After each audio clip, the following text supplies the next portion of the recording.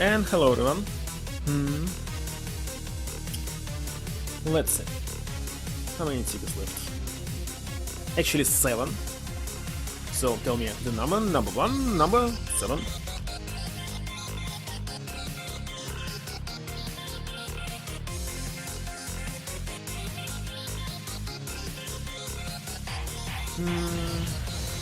Seven.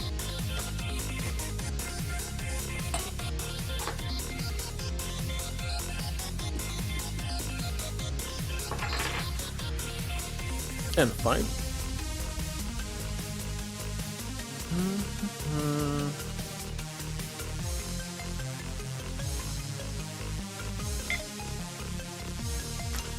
Seven is nothing. Number 5, nothing.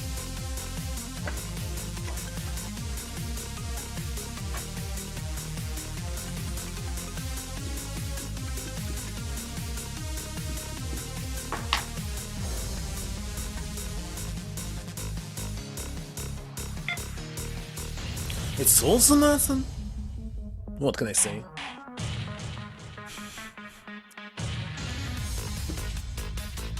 Good luck next time.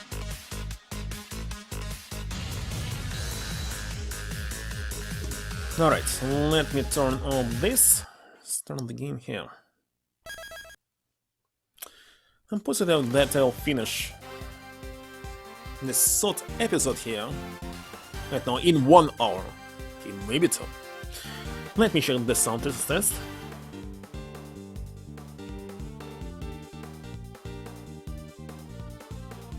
It's working. Hello, Cube.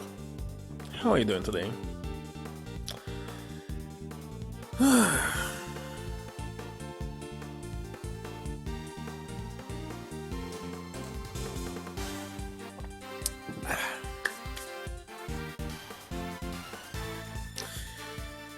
So, because I'm finally starting to see the truth?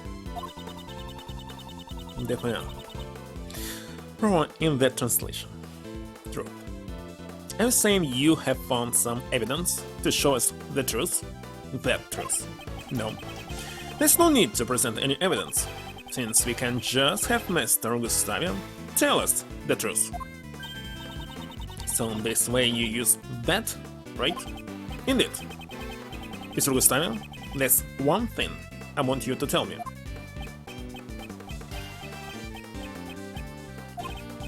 I said, Mr. Gustavian, there's one thing I want you to tell me. What is it? During the finals of the contest, you made your desserts on your own. Actually, can't guess his motive. Inside the recipe there was some cure that he wanted to use for himself. Sleepy as such. So, go to sleep. Return back in 5 hours, I still be here, I think. Let's see, it's 5 PM. So in 5 hours it will be, let's see, 18, 19, 20, 21, 22. Yeah, I still will be here. I wanted to compete for the title of the world's greatest pastry chef on my own merit. If that was truly the case, you would have competed on your own merits from the start. So in this case, what was the difference? Who would win? They both would receive this recipe, goddammit.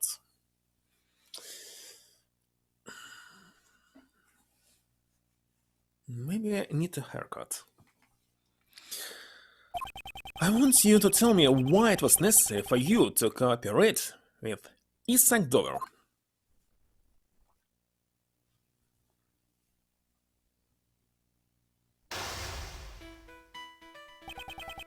During the contest, 18 years ago, Mr. Gustavia collaborated with Mr. Dover. I wonder, what made them decide to cooperate in the first place? That's what I need to draw out from him, but...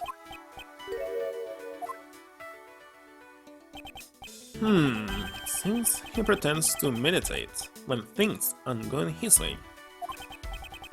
First I'll ask about why he collaborated. The truth has been hidden for 18 years. That ends today.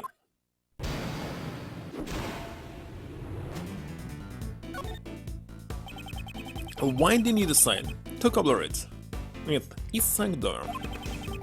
Sir Dover and I were already acquaintances, even before the contest began. Since he was interested in the contest, he simply decided to enter it together. However, soon, in 1 month, maybe less. Join forces with the sculptor. You win confidence in your own abilities. You know nothing about me. Wanted to make great work together.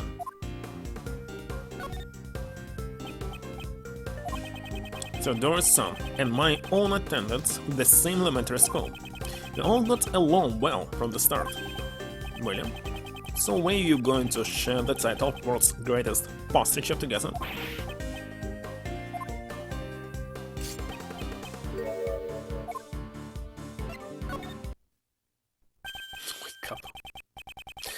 As expected, he pretends to meditate when things aren't going his way. Mr. Doyle was a sculptor. I doubt he had any interest in the title of the world's greatest pastry chef. In that case, where did his true goal lie? Indeed, my goal was the title of the world's greatest pastry chef. However, Sir Doyle's goal was the grand prize, the angel's recipe. I see. You cooperated because your interests were aligned. But there must have been a reason why your partnership soared. Sir Prosecutor, I am the victim of a poisoning. If you're going to suspect me in this manner, perhaps I'll better return to the infirmary. Wait a moment. In that case, you should end things soon. I am not a patient man. Hello, Rich Cat. Since he's trying to leave, can't let that happen. He's still hiding something. Next I should ask him about his true goal. You need to keep the pressure on him while being cautious all the time.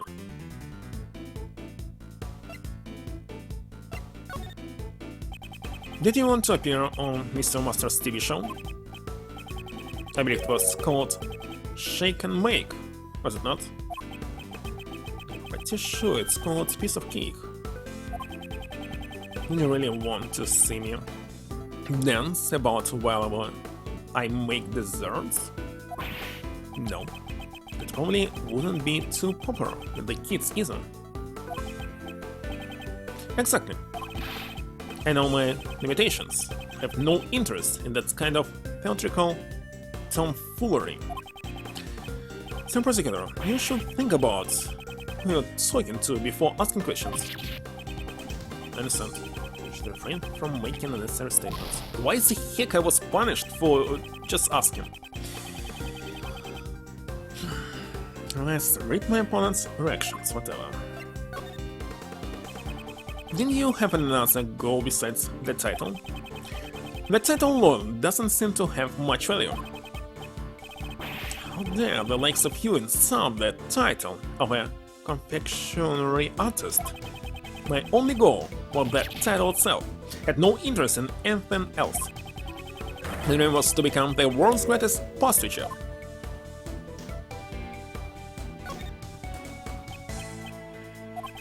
8 years ago I was lacking in design sense. However, things are different now. Are you saying you have improved at your craft? Exactly, for I have trained at the Republic of Shanfa.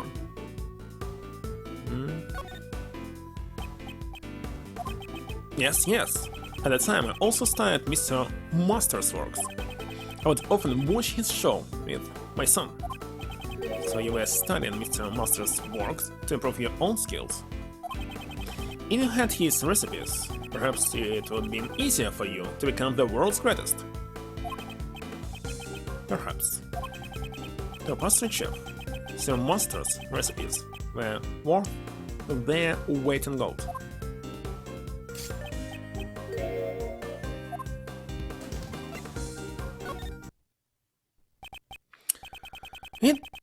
If becoming the world's greatest pastry chef was your goal, you should have also been interested in the grand prize, the Angel's recipe. The recipes of the world's greatest pastry chef. I'd be lying if I say that I wasn't interested. However, I wouldn't think that simply being interested would be a problem. What about that? The Angel's recipe's true nature was not for making desserts, but cures.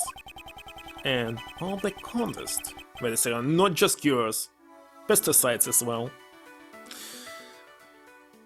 And all the contest participants should have been aware of that. Looks like I'm getting close. He isn't meditating anymore. How now to slowly but surely drive him into a corner? Next I'll ask what he planned to use the recipe book for.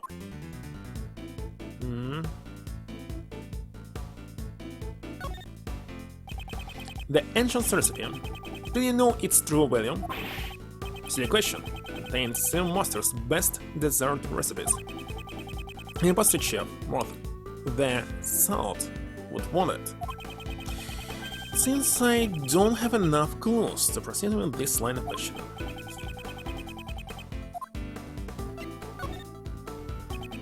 Did you intend to win the Angel's recipe and use it to make desserts?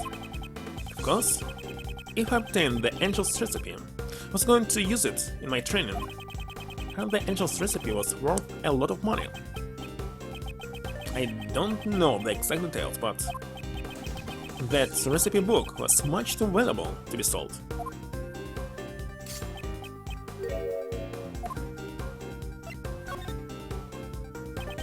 You seem to know quite a lot about the Angel's recipe. It was explained to all the contest participants at the beginning of the contest. In that case, you must know about the recipe book's true nature. It was not a recipe book for desserts at all. Impressive, said Prosecutor. So you know the true nature of the Angel's recipe. The Angel's recipe? Some have called it the ultimate recipe book. It contained formulas for new medicines that were not yet on the market. The recipes were actually formulas for new medicines. This could be a useful clue. The Angel's recipe. Didn't know its true value. And here this clue. You may have studied design in Genfa. However, your skills in Lion could use more work. Just said earlier that the Angel's recipe contained formulas for medicines. You weren't interested in desserts. You wanted the medicine formulas.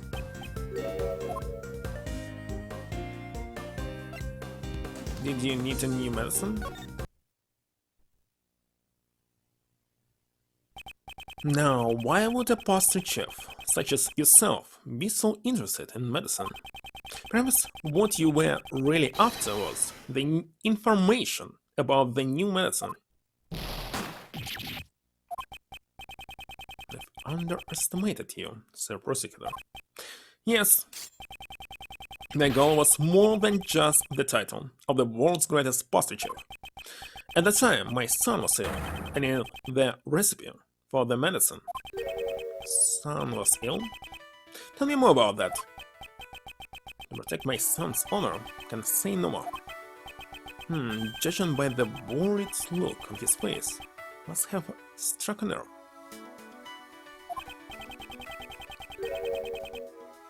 Next, I need him to tell me more about his son's illness. I said, this will be my final move of the game.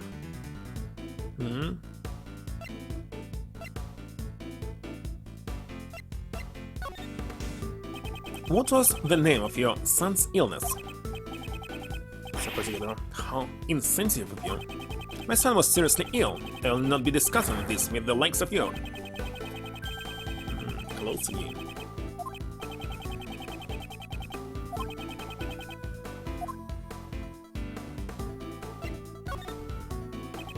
What kind of person was your son?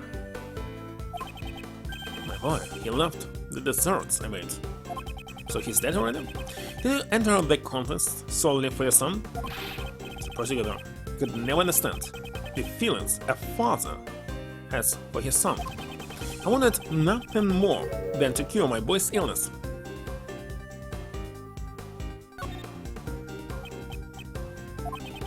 Until the semi-finals, my son would always drop by the contest venue to play.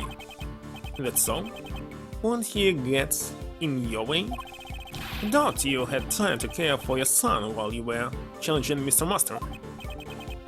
Maybe so, but I wanted to grant my son's wish. He said he always wanted to be the first to eat my dessert.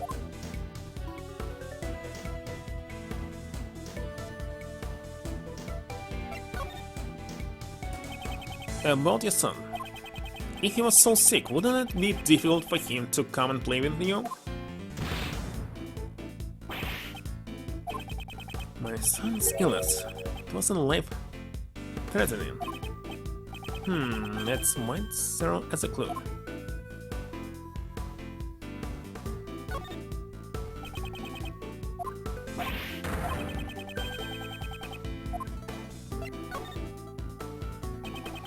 You told me your son's illness was not life-threatening. Is there really a need to be so secretive about it? It was enough to keep him from living a normal life. That must have been difficult for your son. Tried everything I could to cure his illness. It was unfair for the poor boy. Could never taste the desserts he loved so much. He was not able to taste the desserts. Why is he loved them?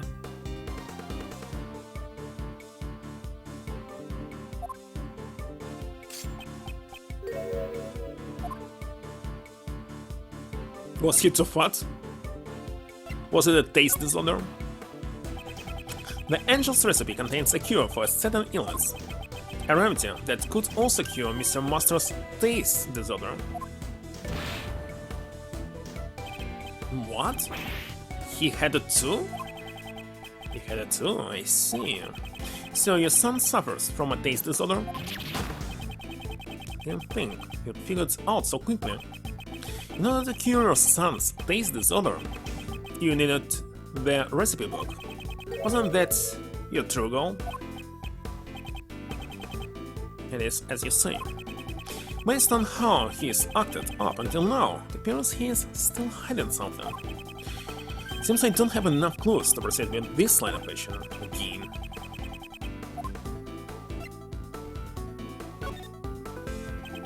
Did the angel's recipe have the only cure? Yes, though the medicine is being sold everywhere now. At the time, the recipe book was my one and only option. That's why I continued making my desserts without joining the others for tea time. So you weren't interested in what Mr. Master was making? You sure seemed confident in your chances of winning. Couldn't be bothered to pay attention to the other contestants' desserts. You just said earlier that you studied Mr. Master's works. In addition, if your goal was to win the contest in order to get the medicine formula, you must have been curious about the other contestant entries as well.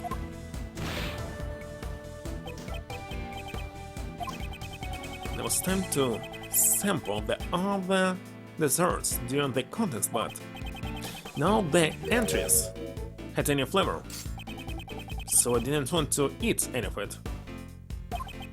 I suspect I may have been a bit nervous as well, so everything he ate tasted flavorless.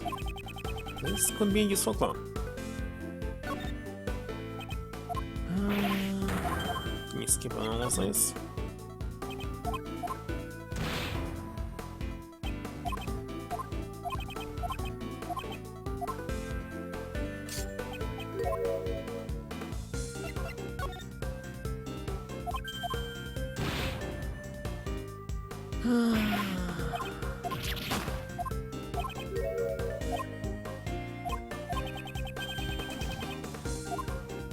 Finally.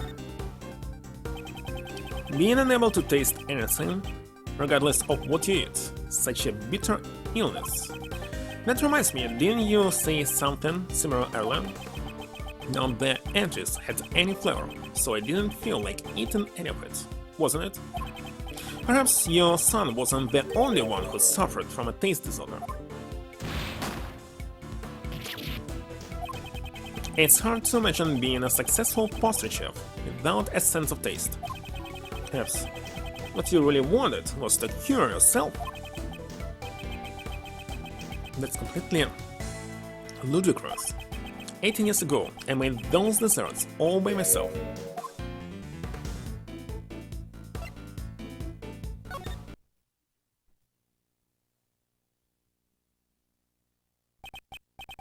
It seems you caught yourself in a contradiction.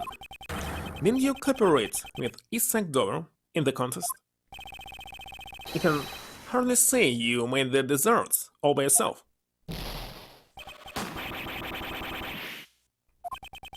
You must take a great pride in your abilities as a pastry chef, but to betray your pride and cooperate with another contestant, you did it all to cure your own disease. Well done, Sir Prosecutor. It's as you say, the one with the taste disorder is not my son. It is I. No one knew. I've kept it a secret for 18 years. It doesn't matter how long a secret is kept. If you lie before me, I'll expose it. Gustave and Isaac Dover were both trying to obtain their recipes for the new medicines. Gustave to cure his condition, and Dover most likely to sell the recipe book for money. For this reason, they entered the contest and the collaborative effort. And that Checkmate. Basically, it was fully restored. Usually it was just 50% of it, not full.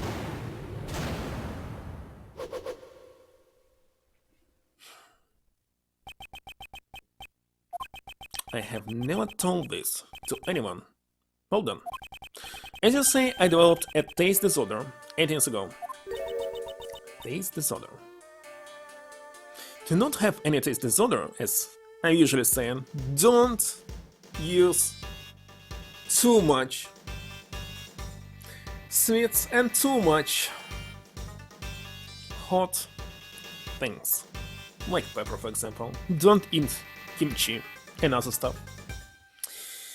Spicy chicken, it's no for you. I'll simply stop. See the difference between like different types of rice. Hello, Marker. Well, I doubt that you've eaten tons of hot and spicy chicken. But really, it's so easy to lose your taste.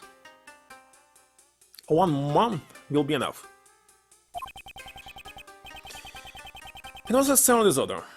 I was unable to discern any flavor at all. In that one illness, a pastry chef dreads above all. Those symptoms sound a bit different from Mr. Master's taste disorder.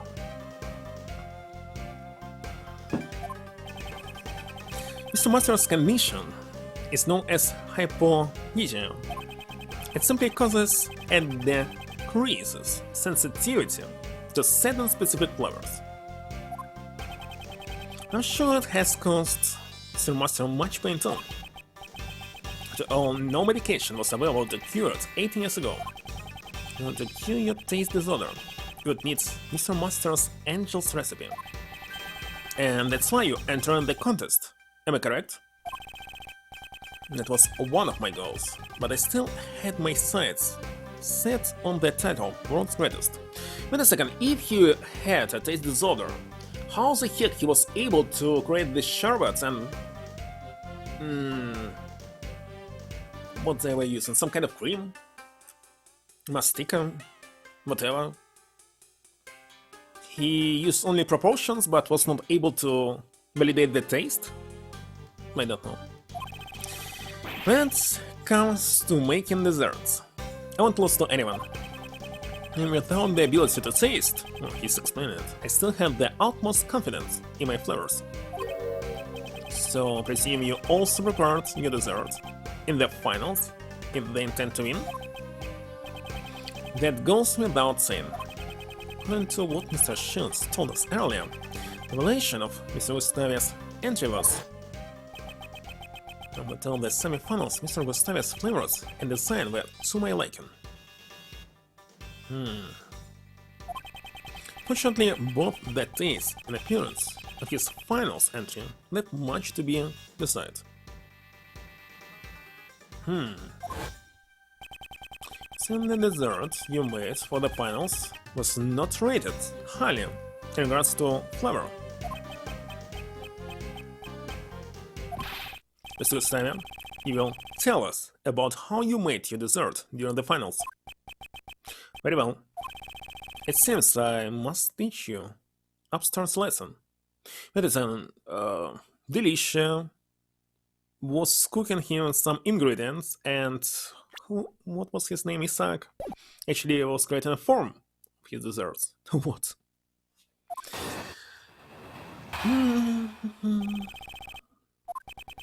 Sir Doro and I cooperated until the finals. I handled the flavor. Well, also Doro might simply did something to his cooking to destroy the flavor or something. I don't know, we'll see. Sadly, I cannot predict the thing. He was in charge of the design. I handled the flavor. However, for the finals, I wanted to challenge Sir Master with my own skills. Helped Sir Doro make his entry, but I made mine completely on my own. If the flavor of my entry wasn't good enough, my own lack of training was to blame. How about that, Sir Prosecutor? This is the truth of 18 years ago. Can't find any contradictions in his testimony. Well, of course, he isn't going to fess up that easily. This guy's been on the run for 18 years at all. On the run, he was just in a different country. Guess we'll just have to keep on pressing him till he breaks. Yes.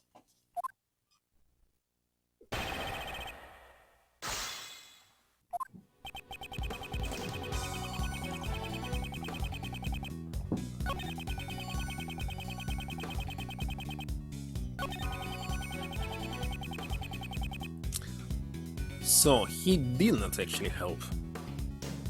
He didn't know about this. So you helped Mr. Doe with his dessert, but made yours all by yourself? No matter how you look at it, this seems odd. Why didn't Mr. Doe assist you? That's not how it seems. And the truth, I do not know what Mr. Doe was thinking. Trying to prove if someone is lying about something that happened 18 years ago. Okay. Does your secret weapon also work as a lie detector? If it did, I have already stolen Mr. Achim's spotlight. There's no need for that. I'll explore this man's lies myself. And this time, please continue with your testimony.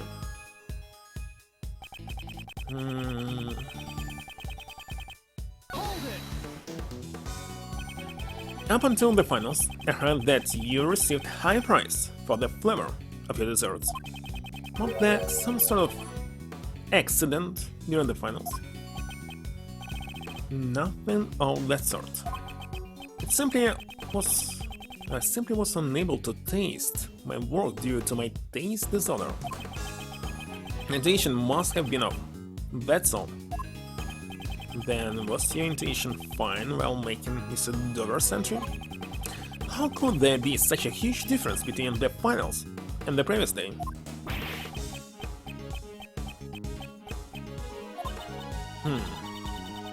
We're not getting anywhere at this rate.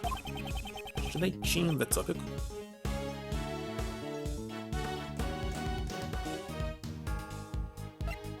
Let's ask about...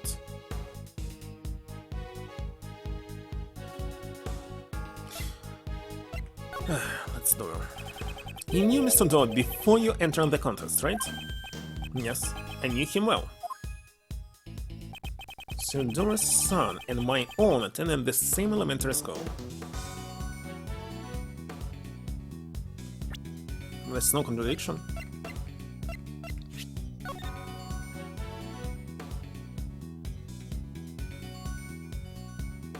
What the heck is Parent Cara doing?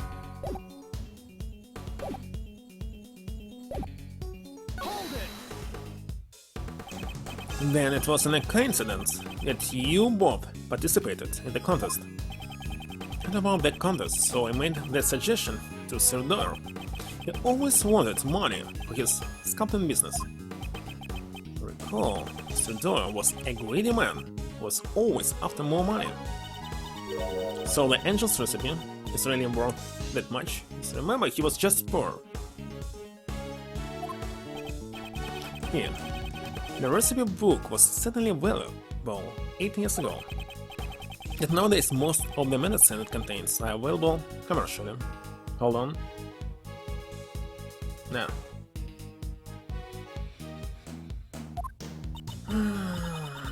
That's a shame.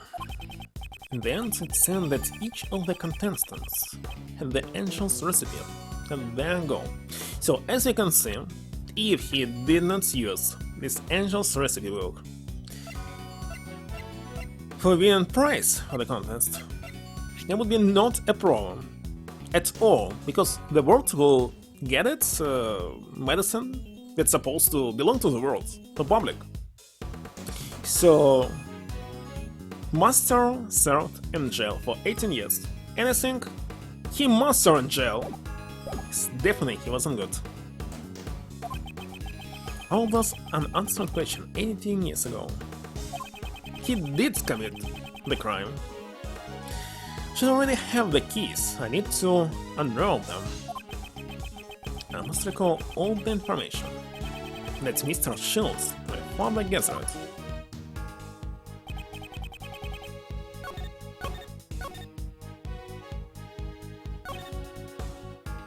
I don't know, why should I show this one? There's no contradiction, but I will show it. Yet, there's no contradiction.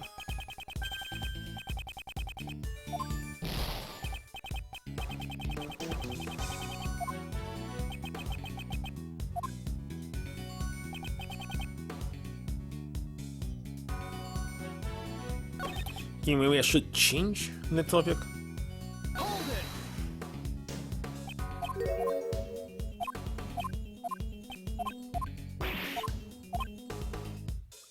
Semifinals. So you're sure there wasn't anything different between the semifinals and the finals? Yes, that's right.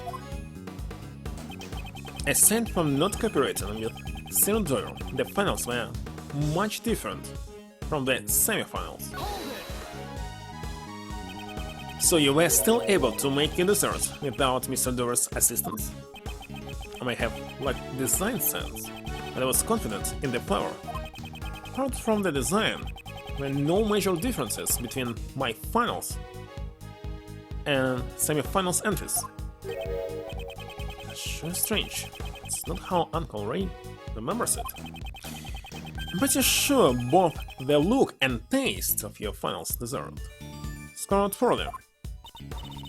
And there's no way he would have won the contest. And the flavor, which he was so confident about, failed to materialize during the finals. Something must have changed, besides Mr. Dora's cooperation. But what? All those unanswered questions 8 years ago, until it's repeated. So this one.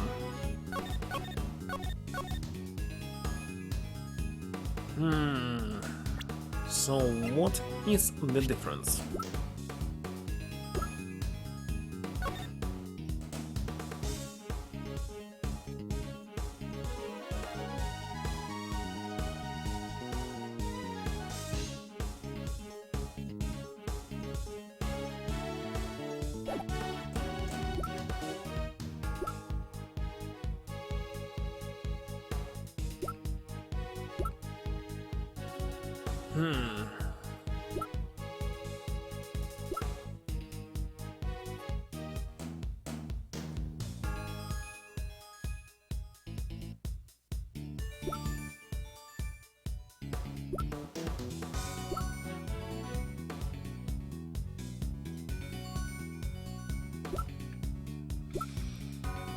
So what the heck was this?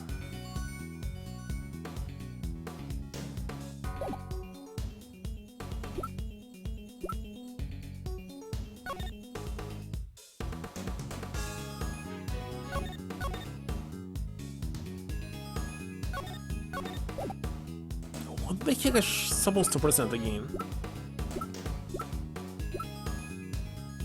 I think it's time to save here.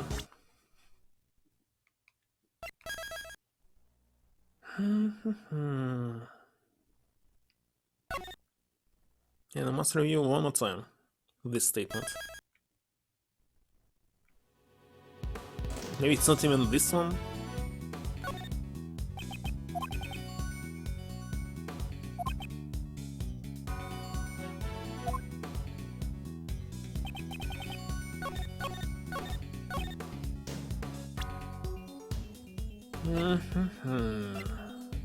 Okay, let's see.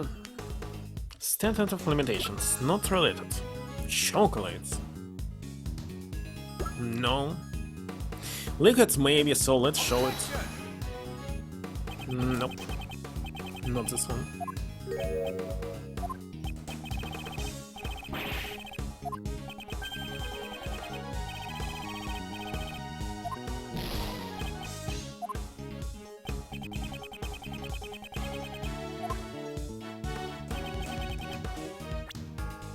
Okay, not this one. Definitely not the sketch. Why do I need this teapot?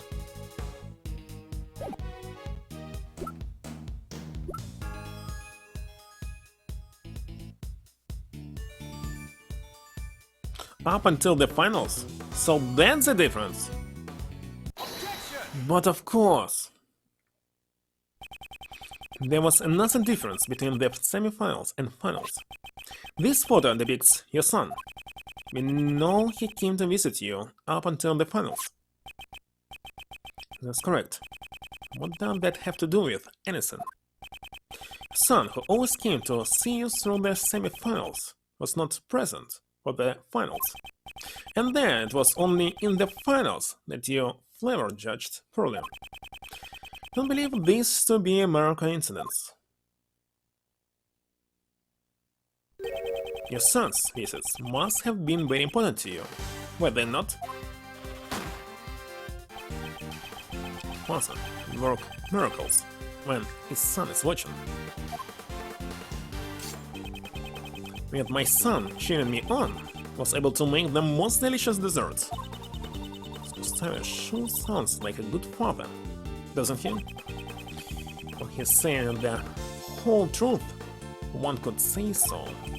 But just hearing his son's cheers wouldn't be enough to change the taste of his desserts.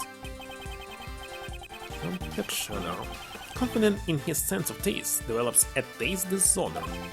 It would have been difficult for him to maintain the taste of his desserts. His son came to cheer you on. Well, that's really all he did. Seem very doubtful, Sir Prosecutor. In that case, I'll turn this around and ask you, what else could my elementary school son have done besides cheer me on? Tasted your desserts? He stole desserts from others.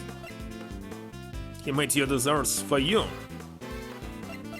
Taste it. I'm sure your elementary school son would have remembered the taste of your desserts. Because my son always loved my desserts. In that case, he would have been able to taste tests. Your desserts in your place, taste test. What did you say? Earlier you told us that you have a taste disorder. Why do you need this flashback?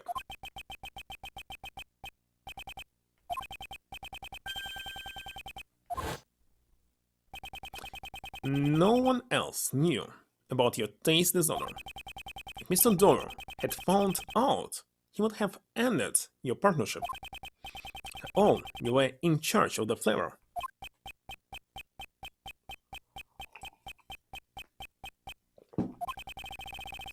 Your son didn't just cheer you on, he also helped you determine if your desserts tasted correct. I see.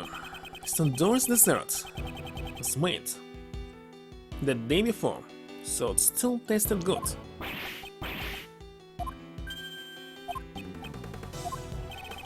What you're saying is quite amusing, Sir Prosecutor. You say that my elementary school son assisted me as a taster? You say when I'm cooking I'm not tasting my food. Because why should you? Especially for desserts. Because desserts must have specific proportions. You cannot change them over time, they're always the same. So just measure on it.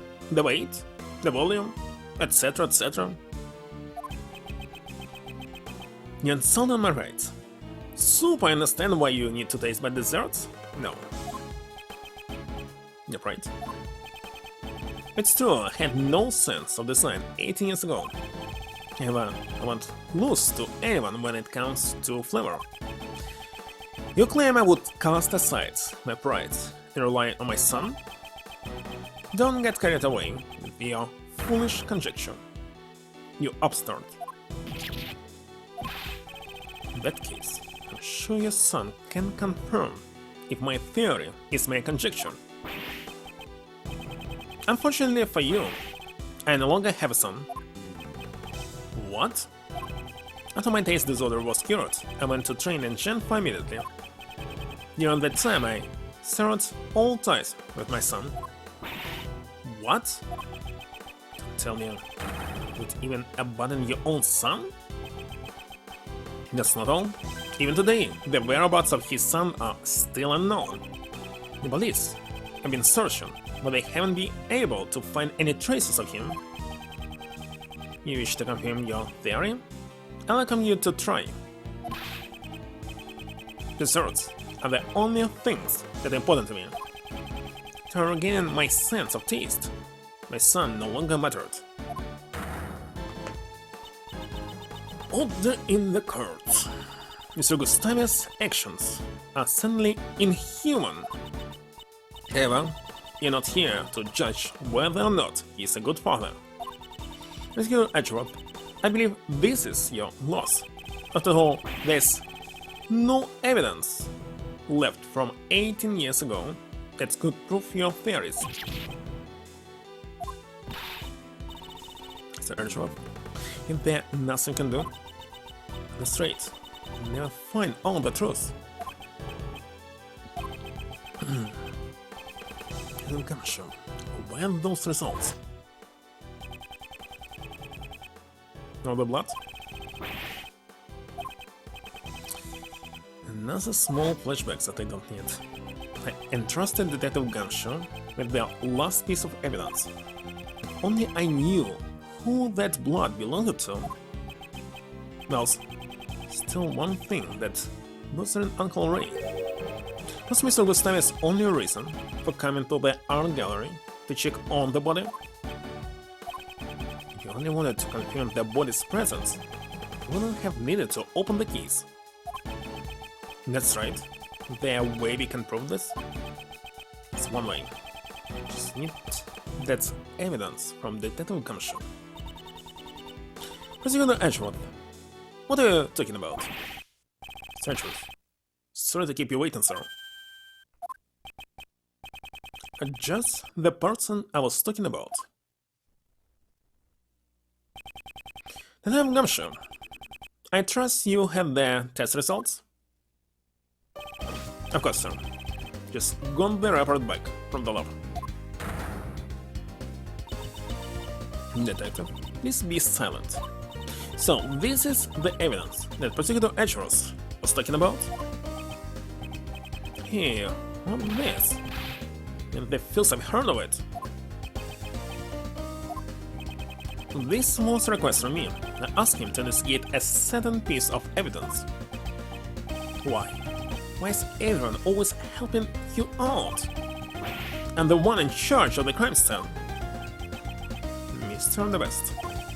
I apologize for taking matters into my own hands, but how about we hear his report first? Sure. Madam Gumshoe, what were the results? And the report, sir. The traces of blood found in the Gemini sculpture belong to the victim of the poison gas, Dane Gustavia. What he's saying? Good work, Detective Gumshoe. As I thought, my theory was correct. Searchers, what do you mean? Me too would like an explanation. Me too? What on earth does this blood prove? This blood is something the culprit of the I-7 incident tried to conceal. It can't be. That's... This blood was found inside the glass case of the Gemini sculpture. In other words, your blood was found alongside Mr. Doer's blood.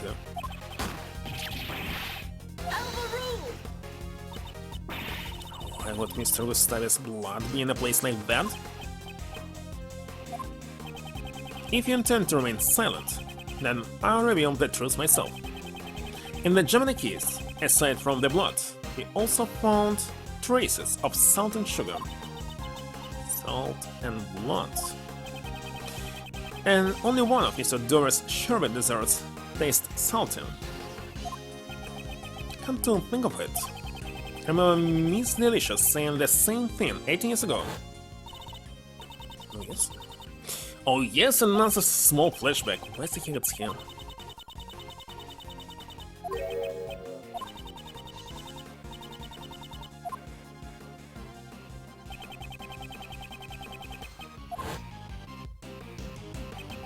Exactly. For some reason, salt had been mixed into the lure. No other traces of salt were found in Dora's room. In that case, please explain. Where did the salt detected in the lure come from? From blood? Oh my god. Ah, rock salt? Take that! And this is the rock salt lamp used as the moral weapon in the IS-7 incident? I believe part of this rock salt lamp was mixed in with the sherbet from the lure. At the time of the murder, there were 2 rock salt lamps in Mr. Master's room. One of those lamps took Mr. Dover's life. We know that Mr. Dover's blood was left behind on the murderous lamp, however. There were no traces of anyone's blood found at the crime scene, Mr. Master's room. Because the killer disposed all of the desserts with traces of blood in the streams of water, right? No other traces of salt were found in Mr. Dover's room. Speaking of which, when the 2 rock salt lamps found in Miss Delicia's room also broken, it's like more of the lamps in the pillars are broken. Both of their light bulbs, and another stupid flashback. We never did figure it out why the other rock salt lamps was broken. Maybe Mr. Gustave's blood was on the other lamp. If your blood was found on the lamps at the crime scene, you would have been suspected. And the culprits, you would have needed to conceal all traces of your blood from the police. Tell me he concealed it in the sherbet clear? Exactly. The rock salt lamp and his blood were mixed into the sherbet clear and hidden inside the glass case. So they were tasting the blood. Like the fontaine's water, the sherbet desserts would not be analyzed right away. Hence, it planned to dispose of the sherbets, and the opportunity presented itself.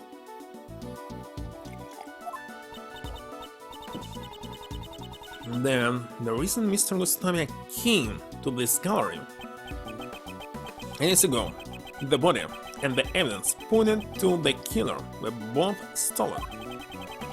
Even the killer could not have anticipated that.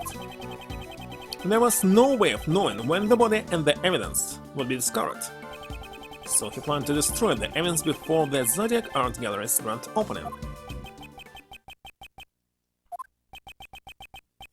Young Gustave, isn't it about time you confessed?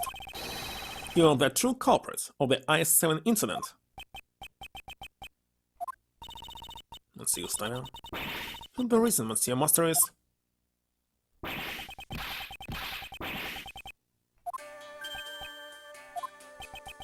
Mr. Gustave? Could it be, after all this time, a crime is finally brought to light? The prosecutors and defense attorneys 8 years ago never even came close. Bravo, bravo. Well done, Sir Prosecutor. So it means that you killed Mr. Doyle? It is true. I killed Isaac Doyle. But he had only himself to blame. What do you mean? Doyle and I worked together in order to win the contest. No matter who won, we agreed that we'll share the angel's recipe. But on the day of the finals, he stopped me in the back. No, this isn't what we agreed to. I'm sorry, Gustavo. The deal is off. What?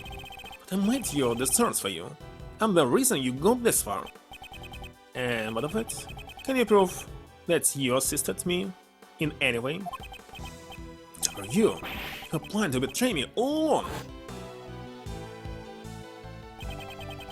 As of Dora's treachery was forced to make my finals entry on my own.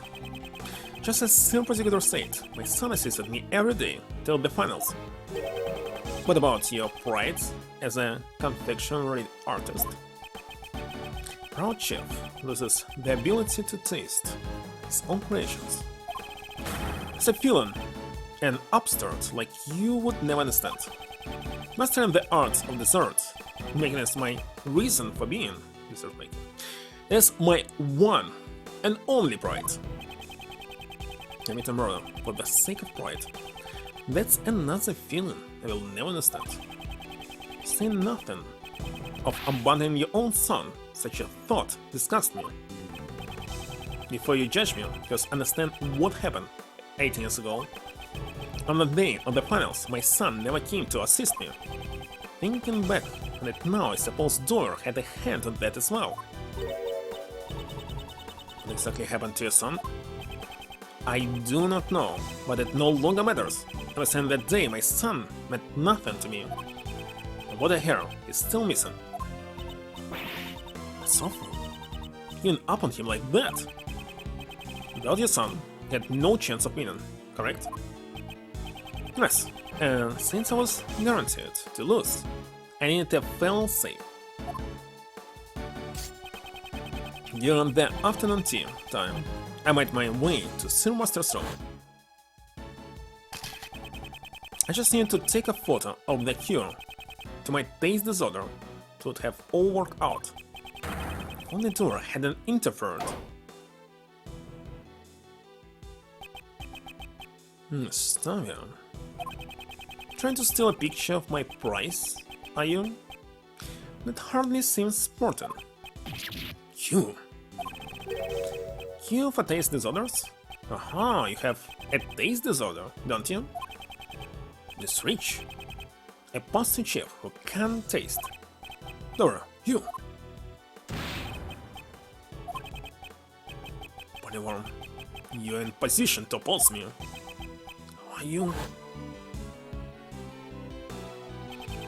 When I intended to hit Dora, he struck me and sent me flying. Crashed into one of the rock salt lamps, and that was when my blood stained on it. So Mr. Dora wasn't the first one to be injured. Concealed my blood, shaved away part of the rock salt lamp, and mixed it into the sherbet. And that became a part of the little sculpture. So that's how you tried to erase your traces from the crime scene. Dora tried to blackmail me by using his knowledge of my taste disorder. He didn't want it to become public, was to pay him a large sum.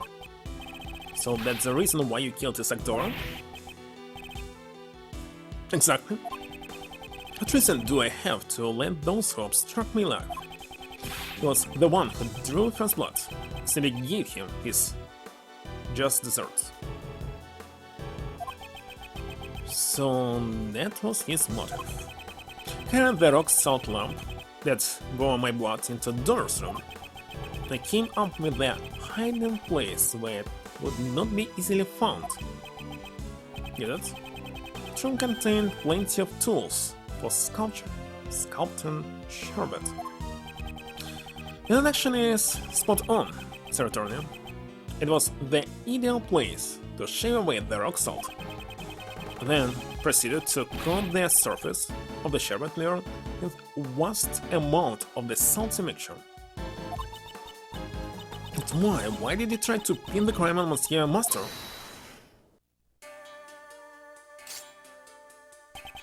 You're wrong to blame me for that, Lady Catherine. If not for your necessary meddling, Sir Master would never have been a suspect. Why do you think I hid the murder weapon and first sent clothes in Lady Delicia's room? There's only one reason why you'd place a murder weapon in someone else's room. Wanting to pin the crime on Delicia. Me? Yes, that's correct. Gusty, why? Why me? As one who sought to be the world's best confectioner, I greatly respected Sir Master. It was never my intention to cast suspicion on him, but an insolent woman who dared to sully the contest with fake desserts Had no problem letting someone like you take the blame for the crime. That makes me sad. If you hadn't snaked on other people's desserts, the body would never have been found. So Sir Master would be judging Lady Delicious' room. That's when I finally saw an opportunity to freeze the body, but what could move the body? Lady Catherine had already discovered it. Why did you need to freeze Monsieur Doris' body? Why indeed? Monsieur Edgeworth, please tell us, why would Monsieur Gustavia have needed to freeze the body? Disguise it as an ice sculpture? Throw it off the time of death? To create a fake crime scene? Ice sculpture. Monsieur Gustavia threw the body in order to disguise it as an ice sculpture. Really? Sir Edgeworth, his whole looks like she's frozen solid. I'm sorry. I was mistaken. So why?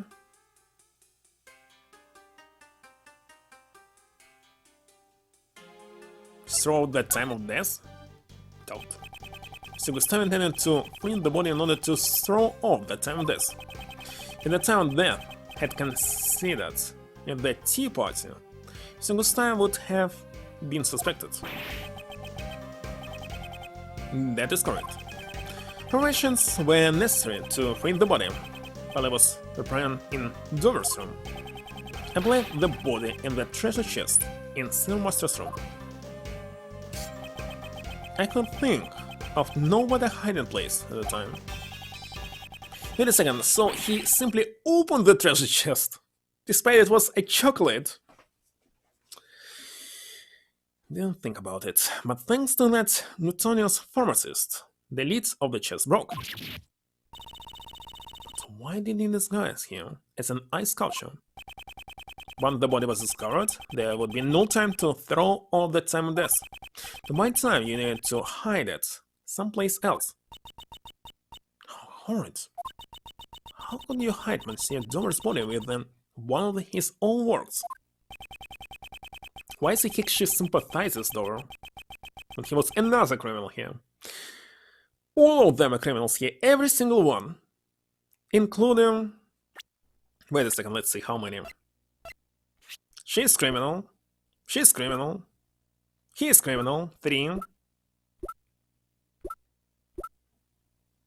This one 4. He attacked first. And this one 5. Because he is not sharing some cures to public.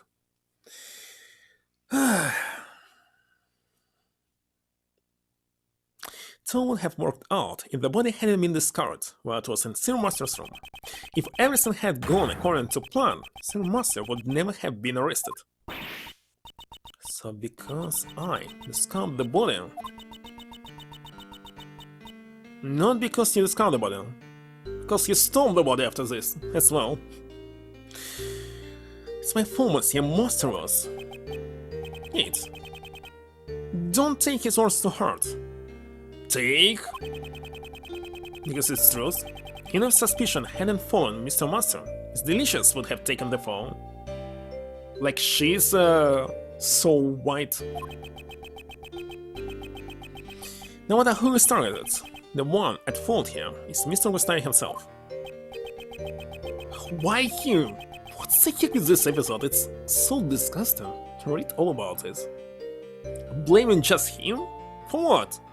He was not the first one who attacked. He was not the one who was trying to... not to reveal all these secrets, pharmaceutical secrets to the world.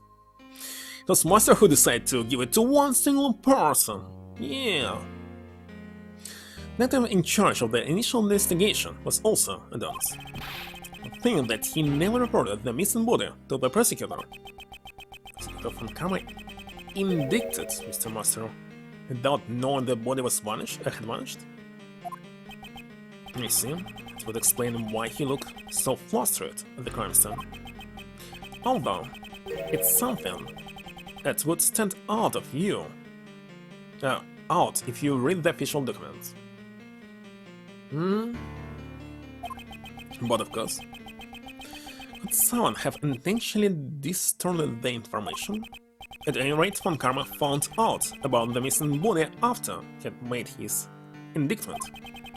And if he had let one person be acquainted and have a stain on his much prized perfect record, that's why he concealed the fact the body was hidden and had Mr. Master declared guilty. What is saying?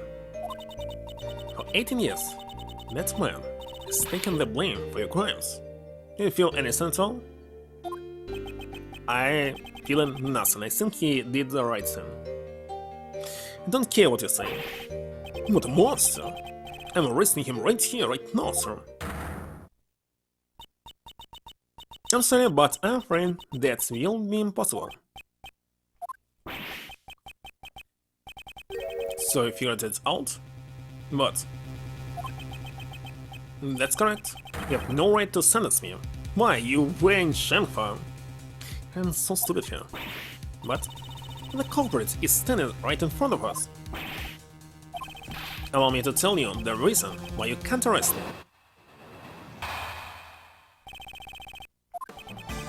It has been 18 years since I murdered his daughter. The statute of limitations for murder in this country is 15 years, is it not? But not in Genfa. In other words, it's impossible for you to arrest me. I only confessed my crime because the statute of limitations had expired. The statute of limitations for murder is 15 years? So they have a statute of limitations in Japan. Still? Even nowadays? Sir Edgers, isn't there nothing can do? As long as the statute of limitations remains, arresting him is impossible. No way. But serious apologies, Prosecutor Edgers. You see, Mr. Gustave's testimony, no logic, can be taken as official legal proof. The verdict of the trial 18 years ago cannot be overturned. What about the fact that Mr. Doris' body was hidden? Even if we can't arrest Mr. Gustave, we should at least earn Mr. Master a trial. Really? I wonder about that. Returning a verdict of the goddess of law is much harder than you think. The PIC trying to justify the verdict from 18 years ago? Have fortune, Sir Prosecutor. Then nothing can do? Then no way to continue pursuing Mr. Gustave?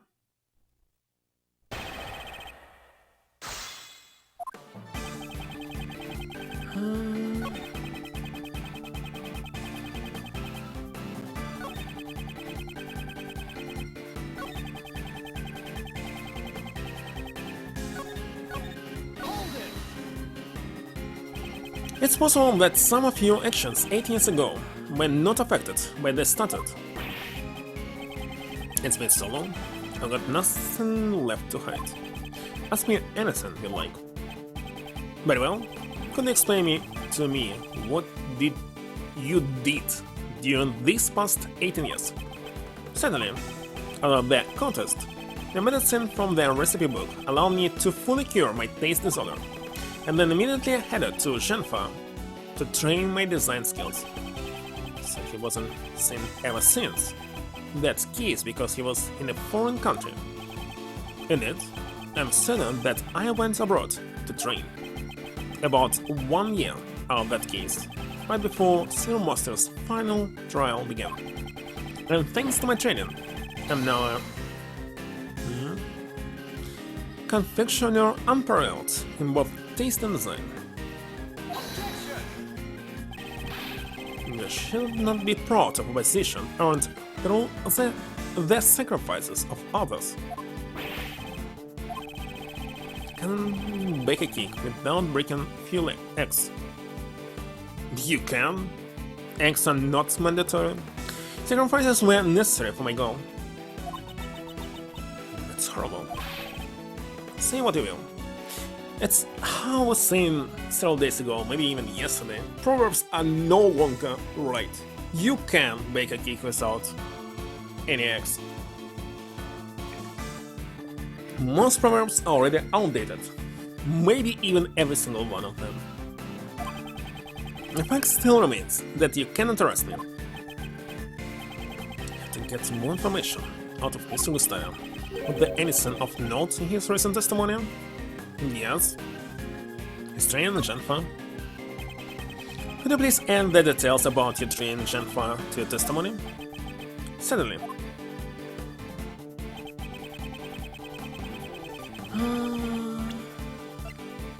Too easy.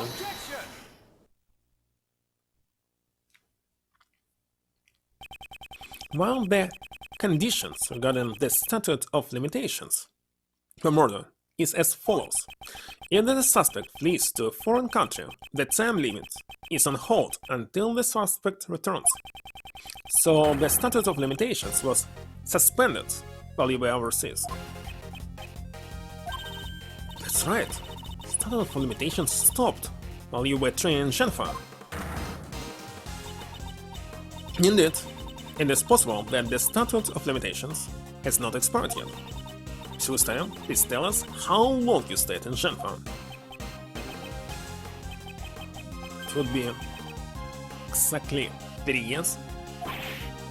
3 years, wait. Let's calmly think this over. The case occurred 8 years ago.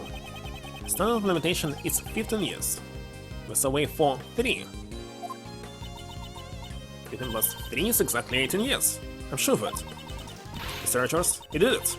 Statute of limitations hasn't expired yet.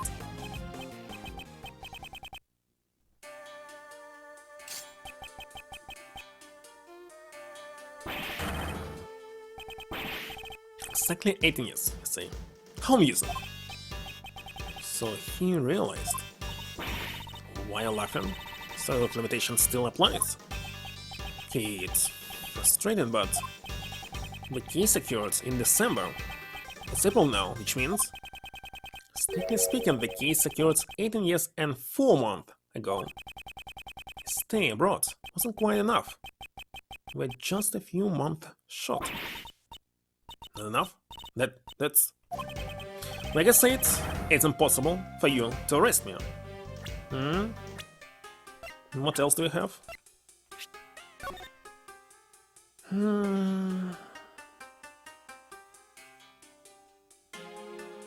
Accomplices on trial were for 1 single year, so no. It's still not 15 years, it's just 14.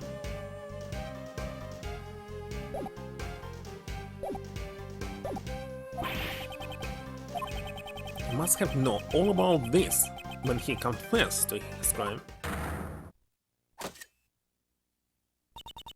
Prosecutor Urchov, it really is a shame. It was just 1 year earlier. The statute of limitations would not have run out.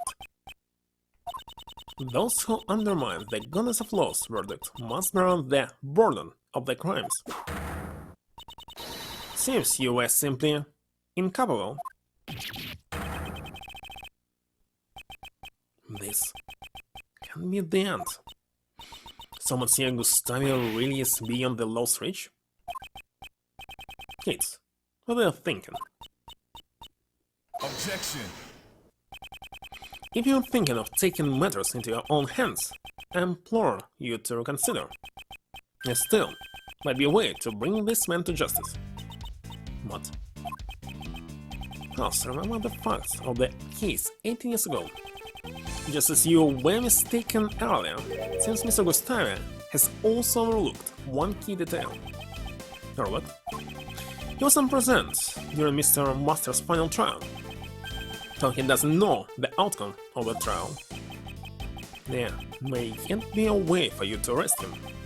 Mouse, look over that book on statute of limitations again. 17 years ago, Master was falsely declared guilty of a serious crime. Thanks to that verdict, he aren't out of ammunition just yet. Shells don't mean... Those who undermine the goodness of law's verdict must bear the burden of their crimes. I am Mr. Master's attorney, and use his suffering as a weapon in good conscience. Conscience? For that reason, I leave the rest up to you.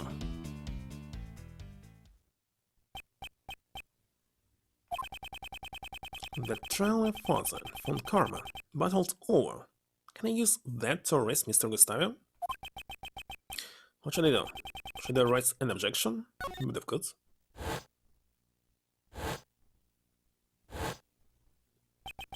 My father and von Karma, the path diverged.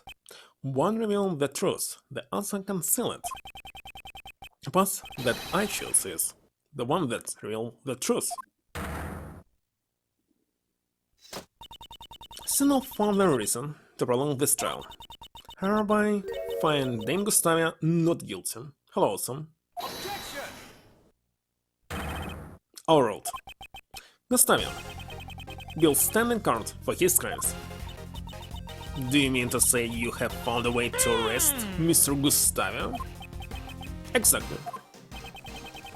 Shall Judge Courtney the evidence that will shatter the statute of limitations? This one?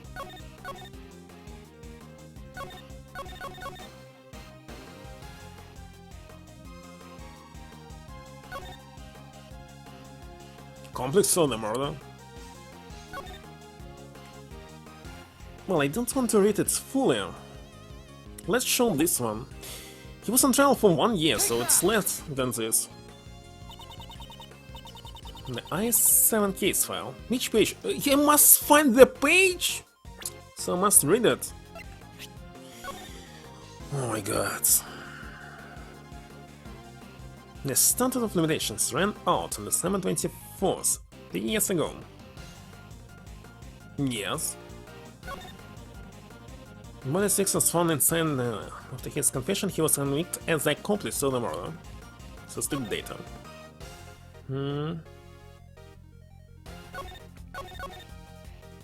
Suspect data?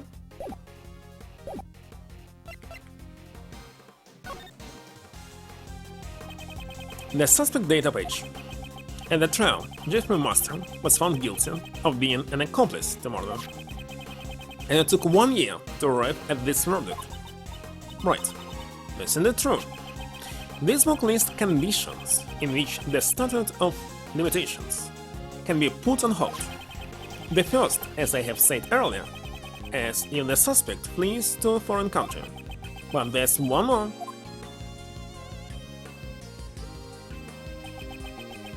If possible accomplices are on trial, the countdown is stopped until the verdict is reached. What are you saying? Mr. Master was found to be an accomplice? That's right. Mr. Master was sentenced after you had left for a trip to Geneva. And he was found guilty not of being the culprit, but of being an accomplice. But it seems you didn't know that. That's absurd. Mr. Master never committed any crime to begin with. You should certainly know this. Because we do. That's why we are going to free him. To that end, we'll shatter the one remaining obstacle in our way. The statute of limitations. You fled to Geneva for 3 years, and Jeffrey Master was being tried as an accomplice for 1 year. But it's all together. Yeah, he fled immediately, but he waited 1 year for some reason. Saying that the total time limit for this case is 19 years. In other words, the statute of limitations is not over for you yet. The goddess of law is ordering in her judgments. However, it seems that the prosecutor at the time was not.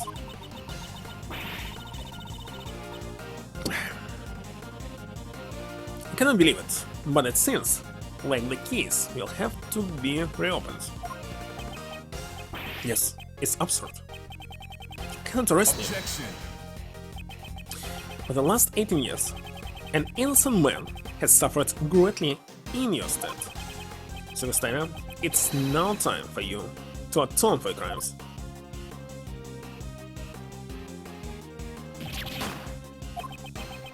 Finally, I am my place in the greatest confectioner in the world to achieve that goal. Cast everything aside, even my own son. Mothership.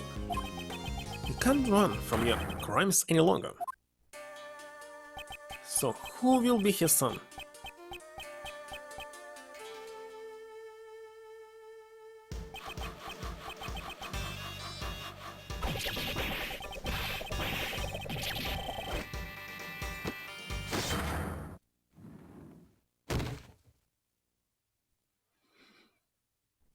Wonderful. Then Gustavia has been taken into custody, sir. Yeah, so you're up next, right? Yes, I understand. 8. Everyone, I'm truly sorry for all the trouble I've caused. And thank you very much for catching Monsieur Gustavia. What you did cannot be overlooked. Even if the crimes you committed were in response to a past injustice. As a prosecutor, I'm terribly sorry for what happened. Now, I'm only getting what I deserve, since I was the cause of all this. Yet will you have me as your attorney? Not quite the same useless kid I was 18 years ago. And let them find you guilty. Why not? Monsieur Schultz, yes, thank you very much.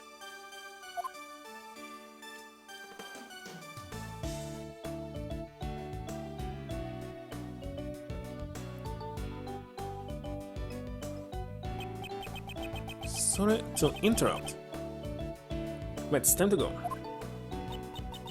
Yes, alright.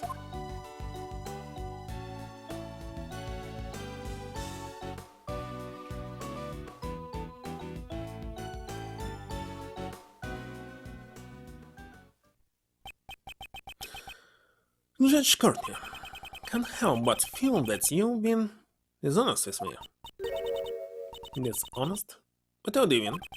You said that the verdict could not be overturned, but that was not the case. A investigation and a trial were obviously required as soon as the missing body was found.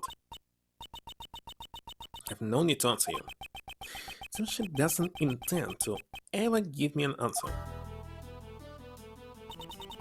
Mr. Archers, the PIC has you in its sights. They will receive a report on everything you did here today, and you will most likely be required to appear before them.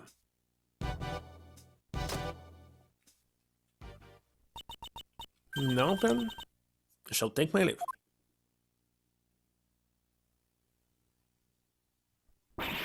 Hold on, Mr. Archers, caught the real bad guy. Didn't he do his job as a prosecutor? No matter how things turn out, I will never regret that I did here today. Mr. Archers. Hey, Prosecutor Archers. What is it? Why are you always sticking your nose into cases that you're not even involved with? My duty is to reveal the truth, not only as a prosecutor, it's just who I am. I don't get it. As long as you continue to think that being the best is all that matters, I doubt you ever will. Well, I don't get that either. I'm going home. Screw you guys, I'm going home? What was that all about? As much he still needs to learn. Marlin. What is it? I knew Gray's son could do it. I think might be falling for you. Thanks for helping, Jackie. Well, gotcha. Great job solving that case. Well, I was busy drawing, so I really didn't catch all of it. But did Katie and Justin run off to? Gladys, you really weren't paying much attention to by you? Well, I hate to admit it, but Larry's doodles actually helped us out a few times. Should say something nice to him. To clear me at like that. I'm sorry. It's my intent to glare at you. And Paladin's Edgeworth glare, just like you, old man. And that's all? Well then, Uncle Ray's gonna to go pay Mr. Masters a visit. You guys wanna tag along? Have it accompany you. Me too.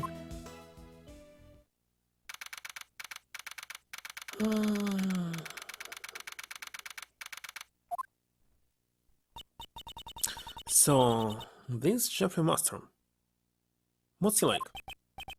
He's a really nice and gentle guy. And drug addicted. He's still doing his best to make people happy. He actually cooks desserts for the inmates. Nowadays all the prisoners and guards look forward to snack time at 3 o'clock, snack time. Well, that's nice. I wanna eat his desserts too. So the chocolate cake we saw in the prison the other day. He was the one who made it? So you want to say it was him in this prison on the left? Ogami, why are you here? Heard everyone was coming to visit, so I escorted Mr. Master myself. Hello, one and all, I'm Jeffrey Master. Prosecutor Miles Edgeworth and the service. And Mr. Edgeworth's assistant, Kate Faraday. It's a pleasure to meet you all, Mr. Master. I also see your old defense attorney's son. You mean Mr. Gregory's? Father has done so much for me, and yet I betrayed his good faith when I made the false confession. I heard the details from Mr. Schultz.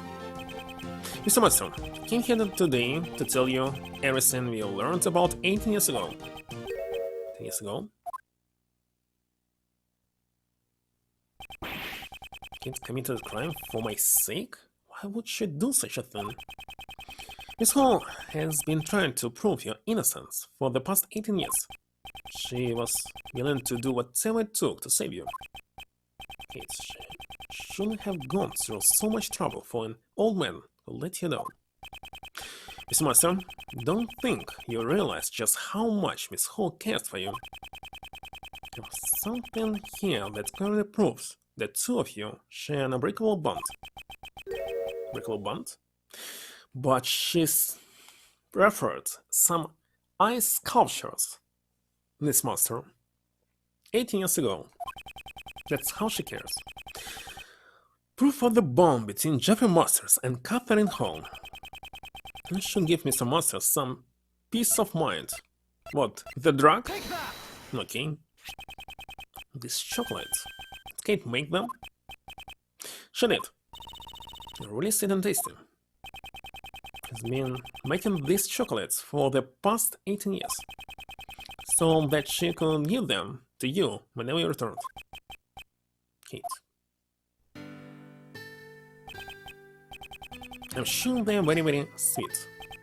Yes, they truly are. Fortunately, I cannot give them to you now, but can I hand them all later in secret vault? It is against the rules, but right now I don't have the authority to stop him. Thank you very much. Say, you remind me of an old friend. Do you know of Detective Butt? Of course I do. Detective Butt is my #1 role model, pal. How uncanny. Talk about fate. Mr. Master, it's looking like we'll be able to get you out soon. I can only apologize that it took 18 years to do so. Raymond, I'm the one who should be apologizing. No, that's not it. What I really should be saying is thank you. So, Master, now it's my turn to wait for Kate. I'll make your favorite sweets every day till she returns. Just look after her, Raymond. You suck. You got that. Now looks like this is the end. spent 1 hour 30 minutes. The I-7 incident, the keys inherited from my father. After 18 long years, it's finally coming to a close.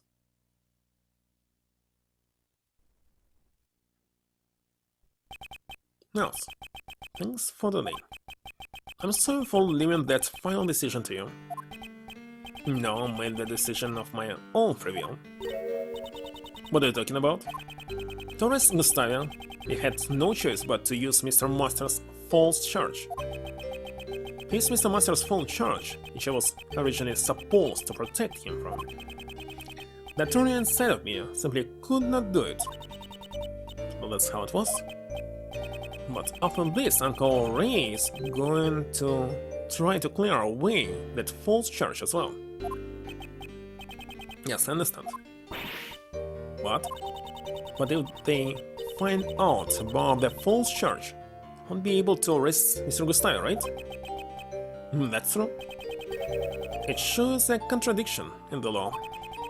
The way the law is right now, it isn't always completely right. Contradiction in the law? Well, who knows what will happen? The law evolves and grows, just like all of us do. Just like Uncle Ray and Miles have grown up, you know? People and the law, both grown. Thus, to fight crimes as a prosecutor, or to save people as a defense attorney, I want you to think carefully about how you want to live your life from now on. I will. Well, if you ask Uncle Ray, you've always been welcome down at the office. Alright then, looks like it's time for Uncle Ray to get going. Next time I see you, I'll be sure to thank you again.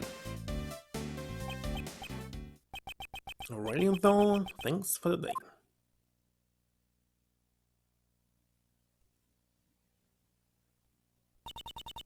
Mr. Shield seemed to be in a bit of hurry. Unit should be the one thanking him. I was able to face my father's last case because of him. When I was young, I wanted to become a great defense attorney like my father. It's still not ending. However, under Prosecutor von Karma, I learned the ways of a prosecutor. Thanks to certain friends, I was able to discover my own path in life. However, right now there are forces trying to take me off the prosecutor's path. Maybe now is the perfect time to think about how I should live my life.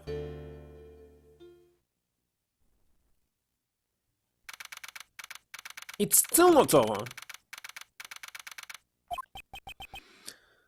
Gregory, I'm sorry that it took so long. It may have taken 18 years, but finally we've proven Mr. Master's innocence. Mercy, son, help me with that. The way he fought for the truth, he was just like you, Gregory. I'm still not the kind of attorney you were, but I will forever carry on the convictions inherited from you. And if I can, together with him,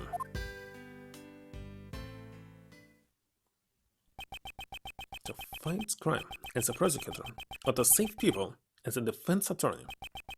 The path I choose is,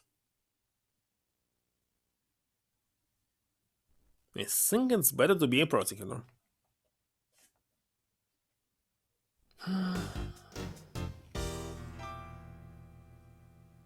Forgotten? Something going to have amnesia or something.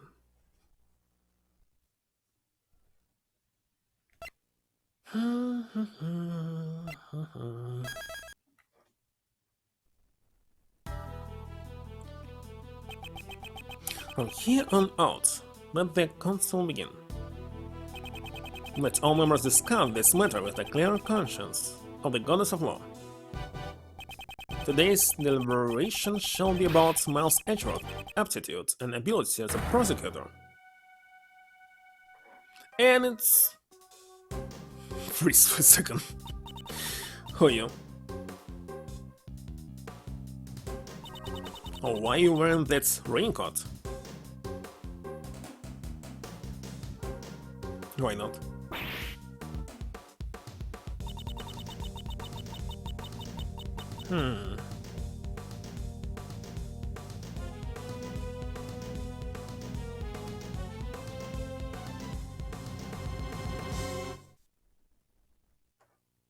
What was this?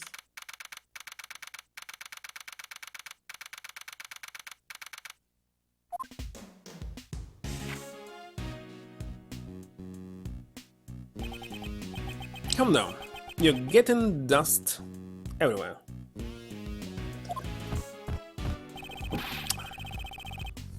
I cleaned this room 3 times since this morning. Well, now you need to do it a 4th time. You went to council. Why don't they actually take your badge? And the decision has not yet been made. Looks like it's pretty much decided. Do you remember what Judge Courtney said? Another flashback. Prosecutor Angelos, the PIC has you in its sights. You will receive a report on anything you did here today. You'll most likely be required to appear before them. I have been ordered to attend the meeting. That is all.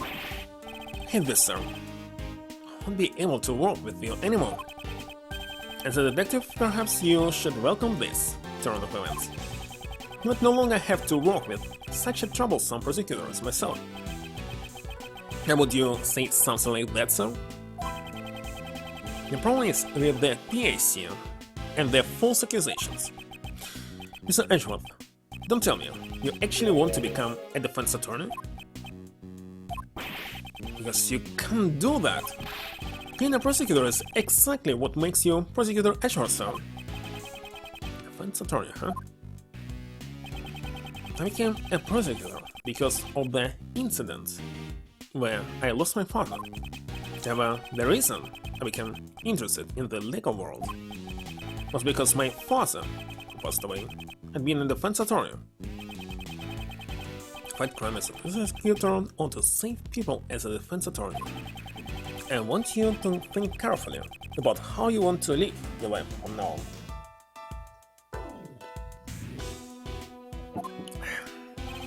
Too many flashbacks.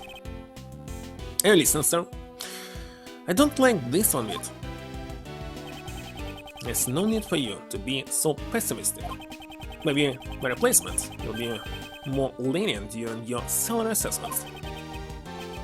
I see. That way I can eat more than just instant noodles every day. Wait, what am I saying? That's not the point here. I was actually imagining it. Maybe see right now, come back later, bro.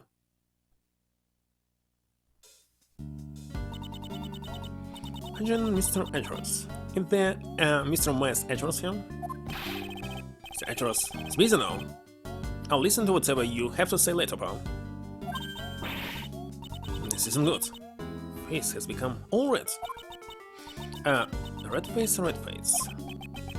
Like I said, we're kind of busy right now, so... Got it. Have a tummy ache, right? This calls for an injection. Stop. This roll up your sleeves. No, I'm perfectly healthy. Who might you be? I'm sorry, forgot to introduce myself. My name is Karen Jensen.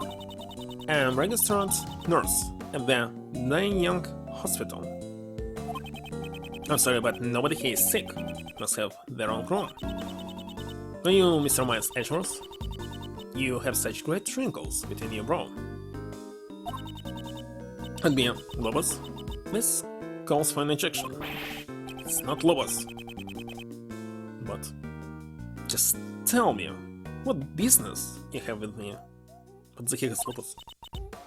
Yes, actually, there's someone who would like to see you. It was a reference to this pathetic, full of lies show with comic actor on it. Remember when in the past shows were about real medicine, not some conjecture. and made up things. Miss, wait a moment. Call them here right now. Wait. She left, sir. I wonder who she's going to bring. She's bringing someone from the hospital. Could it be a patient, sir? Maybe it's someone who was traumatized by your harsh words. What's supposed to mean? See? When you glare at me like that, feels like I'm going to have a heart attack.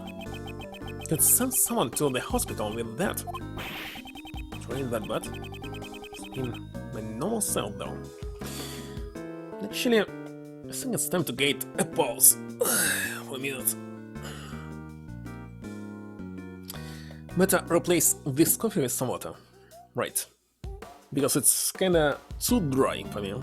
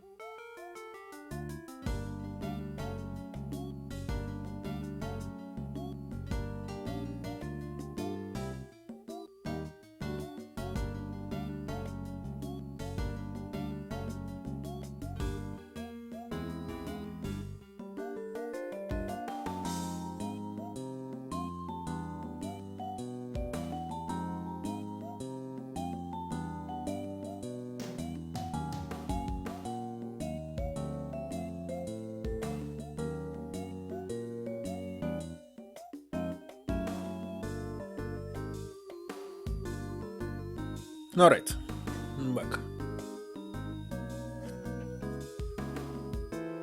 No, seriously need to switch to the games where I don't need to read so much.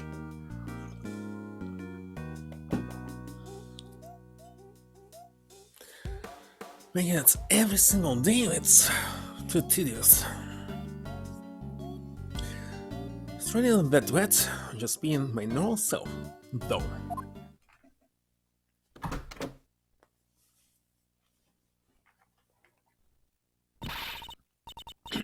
Sorry for the wait. Well, what do you think?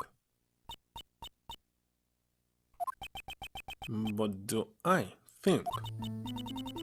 You don't recognize me?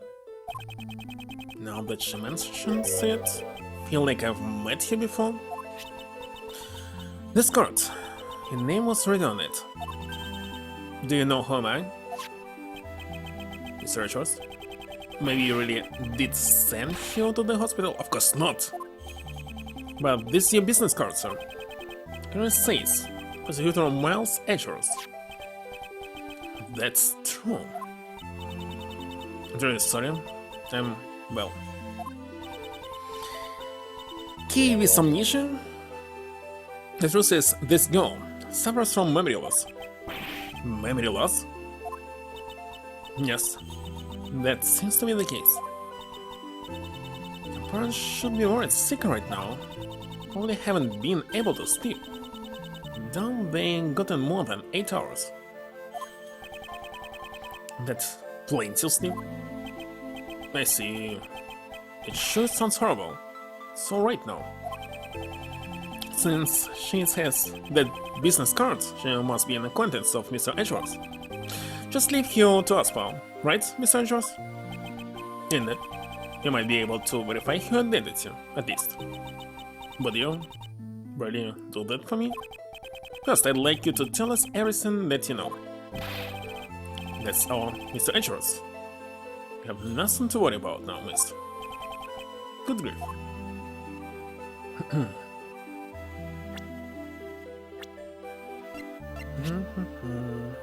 But you have your age? Her age. But how?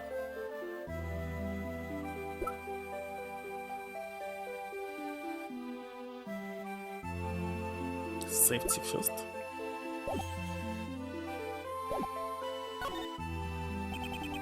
But still, where to begin?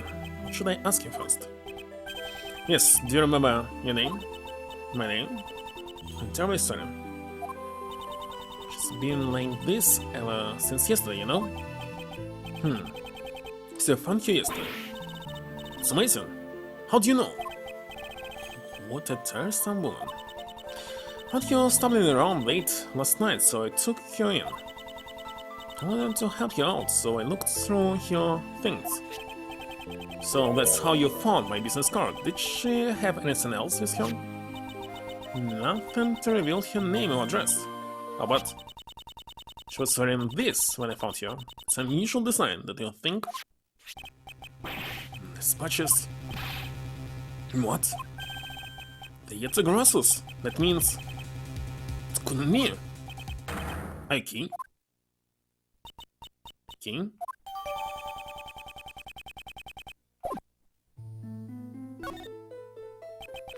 You are Key, right? I'm Key. Key, don't you remember me? I mean, you'd always call me Gami, pal. Gami? I would call one of my elders something so rude? I'm so sorry, what a horrible thing I did. I feel like my heart is going to burst from guilt. Just what happened to you, pal? You become so sensitive? You're this sensitive, and delicate, and frail, and you're not even Key anymore. You're someone else, pal. What's your words, detective? If you say that, it almost sounds like Key isn't sensitive or delicate at all. But I can't deny there's some truth to what he says. What sort of person was I? If I lost my memory. Well, for starters, your name was Kay Faraday. Cheerful girl, full of spirit and vigor, and a great thief. Great thief? Yes, to put it frankly, A red thief steals valuables from people's drawers and safes. Steal? Cause so much trouble for others? I'm so sorry. Never imagined I would be a criminal. Maybe losing my memory was retribution for crimes.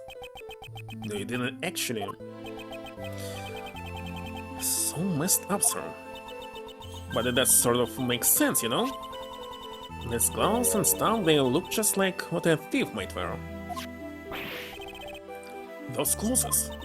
Yes, she was wearing them when I found her. But you changed your clothes, so I'm holding to them for now. Something appears to be stuck on your clothes. If it was something to do with case memory loss, send it down to the lab later and have them check it out, sir. Good. I'll be counting on you, Captain Gumshoe. At any rate, these really look like a thief's clothes, don't they? And a criminal? It's true you were a great thief, but never once did you commit a crime. That alone I can assure you. That's so? It's probably better if I don't press this issue any further.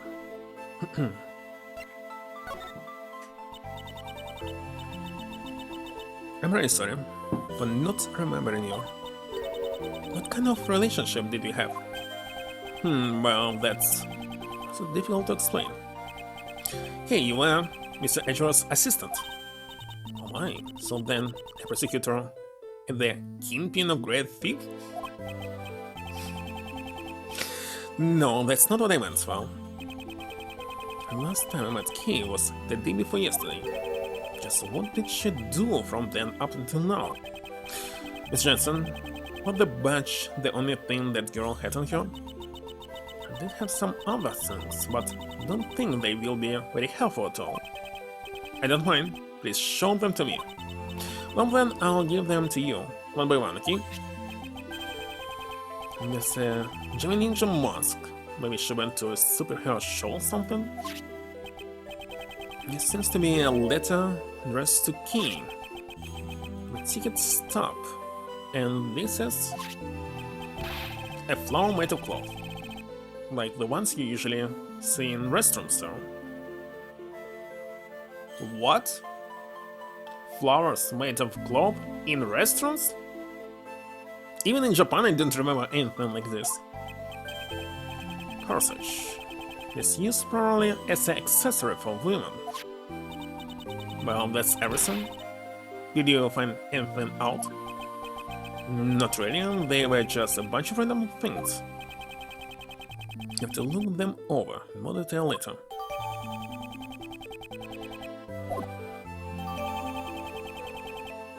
Why later? No.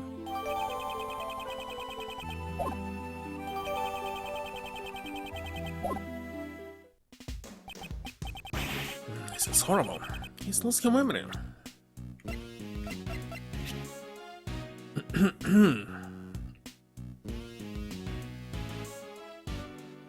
This is called a corsage. Grand Tower? Viewing platform?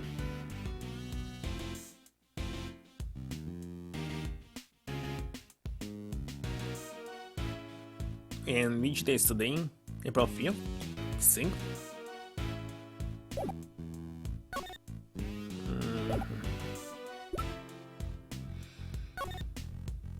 Okay, problem that I'll get it back for you, your most precious memory, Jill.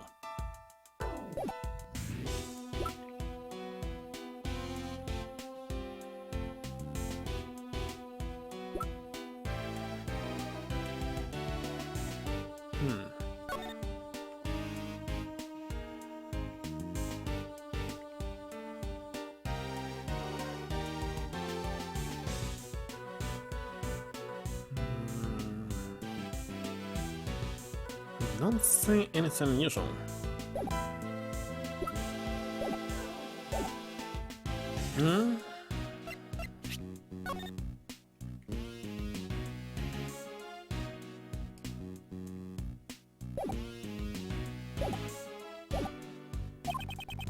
How do we get you back to normal? Calm down, detective. I've already thought of something. as I would expect of Mr. Edgeworth. So, what did you find out, sir? Look at this ticket stub. Tickets for the viewing platform of the Grand Tower. Mr. Do you know something about the Grand Tower? As I do, it's a super famous dating spot after all. They say that if a couple holds hands out there, they'll be together forever. And time of the ticket is from yesterday. Moreover.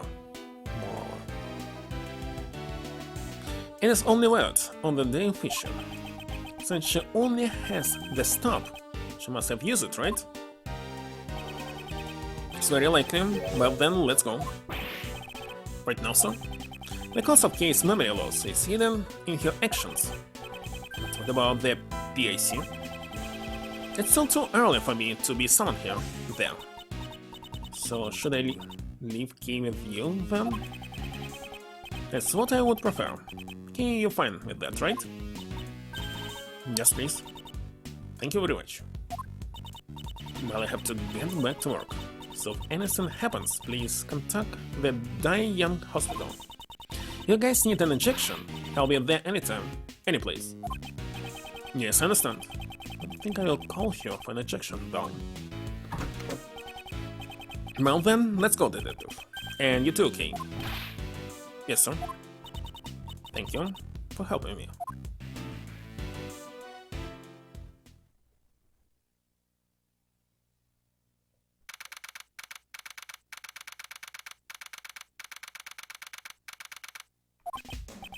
According to the pamphlet, this building is 50 stories tall.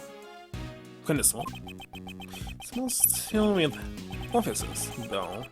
Only the viewing platform is open to the public. Here you go, sir. Just got this at the reception desk. Good, thank you. Now then, let us head inside immediately.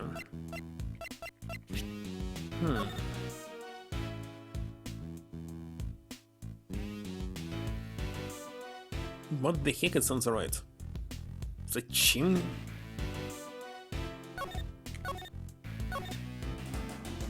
Ah, Kenji stand.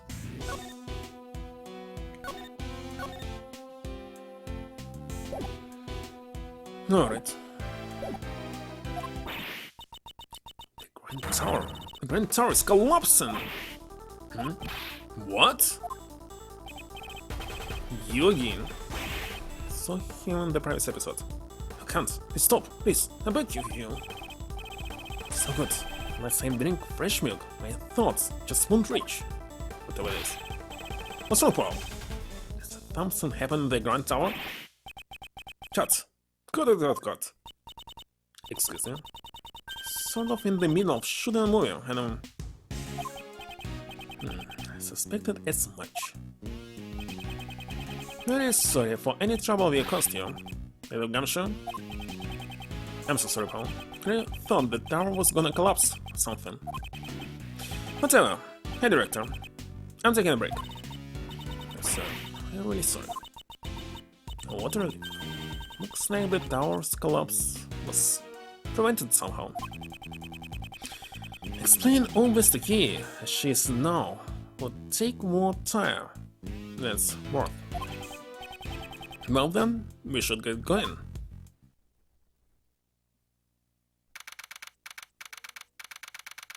Why there was even this episode here?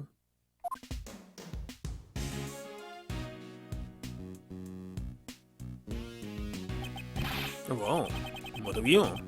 But I can see my house from here. If you can see this tower from your house, you can see your house. Yeah, Dayang, but of course. The wind is really strong up here. It should be fine as long as you stay close to me. And Mr. Edgeworth. Wow. You start to blow away, one of us will be sure to get you. So that she's a kind. Hey, do you recognize this place? I don't know. Was I really here? If I get you to talk a bit, it will help jog your memory. They never sleep when you like, sleep when you're young.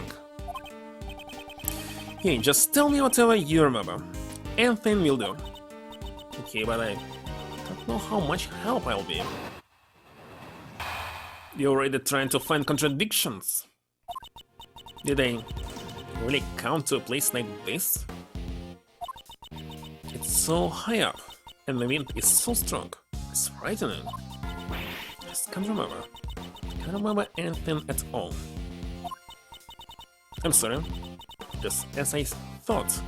It's impossible. Your memory isn't clearing up at all, huh? Life small? Full-tail sludge? I'm sorry, it's a bit pathetic, isn't it? You're both going out of your way for me, but I'm not helping at all. You're doing just fine. Have memory loss after all. Alright, Mr. Anxious, remember to go easy on here, sir. Normally you have this really intense and kind of scary look on your face. And helping the detective.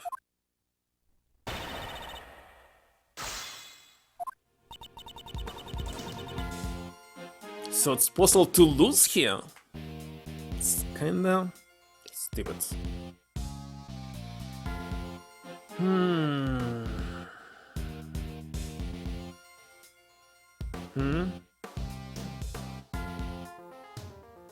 Alright.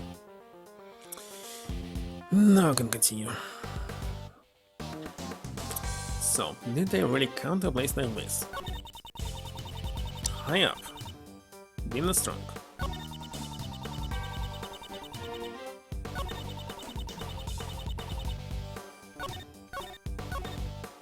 Well, have through that shaking. This secret stuff proves that you were indeed here. I really don't remember coming here at all. Don't think I would want to come to a place like this.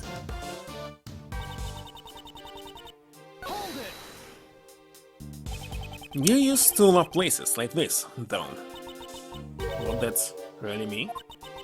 So high up, just looking down makes me dizzy.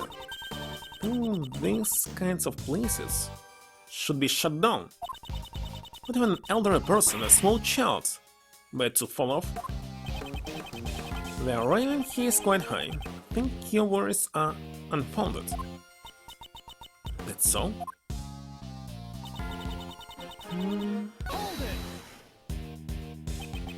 You say you don't remember anything. In that case, is there anything that looks familiar? Looks familiar? The cherry tree. What about the cherry tree? I was standing under the cherry tree. That's right, I was taking shelter from the rain because it was rain then. And there, a rat. I saw something red. She was under the cherry tree while it rained. And from there, she saw something red. Something wrong? It's nothing. Could you add that last part to your story? Testimony. I saw something red. We don't really have anything red.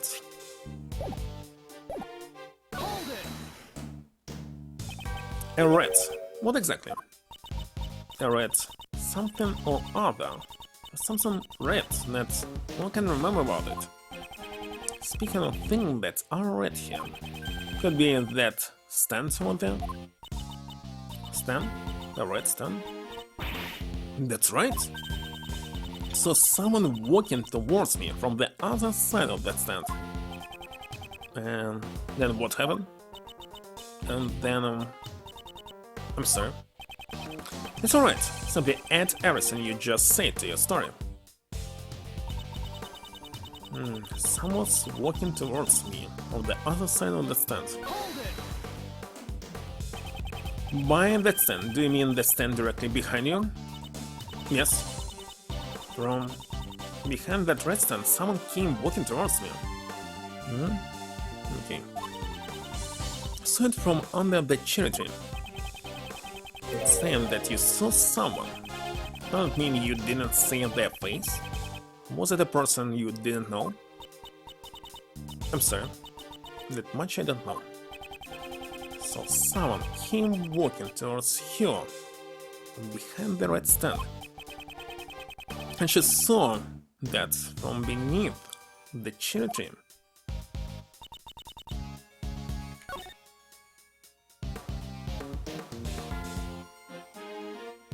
And so what? And then nothing else that comes to mind. Doesn't have to be related to the keys.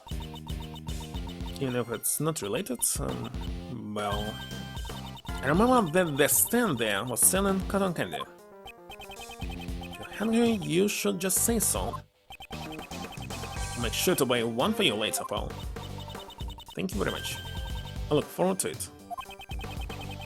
There's not much I can do unless I can draw out more information from here. Now press here for more details and see what I can find out. But I already pressed and so there's nothing new.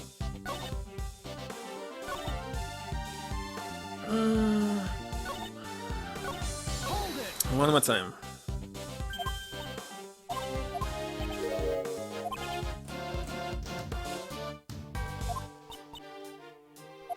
Mask?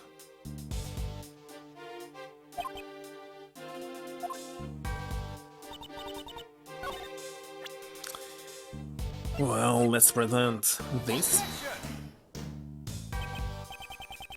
Looks like not. I heard a failing at the very beginning, I can't believe this. What's he supposed to show here?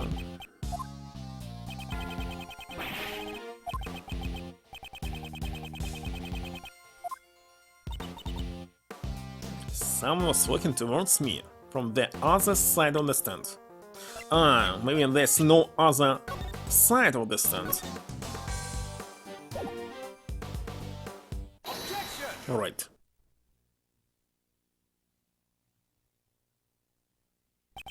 So you're saying that someone came from behind the stand and walked directly towards you?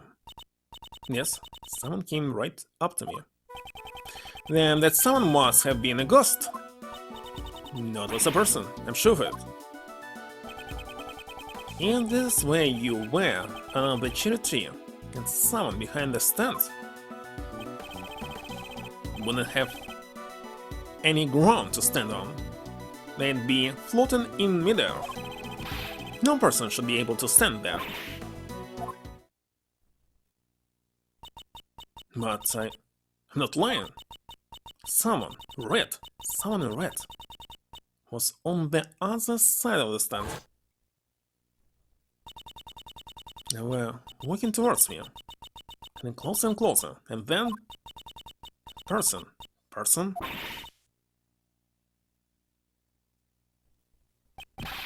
What's wrong? Oh no, it's alright. Me and Mr. Ashworth are both here for you, pal.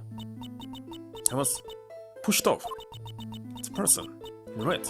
Yes, they were wearing a red raincoat. Someone in a red raincoat was walking in midair. And furthermore, they pushed her off this building?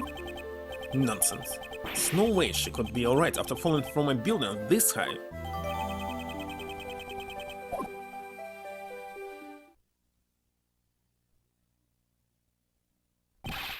Attention everyone, please remain where you are. What's wrong, pal? Detective, tell me what's going on. Sir, a body was just discovered in this building. A body? With the victim?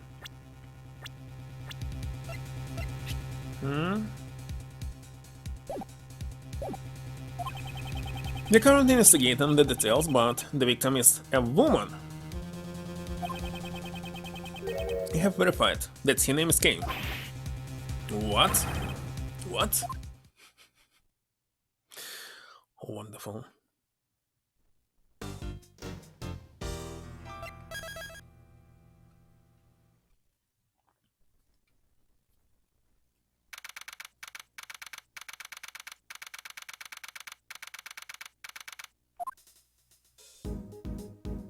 in PAC meeting room? This room is... This room happened to be... Yes, sir, in the Prosecutorial Investigation Committee's meeting room. What? It's here? They recently moved out of the prosecutor's building. But to think that they moved here, of all places.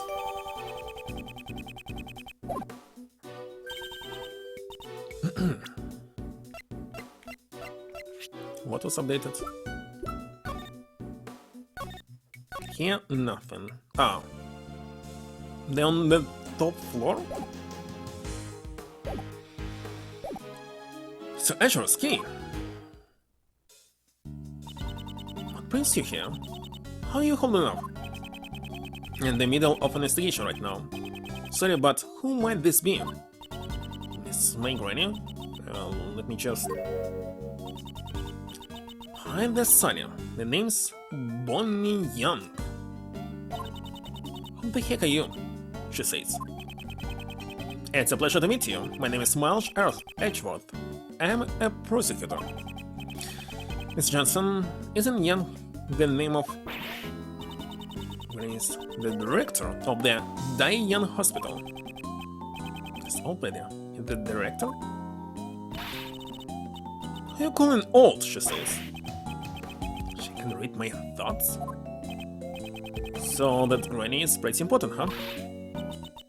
I wouldn't go that far. I mean, yes, she is.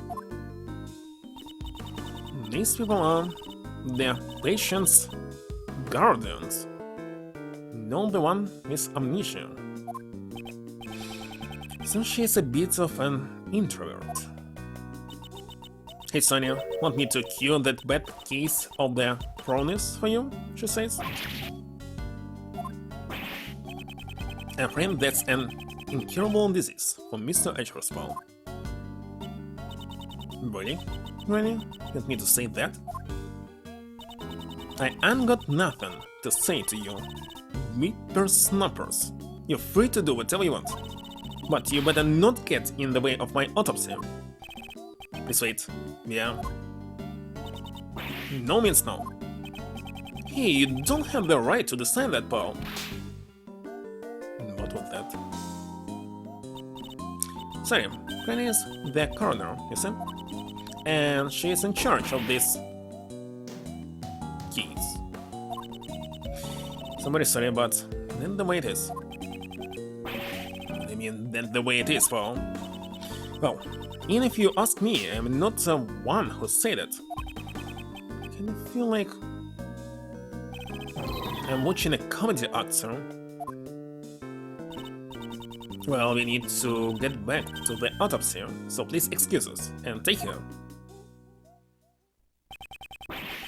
What was with your attitude? Receive permission to investigate. There shouldn't be any problems. Attitudes of yours is a huge problem, sir. Searchers, what do we do now? Investigate the stand, of course. As a prosecutor, I cannot stand by and do nothing. Well then, let's begin. But the policeman said that that person is also named King. And I'm pretty sure I'm not the King that you know, Mr. Edgeworth. Shall investigate that now, but don't worry. There's no question that you are the King now. No key. An amnesia key and a corpse key. Both are connected to the Grand Tower. Tell them that this case will lead me to Case Lost Memories. Can you look at the body? Looks like not. It's half of a large round table with 11 chairs. Seems to be based off a certain legend.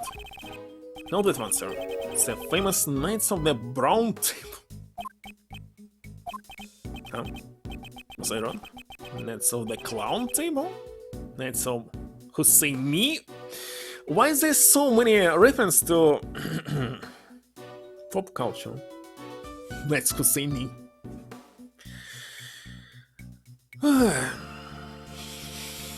Let me take a screenshot of this. I know where it's sent it. To create them, of course.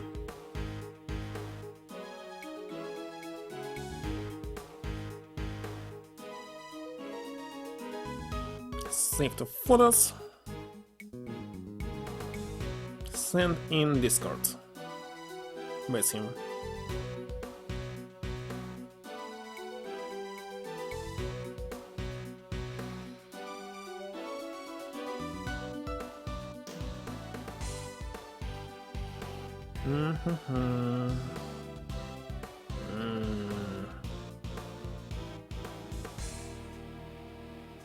Alright, I'm done.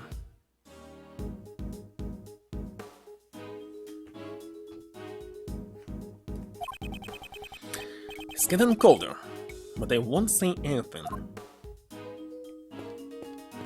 Can't look at the body. Blood. This is Lady Justice. You should know a lot, sir. So, what kind of powers does she have? She's a symbol of justice, not a superhero. Saying the scales represent justice. The sword power. The blindfold equality. Equality? I mean, that law see nothing. Don't rest until it costs you on rest. A pool of blood lies at the feet of the goddess statue. Judging from the pool of blood, it seemed that this was where the victim was killed. But sir, the body is over there. After murdering the victim, did the killer move the body?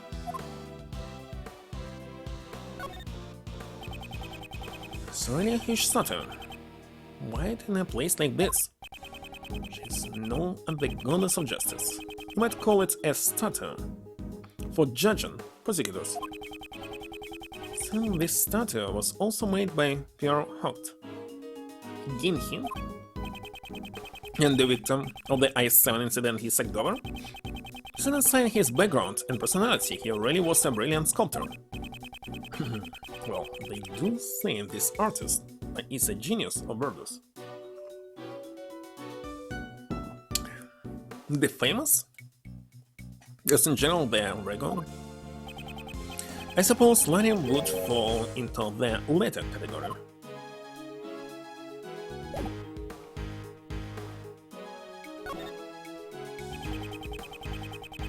Yeah, nothing new.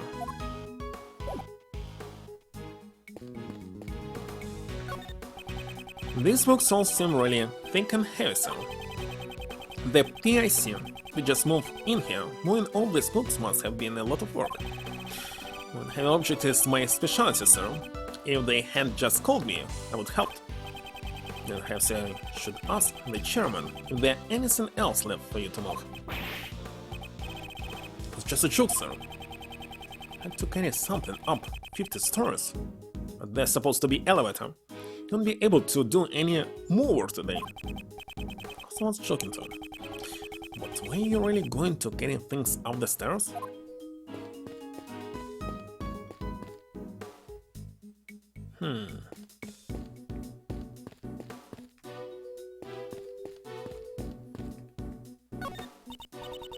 I'm sorry, right now Granny is in the middle of the autopsy, so... Are you Sunny's trying to get in the way of my autopsy? That's what she says. Can you please wait just a little bit longer? Yes, I suppose you have no choice. Come back to investigate the body later. You there, tell me on the situation about the security of this room. Yes, sir. Then this room, a special key card is required. In other words, not just anyone can enter this room.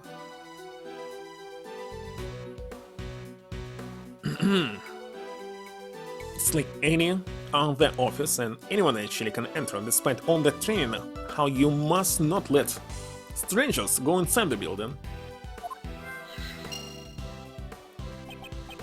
So the person who found the body was also... Yes, it was a member of the PIC who had come here for today's hearing. Member of the PIC. Not for the skis. Right now would be... Excuse me? Shaggy. You are... Oh yes, what is it? That voice. It's from Karma, right? Do you know her, Granny? Good to see you again, Doctor. And you as well, Miles Edgeworth. What's she doing here? Francisca von Karma. She's a prosecutor working with Interpol, and the daughter of Manfred von Karma. And why again? Explain who is she? Should be jetting around the world right now. Where there is a case that will follow. National borders mean nothing before you. Presence here must mean that this case has international significance. You know well enough that I'm chasing a smuggler ring. I shall recover all the stolen goods and crush that organization. Then does that mean the smuggling ring is also involved in this particular case? Any further information is confidential. I'm not obliged to speak out, to speak of it with you. So it won't be that easy. Miss Francisca, von Karma, Renee says, the autopsy is complete. You're free to do what you want. In that case, we would like to investigate as well. Heard rumors about you. No way I'm letting you near that body. You're that prosecutor who's about to get the boot. You best run on home now, Sonny. Give the boot. Just so you know, I wasn't the one who said that, okay? Yes, Granny, we need to investigate. No matter what. Okay, listen. Who are you calling Granny? I'm sorry. Not getting anywhere. Guess I have no other choice. Francisca, please allow us to aid you in your investigation. You must examine that body in order to find out what happened to Key. To Key Faraday? I'm asking you too, sir. He's in really bad shape. I don't know what's going on. But fine, I'll grant you permission. Have my thanks. Of course, I didn't say it would come without a price. Explain everything to me later. Really all you want, sir. So I'm talking to you, Scruffy.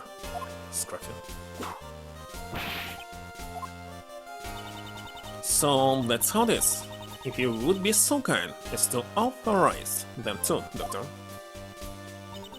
I suppose it's fine if he is with a prosecutor from Interpol.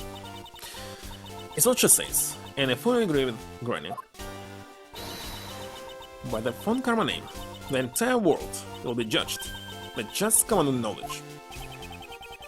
Or rather, considered for common knowledge. Consider? Well, it's none of my beeswax anymore. It's what she says. I hope you don't get in trouble for this. You needn't worry. My reputation will not be shaken by something so petty. Like me, who is on the verge of losing his badge.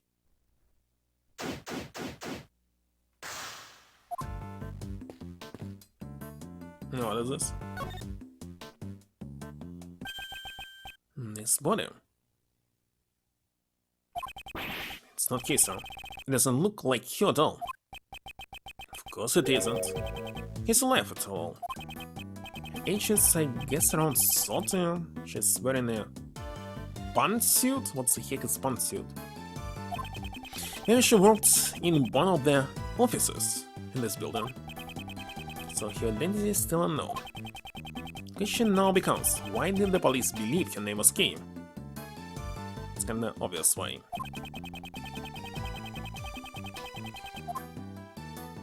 I'll check this first. Could this be their moral weapon, sir? Three-pronged candelabra. It's consistent in the number of stab wounds. She was probably stabbed by the prongs of the candelabra. A candy zebra? I'm afraid it's not quite what you're imagining, Detective. Candelabra. It's a candlestick holder with multiple arms. So it's a candle holder. You know, One time I forgot to pay my electric bill and I had to get by only with candles. What time period are you from?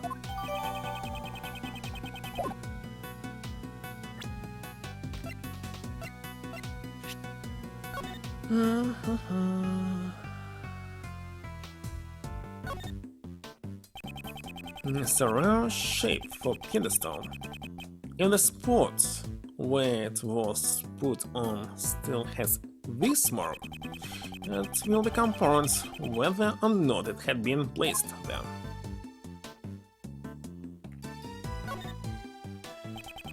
The prints of the candelabra, covered in blood, and the shape it matches up with the victim's wounds. In this, there are weapons of this case.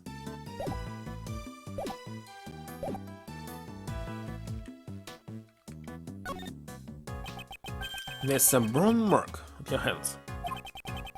It connected to the keys of death? No, it appears to be an old card. Surely got it a long time ago. But it's alright in this case. Ah, damn it. It's on the right hand. Then there's something in your hands. Could you open your hand for me? Yes, sir. Understood. This is... Oh, I know! This must be a gift card from a department. Seems to be a key card. Why? The question is, what was this key card for? For this building?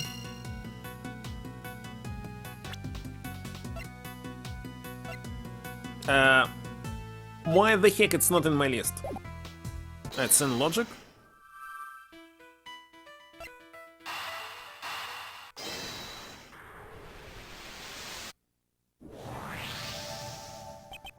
Perhaps the keycard the victim was holding is for this room. Go find it out, sir. Mr. Richards, from this room security system, you were able to retrieve the data on the victim's card.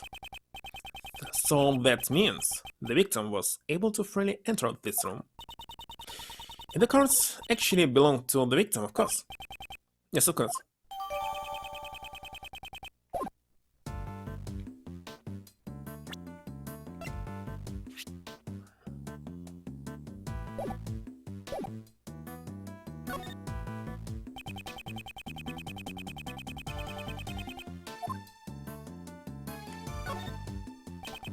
The left side of your white jacket has been stained a deep red.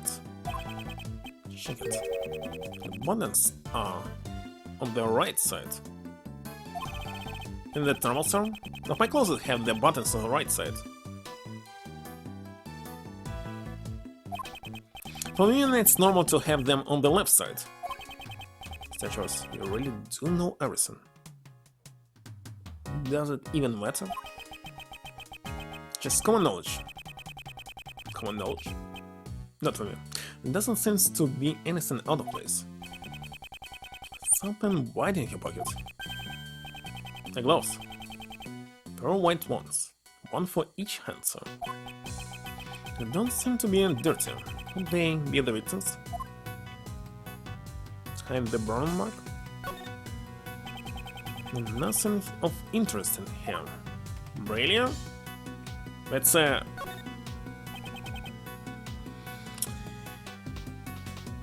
the left side, I was checking the hand, was trying to check the hands.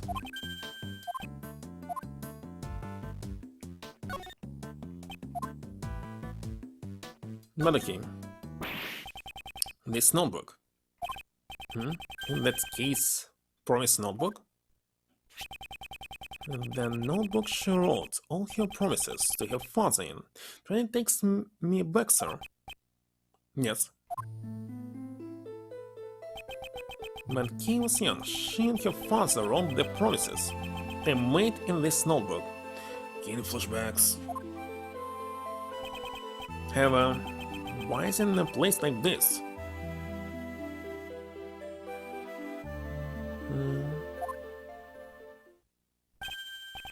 Now that you mention it, I once heard something from the Tattoo Bat a long time ago, saying that before anyone had noticed, Kay's memento had gone missing. What? So a piece of evidence that was in police custody went missing? But frantically searched all over it. It seems he never found it. Okay, so the victim's name is Jill. What could this mean? Why was the missing notebook found here? You there, do you happen to know anything about this notebook? Victims was carrying this notebook when you found him. It was the only evidence we had to identify the body. But of course, you cannot find the body by some random stuff they hold in. Of course not.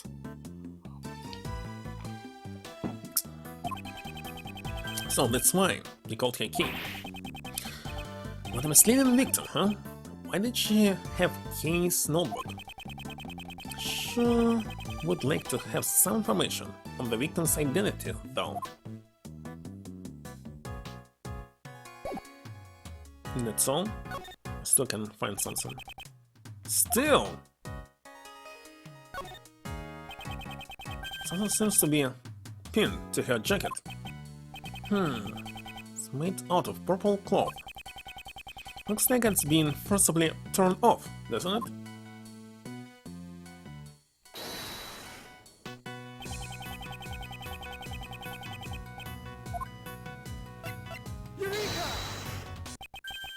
The purple flower Key had with her.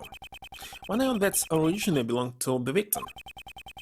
Now that you mention it, the cloth does look the same as the one on the pin.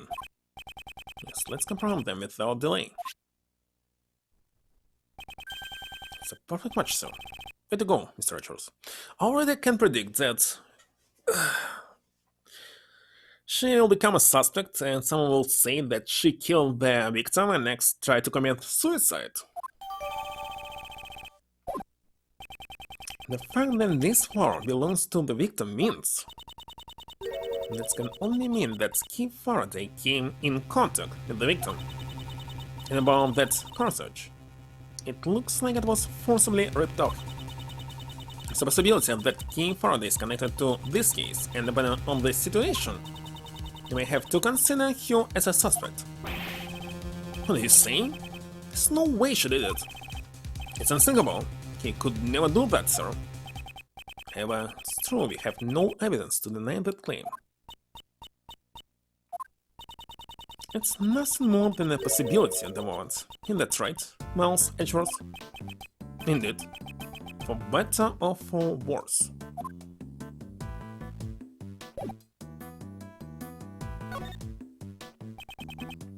Still something here. There doesn't seem to be anything in this pocket. This pocket has holes in it, sir. Judging by how the cloth was pierced, she must have been stabbed by some sharp object. The coins would fall out of the holster. Yet, haven't you ever heard of a wallet? Of course I have, sir. I just use my pocket, so most people do, right? No, wait.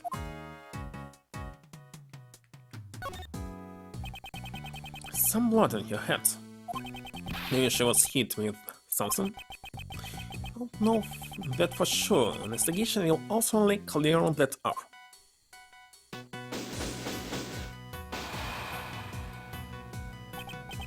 So, the victim's identity remains unknown. Should you really still be calling me King? Of course. What are you saying, Paul? Thank you, but then what about that woman? She's someone who you may have killed. That's all we know. There's no way that's true. Right, Mr. Archers? I also do not believe you killed her. You're such a naive man, Miles Edgeworth. You come to save the day. That voice. So don't be afraid anymore, for the best prosecutor is here today.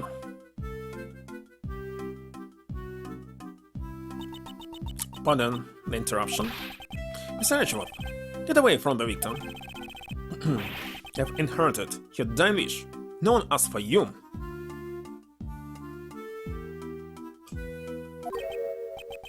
Did you know the victim? Just as I thought. The goddess of law will surely reveal the truth to us, so please rest in peace. That's right, Justin. Now that I'm here, everything will be okay. The culprits will rule the day he crossed paths with passengers. Who is this fool of a man? Why is she glaring at me? You're Francisca von Karma, am I correct? I apologize for my late introduction. I'm Justin Courtney.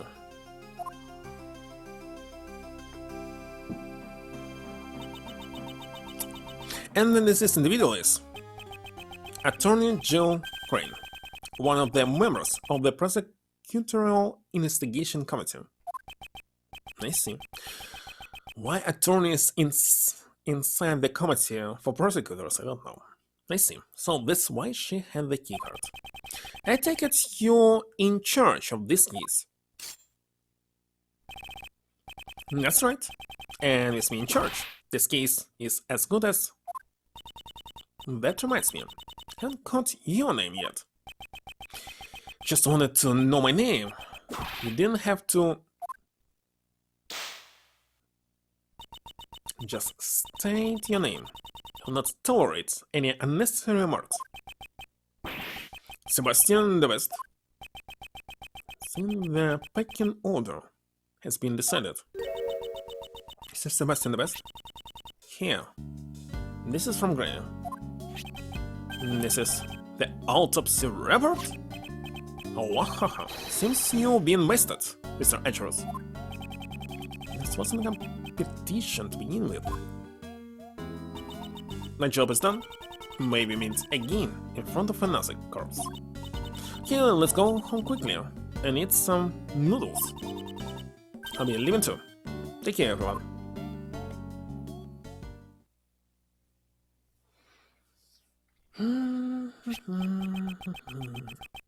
The victim's head wound was post-mortem. Sebastian. And the candelabra dealt the fatal blow. Estimated time of death is late last night. What is it, Justin? Well, I do appreciate your enthusiasm. Perhaps you should give your tongue a rest. Try to pull a muscle. That would be painful indeed. Anyways, it's quite clear now. Okay, Faraday must be arrested. How do you know who is this? The victim's body was discovered in the PIC meeting room. The estimated time of death is something between late last night and midnight. And good night, Cube. Sweet dreams. One more. It's still the beginning of March. Definitely will be much more. The cause of death was stab wounds to the left chest, the candelabra. Head wounds was postmortem. More mark on victim's hand.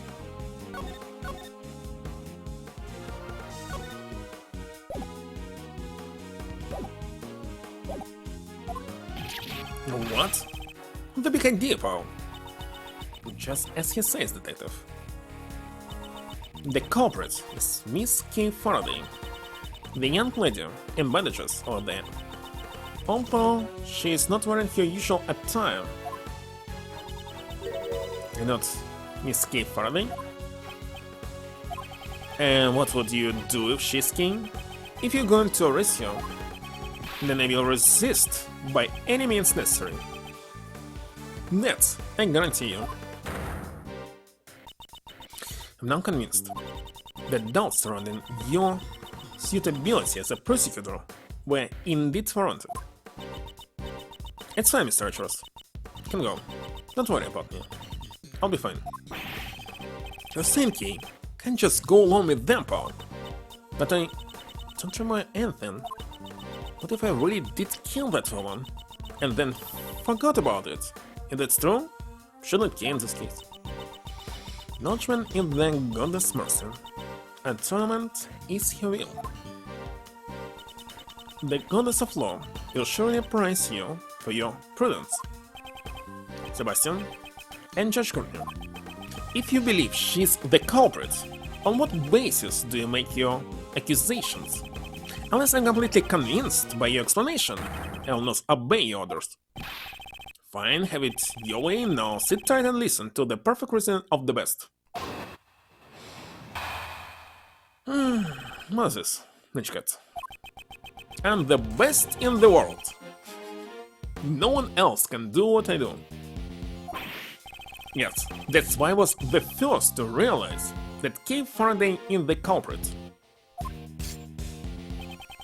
She broke into the meeting room in order to steal something. In other words, she's the only one who could have killed Miss Crane. Is logic as awful as ever, sir? Harsh words. And from you, detective. And what evidence do you have the best? As for some basis to your claims, yet your reasoning has told me absolutely nothing. However, you have no evidence to prove she didn't do it either. Why do we need to prove the innocence? Don't worry, King. I'm sure Mr. Edgeworth will pull off a miracle. I think my deductions are some kind of miracle work. Oh, but not disappoint me. Understand, Miles Edgeworth? Because if you do, let's go outside. This sweep of mine won't stay silent.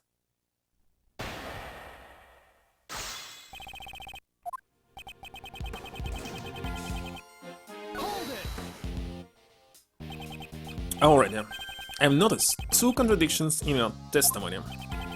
My reasoning is flawless. It doesn't contain even a single contradiction. The number of contradictions has just increased to 3. Look at it. It's all part of your plan to mislead me, isn't it? Well, too bad, because the best will not be led astray.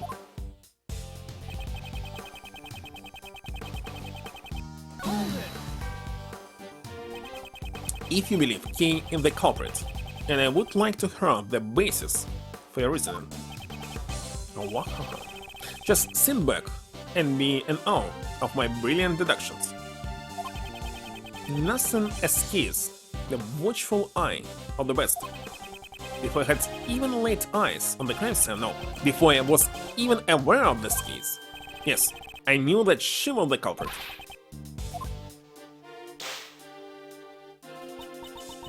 Basis of your reasoning. Yes, son. Well,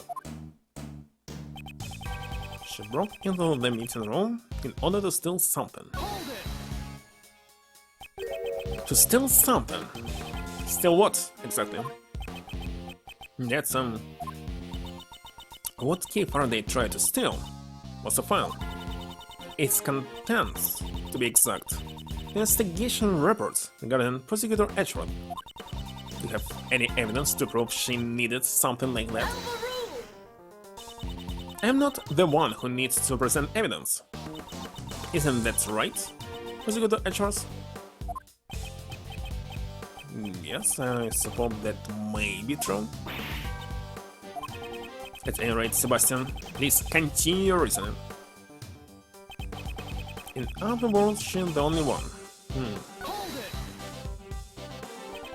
Do you have any evidence to prove that no one else but Kay could have committed the crime? Nope.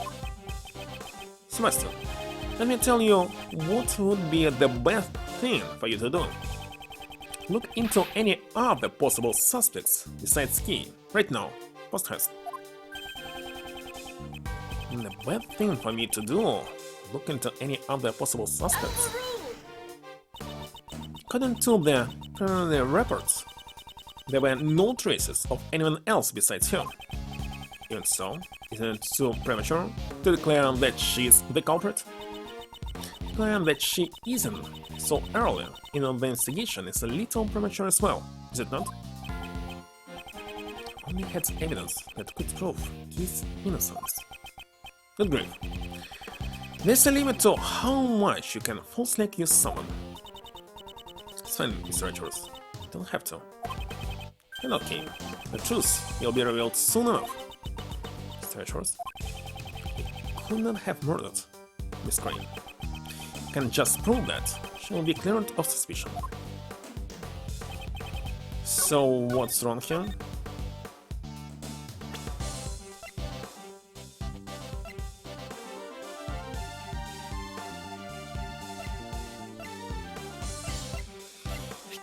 Well, let's see what they have. Anagras's badge? No. Do you have a ninja mask? No. The letter?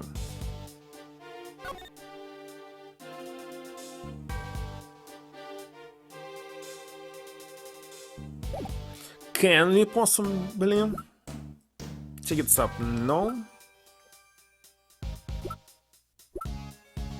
Flower? No. Pamphlet? No. No.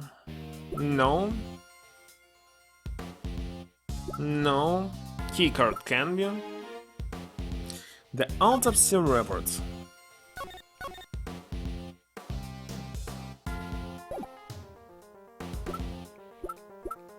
Let's show the card. It is not the card. Again, uphill.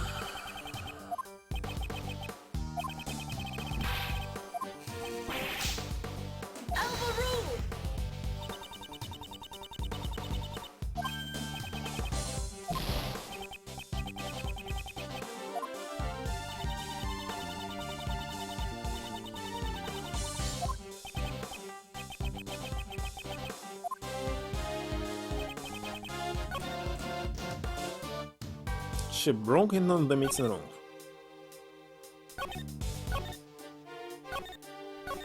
In other words, she's not the only one. Maybe I should show the previous statement. Okay, let's show the letter. It's not the letter. What the heck I must show here again? Looks like I need to save here.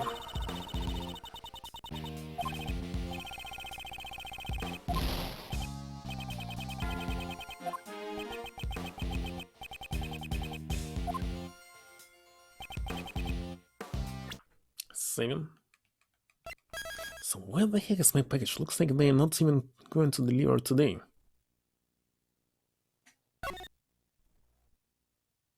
You'll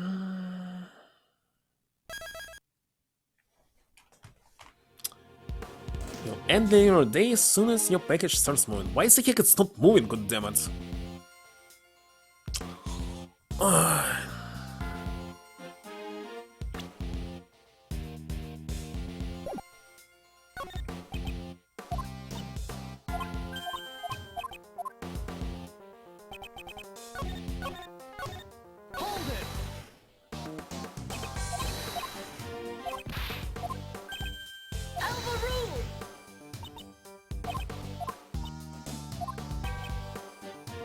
When they had evidence that could prove his innocence.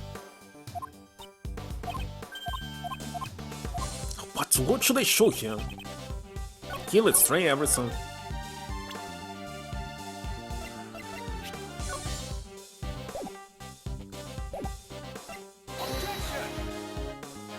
Not this one.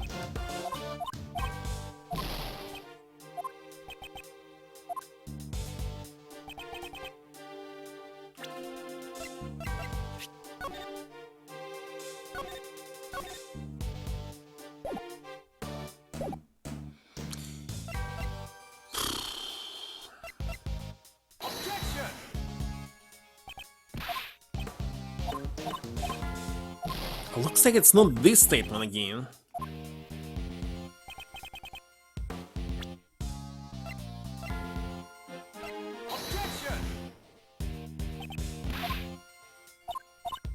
Because I already shown everything here.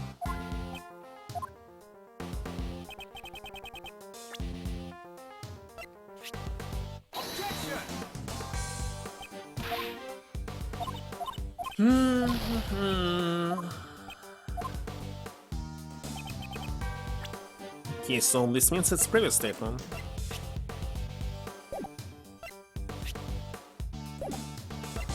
Okay, what was previous statement? It was previous statement all the time.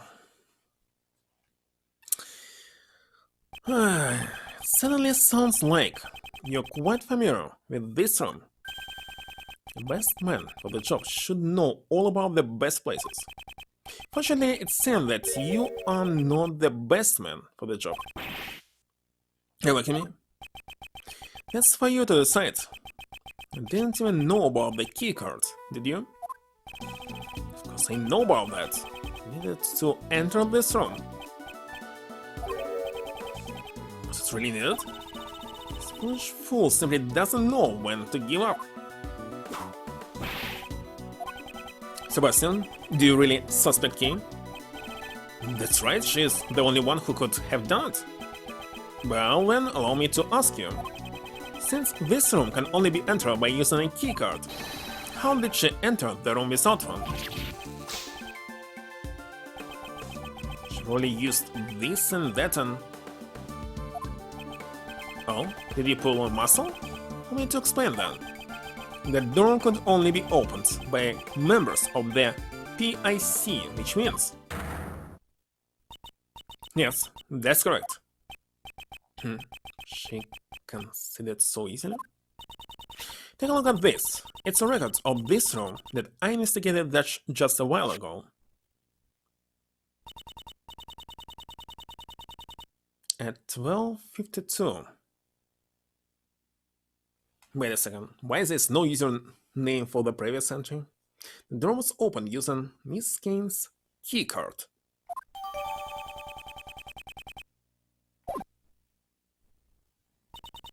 It's probably that the killer entered the room together with the victim, Miss Crane, or her body. To enter, the situation must have started leading to the murder. Logic holds, but it is still morally conjecture, and would imply that the killer and the victim were acquainted.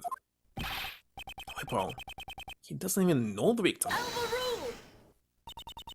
It's merely an assumption on your part, unless you have any evidence to prove your claim. Evidence is everything, in court and the crime scene. Without it, your argument is invalid.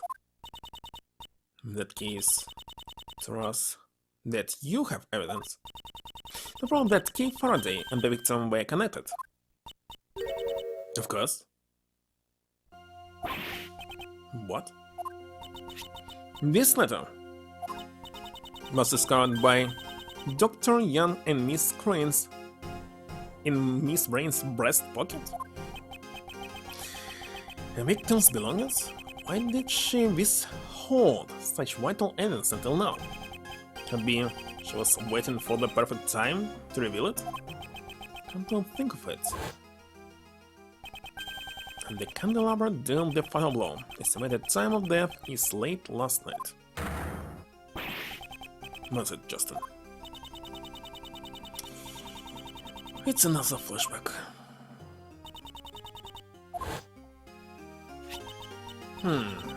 I'll read it for you. To Miss Crane, thank you so much for helping with my plan. I'm glad that we can help each other get what we want. It's like killing two birds with one stone. It's get arranged for 12 years ago. Kay. In other words, Kay Faraday and Miss Crane were accomplices. They probably planned to steal something from this room. Purchase. Wait. It means the main culprit is... It's still Kay Faraday, of course. It just means your crimes have increased by yet one more.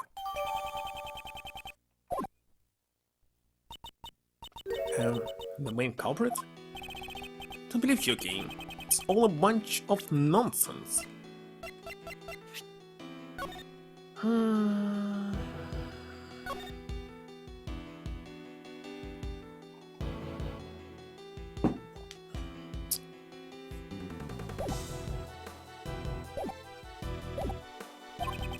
There's no way he would do something like that.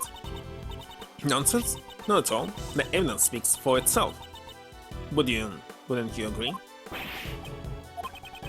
Well, then they wouldn't suspect Key unless they had some sort of proof, but I think they would actually have such decisive evidence? That's it then, Justin. Thank you very much. The explanation is still insufficient. I can accept such an argument. Sebastian, could you please leave this to me? Alright, make sure you shut Mr. Edgeworth up on once and for all. And allow the allegations to gain any more momentum. It's true, it's around here.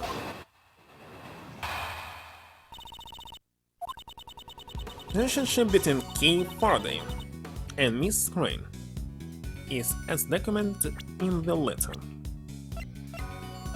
Check their profiles now.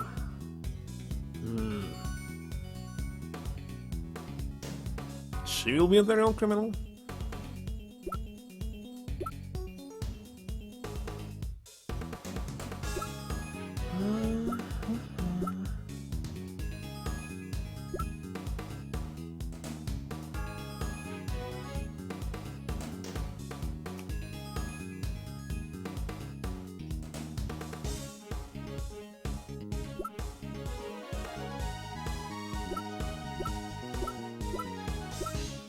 Very strange.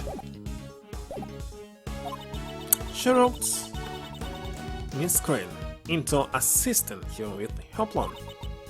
Yeah, well, for some reason, their partnership broke down. Miss Crane was murdered, but with her dying breath, she managed to retaliate. Her parting gift in this letter is she tucked safely away her left breast pocket.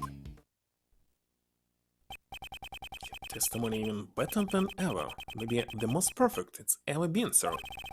You're gonna be alright, Mr. Insurance? Yes, of course. How unsightly. Miles Edgeworth, save your stoic act for some other time. It's not Harman, just whose side are you on? I'm on nobody's side, scrap him. When searching for the truth, it's best not to take sides. Watch what you're saying, Miss Von Karma. Or else Mr. The Best is gonna... Best, you're saying? Well, I can tell you that the side I'm on is always the villain one. How irritating. I suppose that's one thing we can agree on.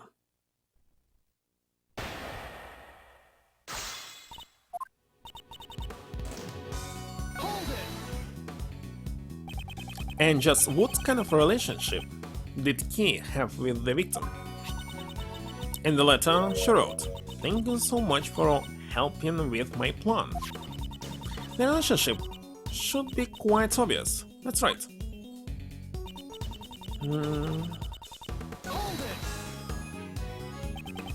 I would like to hear about Key's alleged plan in more detail. Just as she wrote in the letter, she wanted to steal something. What's more, the sender of the letter is Kay Faraday, so it's obvious who the main culprit is. That letter could easily have been forged. Doesn't prove that she planned to steal anything. Memory serves me right. Wasn't she a great thief?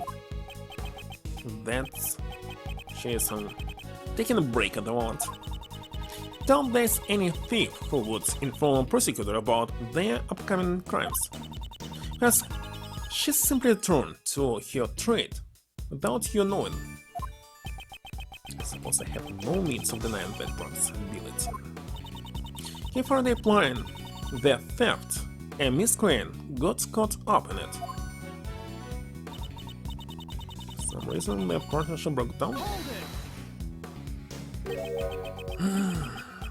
For some reason, you say. Seems your explanation isn't very clear. I'm sure the reason will become clear upon further investigation. But more importantly, there's no evidence to prove that Kay Faraday did not commit this crime. Well, there's find some evidence to suggest that she committed the crime. None of it can truly be called decisive evidence. What about the letter that shows their complicity in the scene of the crime? I think it's fair to say we cannot necessarily rule out the possibility that she committed the crime.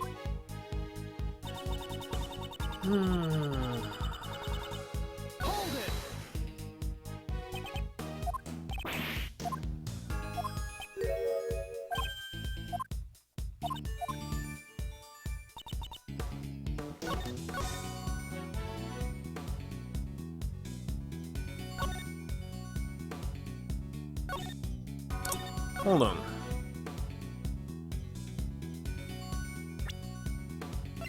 Condition is actually here?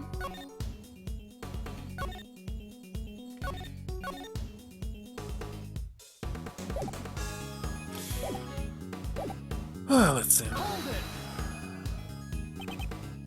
Search the victim's left breast pocket as well, but found nothing, I presume.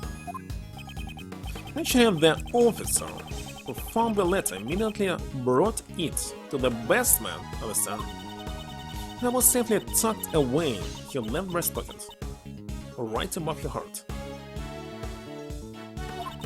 I believe this letter carries this screen's will for the criminal to be arrested. No interest in your beliefs. What I'm interested is in the truth. You said that the letter was in the left breast pocket of the victim, correct?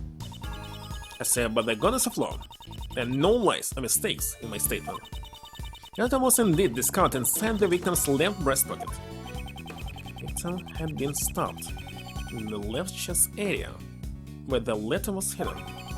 This may very well be an important clue. Obviously. Open that key wrote that letter, but unless I can draw out more information here, so it means nothing. Start by pressing here for modules, but we already pressed everything. Except I skipped one of them. Let's do it one more time.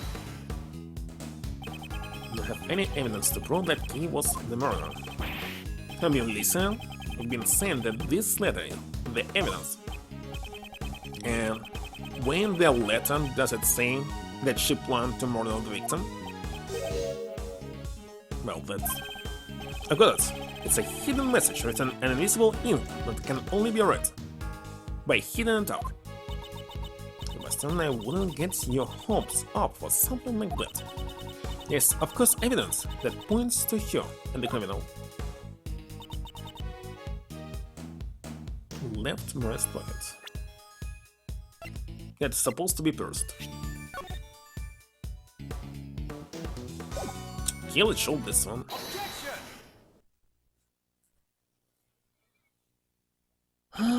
The victim held on to the truth until her dying breath. A truly touching story indeed. Voice of the dead is soft. One must listen carefully to hear their dying wishes. Miss Crane has spoken. Kay Faraday is the culprit. Hello, Creighton.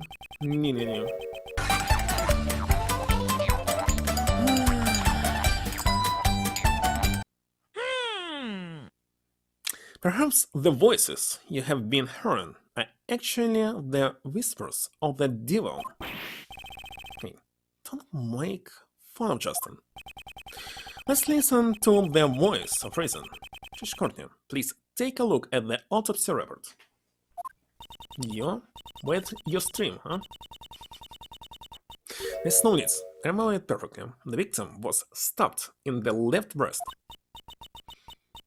It can't be.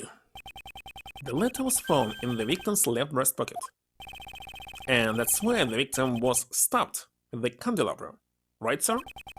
Precisely. It would have been possible to stab her there without piercing the letter as well. So, and begs the question, why was the letter found in the victim's pocket? It's simple, it was placed there after the victim was murdered to throw suspicion onto Kay. Somebody intentionally wanted to create this very situation.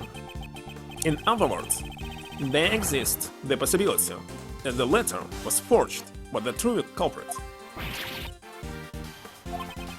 The real murderer tried to pin the crime on Key. It's the only explanation for the letter.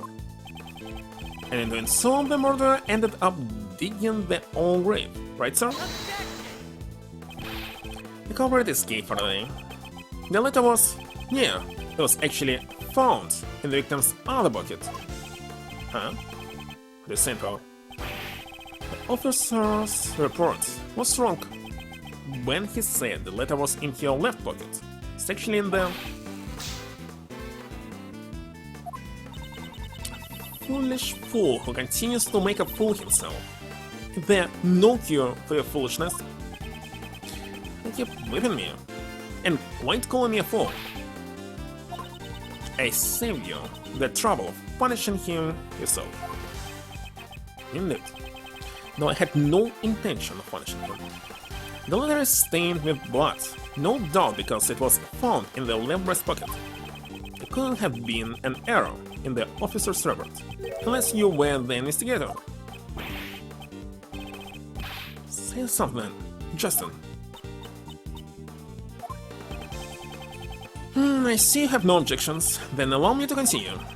There's one more potential suspect in this case. Don't be ridiculous, the killer entered this very room. There wasn't anyone else who did that besides Key Faraday and the victim. To enter the meeting room, one needs a keycard, and the reasoning assumes the murderer and the victim entered the room together. It's what we are locked. Just discard that assumption then. This evidence revealed the other suspect besides Key. Not? That's one. In the keycard record Judge Courtney handed me earlier, victim's keycard was used at 12:52 am. And there was one more person who also used a keycard. So you're saying this person was waiting to ambush the victim inside the meeting room? The keycard was used at 10:50 p.m. I wouldn't say it's impossible. No, it's impossible. And what makes you say that, Paul? Got any proof? Of course I do.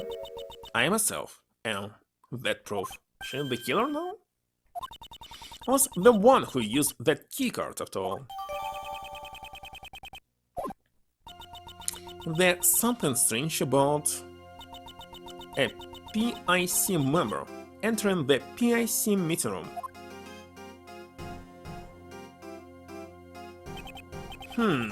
That proves nothing. The fact that you were in here at all makes you a suspect. Or do you prefer, perhaps have any evidence that you didn't kill your colleague? Such nonsense. What would I gain by murdering him? Allow me to reiterate that you said earlier.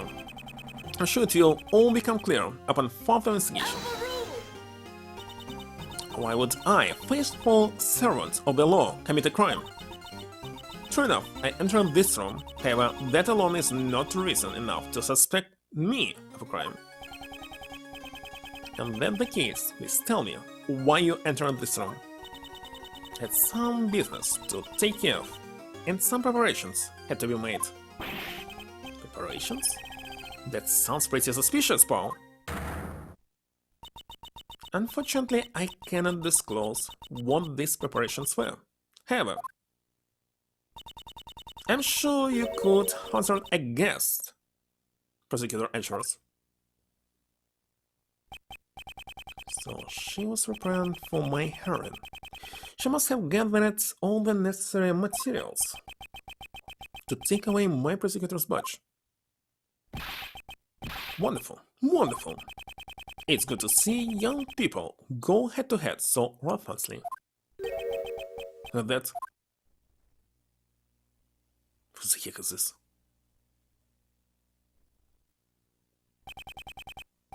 That takes me back.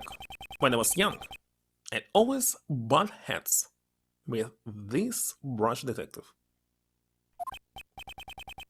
And then one day, he just disappeared. Hope he's still doing well. Here come the waterworks. Chairman the best. Did she just say the best? Hello, Courtney. You're sure full of energy today. And if it isn't little fun karma, look how much you've grown since I last saw you. Sir, has been quite a while. A cartoon? You don't have to treat me like some sort of stranger, you know? You are back in the old days, when you sit on my lap and call me Anki Boo Boo. Here you go again. How I cried back then. Pause. What are you doing here? A member of the PIC was killed, and I heard that you were in charge of the case. What kind of prosecutor is followed around by his own father? Hold your tongue. Do you have any idea who this man is? Chairman of the PIC, former chief prosecutor, and the right hand of the goddess of law. No, Courtney. I'm just an old chunk of coal. There's no reason to speak so highly of me. Please excuse my subordinate's behavior. I am Prosecutor Edgeworth, isn't it? Along with his trusty sidekick, Nick Gumshoe. I'm Lazy the West.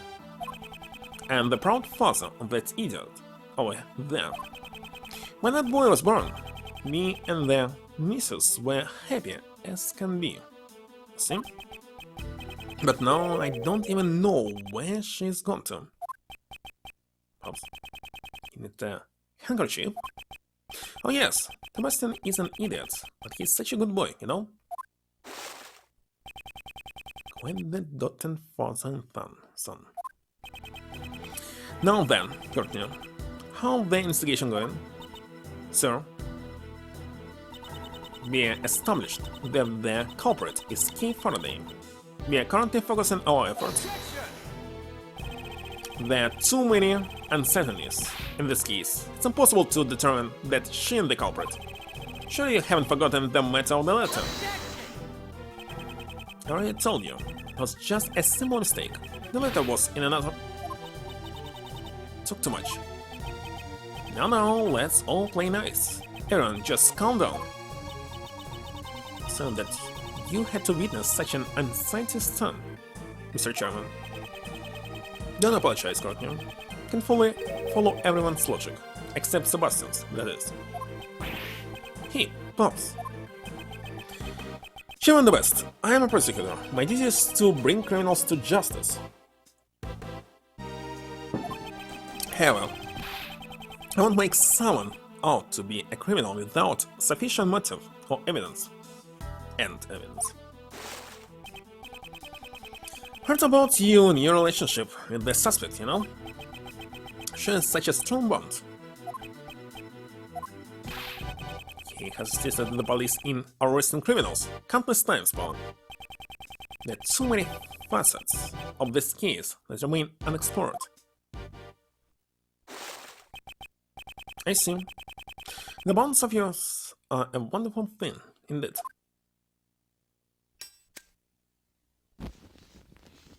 What was this?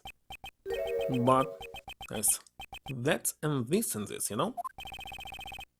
What they're supposed to mean. The prosecutor's office needs to resolve this case as quickly as possible. And just think of all the other cases that are piling up. There's no time to waste here. It's unfortunate, but you understand, right, Hedgehog? What? Now then, Kay Faraday, I'd like to arrest you now. Okay. No, I'd let you. He's innocent, Paul. To defy Chairman the Best is to defy the law. It would be a great act of disloyalty. In other words, a hurling would be needed. Are you prepared to lose your prosecutor's badge? That's Mr. Edgeworth's badge? You can't do that. Using the prosecutor's badge as a shield, what has the PIC come to? King, you haven't done anything wrong. It's dangerous. It was only for a short time, but thank you for everything. I'm sorry. Turned out to be a criminal. You'll make sure to impart your confession to the goddess of law. What should I do? When I was young, I wanted to become a defense attorney, like my father. Someone who can fight to save those in need. And right now, this badge is holding me back. Mere badge for the life of a dear friend. Don't even have to consider it. Alright, very well, Mr. Atros. Hold it! Hold right there, Judge Courtney. What is it now, Prosecutor Atros?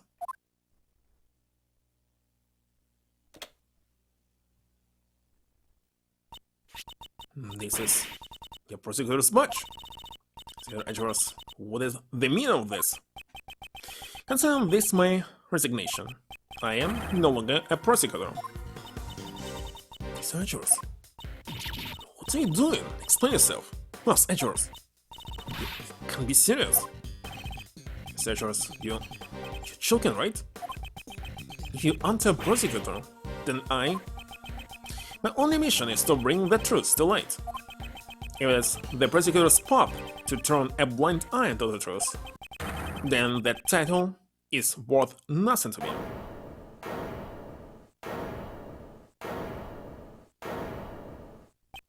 I will walk in the path that I believe in. I will not be stopped here. You ran away from your phone karma, from me. No matter what you say, I don't intend to go back on my decision.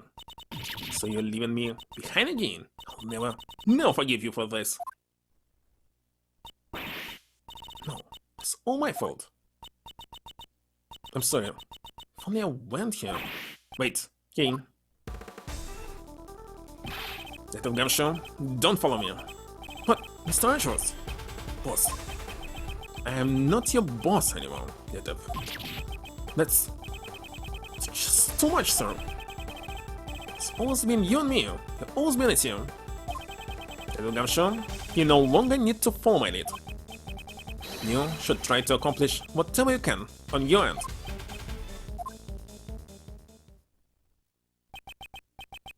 This is bad. Just let a dangerous criminal escape. How could I let you get away? And after all my hard work, see? Rest assured, Mr. Chairman, this area will be locked down immediately. Good. I expect the best from you, Courtney.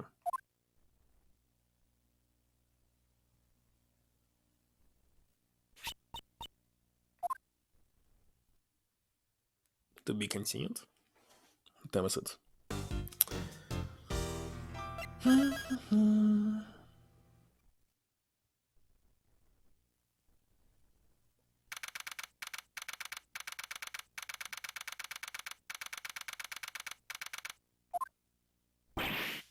Gee, what's she doing here? She's not here. Where in the world could she have gone? Knock knock, I'm here. Mr. Schultz! What's going on, Miles? Why the long face? Take from Uncle Ray. You won't be poorer with the ladies looking like that. Why are you here? Did something happen? That's my line. Have you seen the news about the murder at the PIC headquarters? You heard? Wasn't that today? I found myself wondering if you guys had somehow got caught up in it. It's already made the news? Are they searching for a teenage girl suspected of killing an attorney? Can't imagine it could have been Hubert. It's been bothering me. Could you give me the full rundown? And process. Mouse, are you trying to give your Uncle Ray a heart attack? I'm not joking. She really did lose her memory. Don't bet she's a suspect. Things even more difficult. Where would she have run off to? She lost your memory, right? I was hoping she would return here, but not likely. She felt responsible for what happened to you, right? Then there's no way she would come back here. And all that. Where else can I look? Oh no, Miles. This isn't like you. Trying to see you get so heated up, well, not that it's a bad thing. You're trying this hard to save the innocent suspect from false charges. I'm sure you'll make a great defense attorney. Actually, just a while ago, turned in my badge. But that doesn't mean I've decided to become a defense attorney. Besides, he isn't just a mere suspect. I have only known her for a short time, been through quite a lot together. And I know she isn't capable of murder. I'm surprised. I never thought you would go so far to support someone else. Don't know if you even realize it yourself, but it seems a deep bond has already begun to grow between you and he. See, it even gives my bond with your father a run for its money. No, it's not that deep. She just keeps bargaining into my state of affairs. Yeah, that girl can be quite handful. But I'm certain that something has changed inside you since you met her. I'm really jealous, you know? After all, I lost my old partner.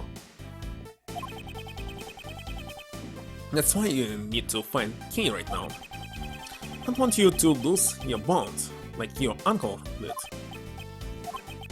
Well then, I have a proposal. I have no idea where she is, and searching around blindly won't get us anywhere. In that case, why don't we try searching for the cause of your memory loss? Yeah, that could give us a lead. I see. That might be a good idea. From what she told me, something must happen. Happened to her at the Grand Tower. Okay, that's it. Let's get going then. Yeah, at the very least, could you stop looking so grim? Staying that way, he probably won't want to come back at all. No much for this man.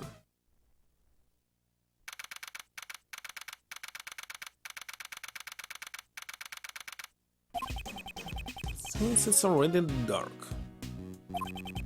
still open on the day of a murder. Could admire the capitalist spirit. Hold on, just recall something new that I need to do.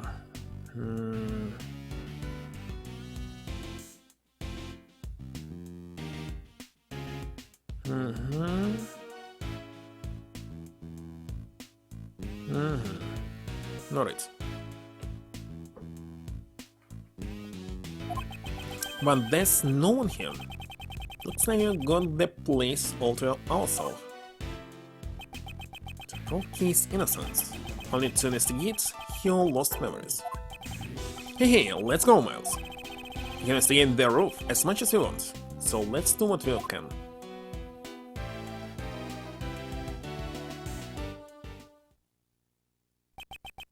Do what we can, huh? Suppose that's all we can do for now.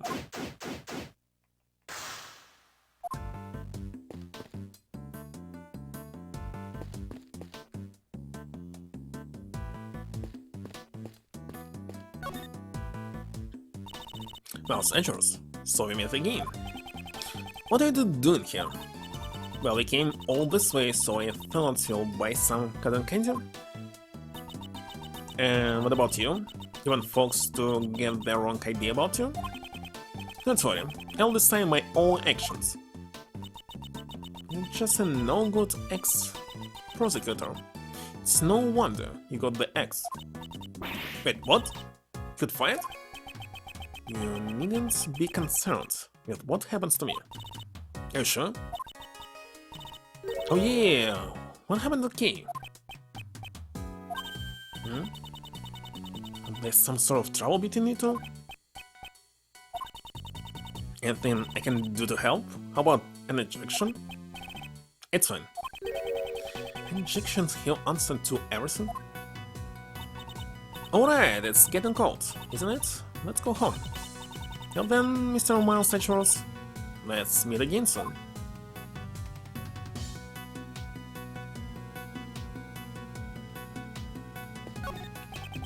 This TV seems to be used for showing advertisements for the companies in the Grand Tower.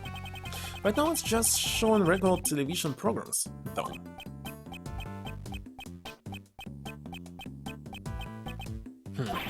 Wait, what am I watching this for? Still Samurai doesn't air today. Yes, sir? But it's I cannot see any human here. How about some heavenly cotton candy? Heaven Star? Heaven Star? If they name them after the shape of the clouds you can see from here? You tear a regular piece of cotton candy in half and then sell it without changing the price. That's why the name is Heaven Star. You tear the costs in half while crying tears of joy. Customers knew that they would be crying tears of sorrow.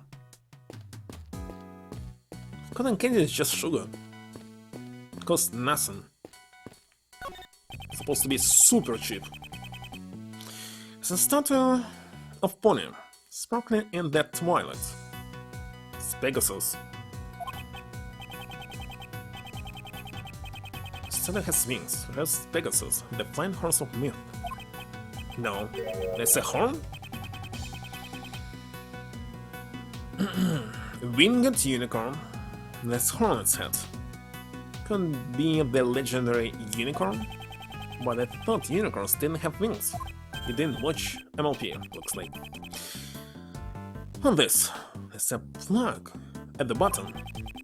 The title of this work is written on the plug. A magical contradiction. So the only part of this work I was able to understand was the contradiction part.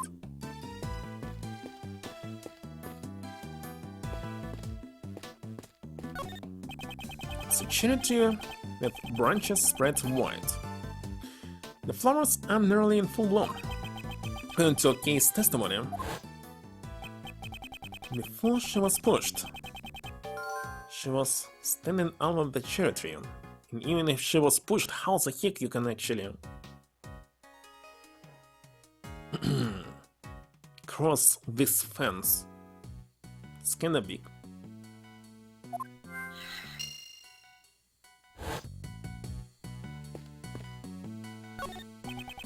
Person in the red raincoat who pushed Kei off the tower. She said they came toward her from the direction of the stand. From that, you can deduce he was pushed over the railing. It's called railing. So what the heck is this? Railing.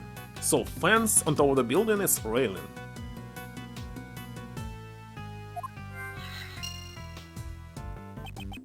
The railing is about as high as my chest. It's likely that someone could fall from here accidentally. Don't see any particular problems with this railing.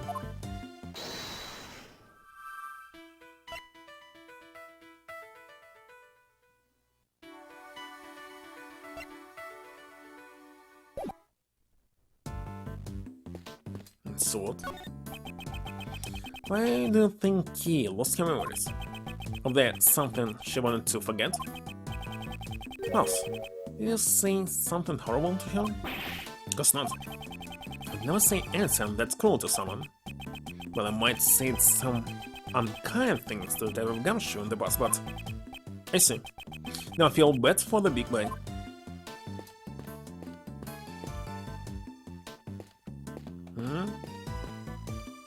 What was this?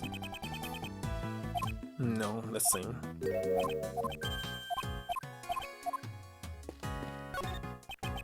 It's a statue of a creature with the body of a lion and the beak and wings of a bird. The statue seemed to be guarding the entrance to this peaceful park. It's an immaculate work down to the last detail. But since it looks so fearsome, they frighten away the visitors to the park. Visitors. What the heck?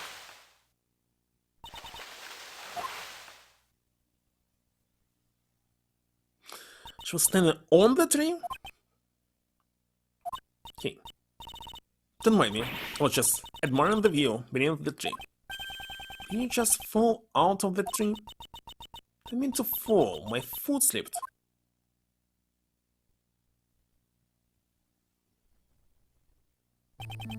You're a suspect, and yet you remained at the crime scene. It's not a smart thing to do. And if you have memory loss, shouldn't you have realized this much? This whole time, while you were playing this silly game of hide and seek, I've been worried, sick about you. Are you angry with me? Of course I am. Answer me, what were you doing here? Did you think I'll let you off the hook that easy, just because you have memory loss? It's not it.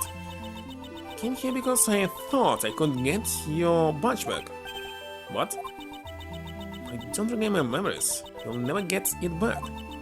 Thought I went back to where I lost my memories, and maybe I would remember. I could just remember killing you.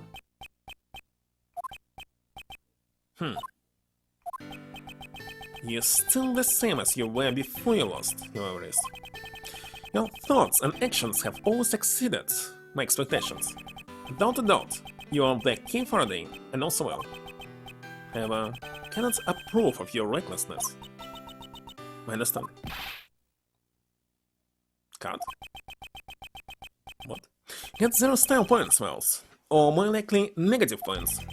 Hey, how's it done? Okay, how about the hug? Okay. Aha, well done. Mr. Schultz. It's just a joke, honest. We interrupt this program with breaking news about the Grand Tower murder case. Police believe the culprit is a teenage girl who was present at the crime scene. She remains at large as the police continue to search for her whereabouts. Oh dear, it's getting pretty serious. Well, Gun, what's the plan? We don't have much time. It's only a matter of time before they find us here. So then, why don't you tag along with us for King? I'll just cause trouble for you again. It pains me to say this, but with nothing left to lose at this point. Is that yours? That settles it. We're all in this together now. Whilst you're in charge of proving King's innocence, failure is not an option. Yes, I understand. Okay, I want you to help Miles with his investigation as much as you can. Yes, I'll do my best. Let's be quick about it, before the cops find us here. Unlike some people, Uncle Ray still has a lot to lose.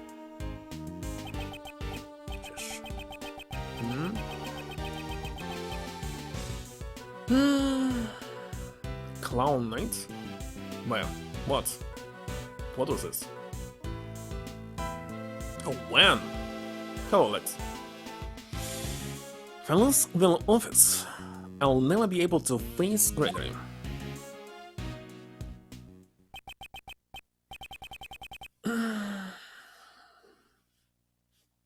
This man, glad he's on our side.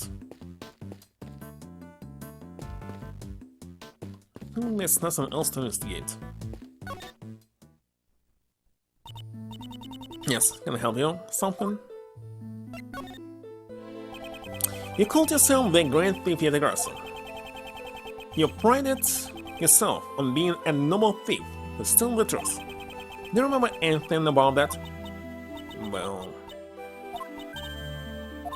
maybe I was called a noble thief because I won the Nobel Prize? It's noble, not noble. Clown Table? Sadly, I didn't watch this movie at all. I don't give prizes for thievery. Mr. Ashworth, farewell now. I feel like I'm on the verge of remembering something. What? Is that true? Well then, please speak freely. Say whatever comes to your mind. Okay, I remember a faint stamp. There's a wonderful smell coming from the counter of a food stall. Found the fragrance, only to find a perfectly sculptured burger resting on two golden buns. The tender and juicy patty made my taste buds sing with joy. Yes, I can remember what I thought at that moment. I want seconds. I don't think this memory has anything to do with the case. Came back here because I thought I might remember something. You again go over what you told me before? Well, it was raining, so I stood under the cherry tree to take shelter. And then a person in a red raincoat appeared. The person pushed me and I fell. Can you tell me anything about the person in the raincoat? I'm sorry, I don't remember that much. No, wait. And the person approached me, saw the moon just over their shoulder. Move on.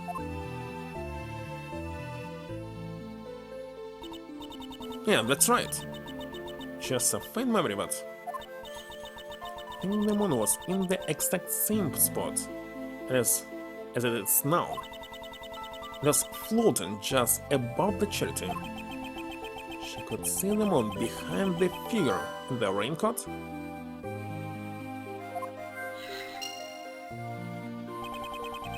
It's a new piece of testimony. I'll be sure to keep it in mind.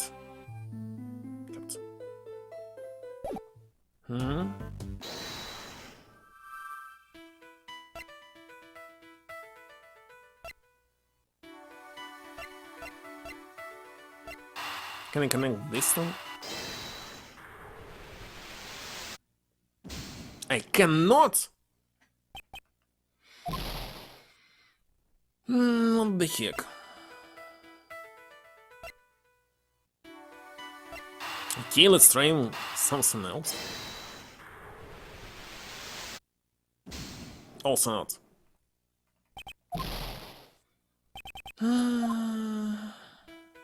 No, last one. The last one is working. If I recall case testimony, a person in a raincoat approached her from behind the candy stand. Then this person supposedly pushed Kay or the railing opposing the stand more or Kay said she saw the moon over the person's shoulder. They were earlier confirmed that the moon is floating in the opposite direction.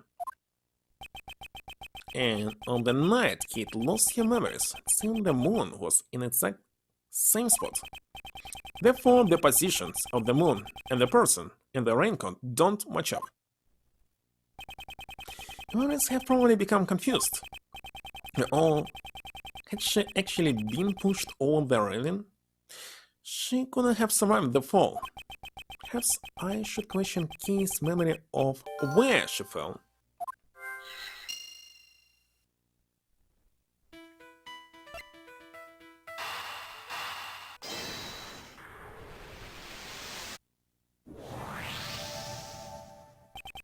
He was not pushed over the railing on this side. After all, if you fell from here, you wouldn't even be alive in the first place. But Sandy was standing under the cherry tree. If I fell, then the only place I could have fallen was on the railing. Well, maybe the ground just opened up from under you and swallowed you up. Ground here can open up? How? No, it was just a joke, eh? Please don't take it so seriously. No, strange as it may sound, that might actually be the truth. Even if it's only a small chance. And when it's not, let's try search on the area around the tree.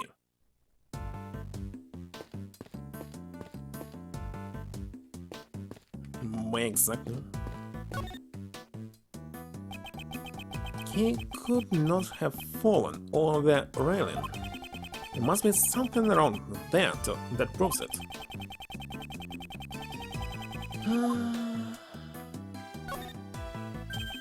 This looks like a maintenance hutch. Hey, maybe you fell down here?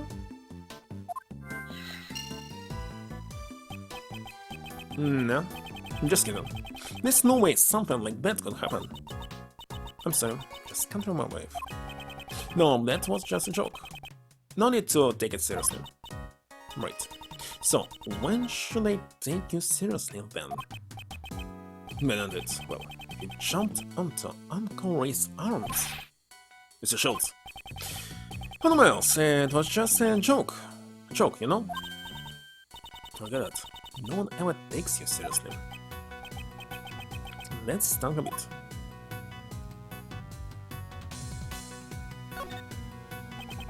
Flower petals are scattered all over the ground.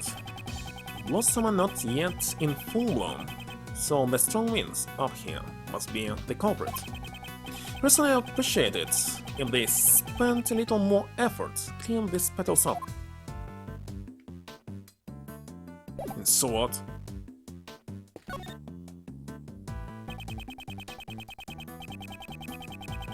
Right, this, nothing to check.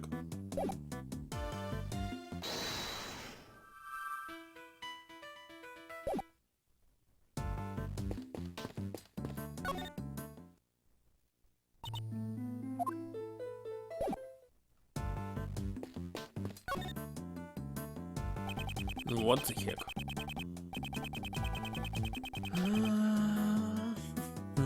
You've seen live footage from the 5th floor. Investigation will continue through the night. No way, is me here? 5th floor? And that the meeting room of the PIC headquarters? That's right, you can see the shadows of the investigators behind those blinds. See nothing. Oh, looks like making a clean getaway just got that much harder. Since I have no choice but to carry away the eyes of the media, maybe Uncle Ray should have become a spy instead of an attorney. Worst comes to worst. Worst comes to worst. May have to use Mr. Shields as a decoy. Mouse, just now, you were thinking of something terrible, weren't you? What am I going to inspect here?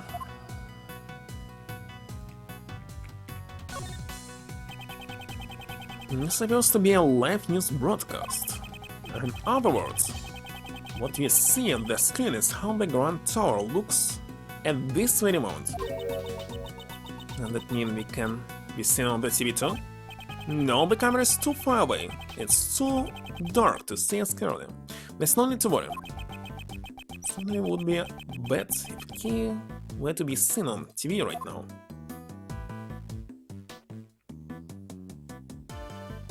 Where is contradiction?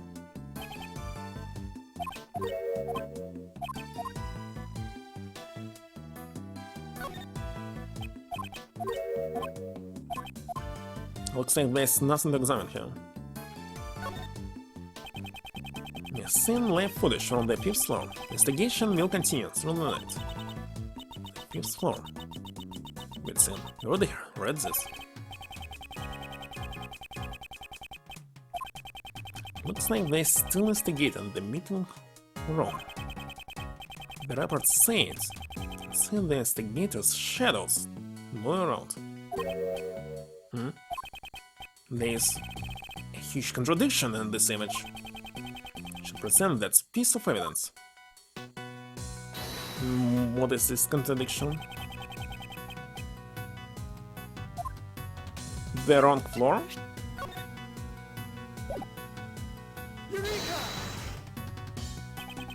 Do you know how many floors this building has? Of course, 50 floors, right? Just above the place, there's the PIC conducts the practically illegal cover-up. Tables are vision for love. And ironic, don't you think? So, won't this dark area above the 5th floor? Wait, the tunnel of love? Those are always dark, huh?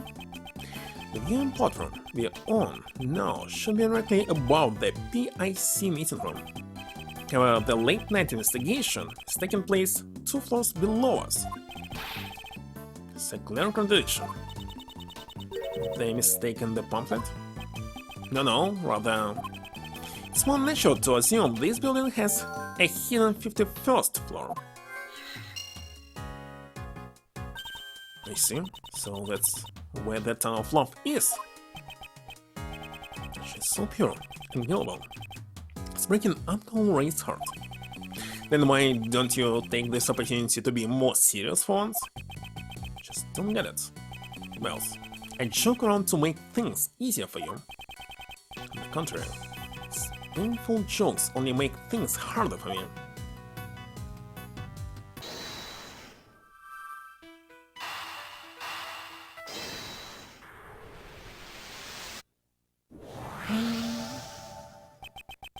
An extra floor between the 50th floor and the viewing platform. Why didn't anyone notice it?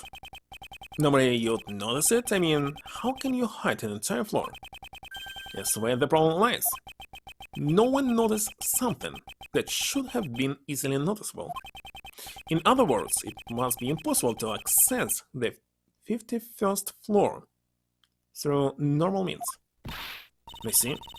Is this a secret portal or something? Okay. Now's not the time to be thinking with portals. I'd like you to recall the hatch at the base of the charity. Is it normal to assume there's a room on the other side of the maintenance hatch? Uncle Ray likes where you're going with this. Let's hurry and check it out. There we go. Now let's see. Looks like there's a lot of stuff down there.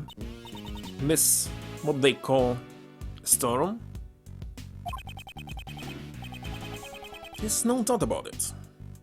This is where key fell down. Of course, and with this, the mystery is solved. No, not yet. Where this nurse found him? Is it outside? Still have the mystery of the person in the red hood who was walking in midair. No, let's not get greedy, shall we? Found the storeroom, so let's wrap things up here. I suppose you have a point. That seemed to warrant an investigation. Start. What time is it? Almost 4 hours. Well, if it isn't Miles Edgeworth. Emma, what are you doing here? I heard about the keys from the telegram show. I was already in the area and thought I might as well check out the crime scene. Her own name is Emma Sky. She's a high school student studying in Europe to become a forensic scientist. She's the younger sister of my former boss and a witness in one of my trials 2 years ago. Gamshon told me everything over the phone. He sounded really upset. He said you lost your badge at the ground tower and he became a mummy? Please calm down. I thought you left for Europe just a few days ago. Don't tell me you've come back already. Yep, and I brought my teacher from abroad too. He needs an interpreter, so I volunteered to help. If your teacher cannot speak English, why aren't you with him right now? You can still communicate with people. Don't underestimate the importance of body language. It doesn't really count as language. But enough about that. What happened to Key? Is she alright? My, what a good friend. And this great King? Yeah. Who are you? Are you Mr. Edgeworth, new assistant? On the contrary, my dear. I'm Ray Schultz, head of the Edgeworth Law Offices. Edgeworth Law Offices? Wait, you mean like defense attorneys? Edgeworth, when did you suddenly become an attorney? No, it's not like that. Now that I think about it, it's rather a complicated working relationship. Don't sweat details. Let's start with the introductory hug. Why do you become a defense attorney, Mr. Edgeworth? Hey, don't just ignore me, because I don't approve it at all. Well, why don't we continue this conversation down below? That's right. Police could arrive any second now. Mr. Edgeworth, who's she? Explain later. First, we have to go down the hatch. Okay, guess I'll be joining the Brazil defense team. Explain about that too. Well then, let's go to the storeroom. I wonder what's inside.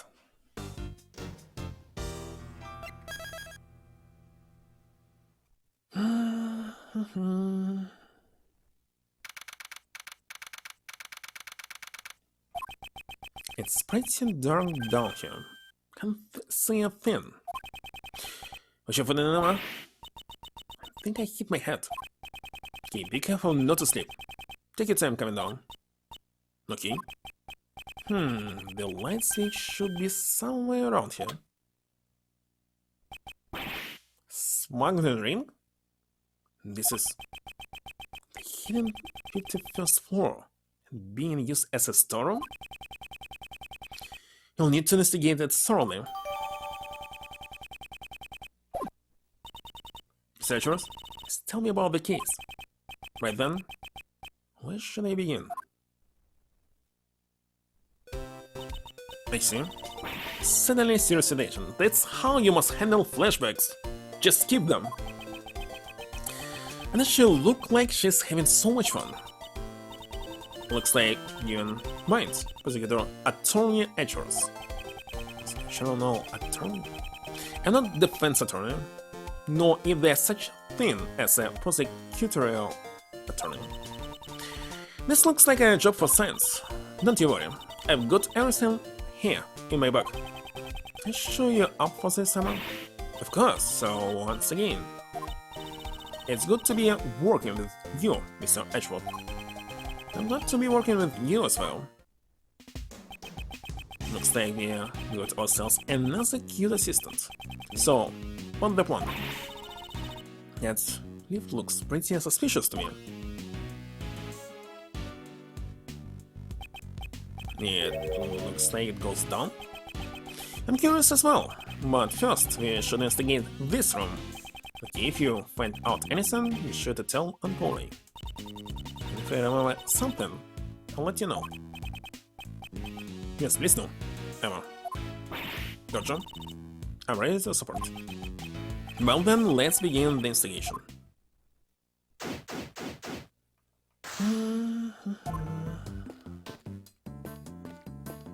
This cheap plastic mask was here? I think it's kinda creepy how all these masks are lined up in such a dark place. Emma, I am not good with horror movies. No way, horror movies are so unsufficient, unscientific. So she's scared of them.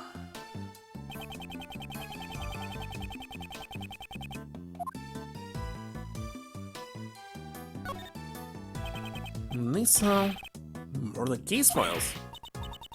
What are those doing here? I see actually badgers here. But all rights, they should be kept at the prosecutor's building of the courthouse, but it seems that someone must remove them.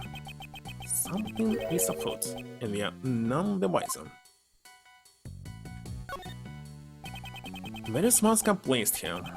There even one of the steel samurai. And these are fairly high-quality replicas. Scientifically speaking, it's just a bunch of random masks. Certainly does look like a hodgepodge collection of masks. This hookers looks like a hook to hang a mask from. Wonder what mask used to be here. Kinda obvious.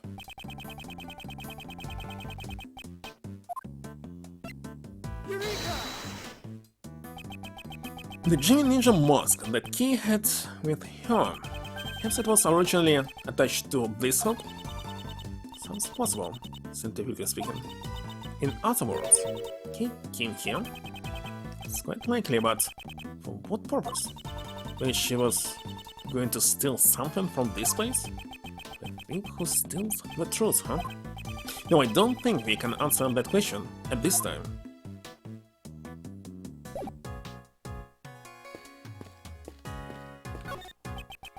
This statue. Yes, it is some sort of new fact. No, this is evidence from a key that I was previously involved in. It was called the Alice Red statue. What? Don't remember such name. There were supposed to be two of them, one real and one fake, but no matter which one this is, it's unnatural for it to turn up in a place like this. Search what? Really seen a lot of cases, huh? Gotcha. UP got me a scope. Nice. Stupid. I'm getting away from the Great Lotus camera that easily. And you must be criminals. I'm snapped 16 shots before you can even say cheese. You're not criminals. Really? Yeah, and fully my camera of justice for those words. Yeah. Aren't you that heinous prosecutor from back then? How you calling heinous? This is Slaughterheart. She's a photographer I've dealt with during my past cases. See, your distinctive accent and your chatterbox mouth haven't changed a bit. Just look at that face. You're obviously up down, no good. Seems she has a bad impression of us. Now it's time to pay your dues. Stand still while I photograph you. Oh. You only came here to investigate. Lies, you think you can fool me like that? Search what? She's not listening at all. She seems harmless. I just leave you be, for now.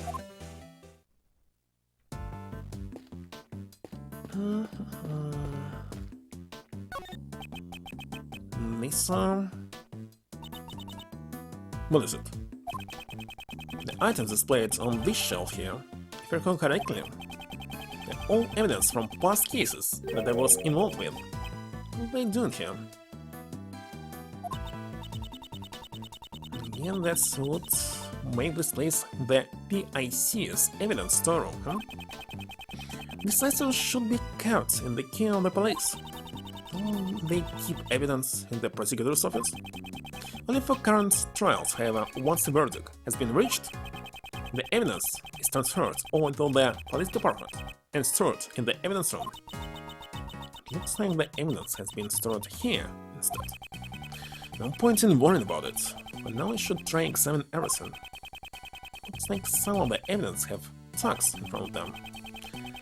And then numbers written on the tags. The ID numbers of the evidence, so many zeros? No, based on how large these numbers are, and the nature of these items I'd say. Yes, prices. Prices? Is that the case? Oh, these are ridiculously expensive. In yen, it's cheap. Seems more concerned with the high prices than the legality of this whole firm. The evidence on display should inspect every nook and cranny. Why I cannot deduce this one? That's strange, only on this one spot is empty. Still has a price tag, just like all the others. Indeed, furthermore, there's a part of the cloth that is not covered in dust. And something was placed here not so long ago. Let's see. Sure seems like that, but what could it have been? A star-shaped mark in the dust, I wonder. Could be related to a certain piece of evidence?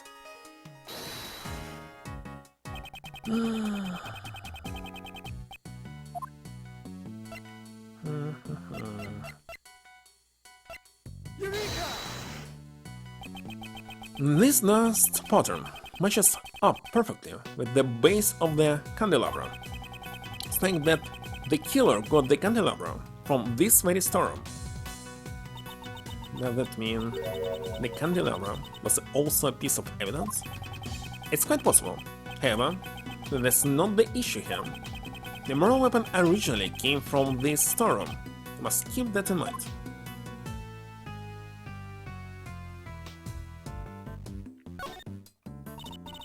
How cute! The stuffed animal so fluffy. It's from Garden Lake. Should be on the key that the prosecutor assigned to that case right now. Is it still in key in a place like this? The little guy is missing his left horn. His left horn. Pretty sure it was already missing when I first saw it. Then this must be a defective product. Amount a recall. Now that I think about it, giving a broken toy to a country's president does sound strange.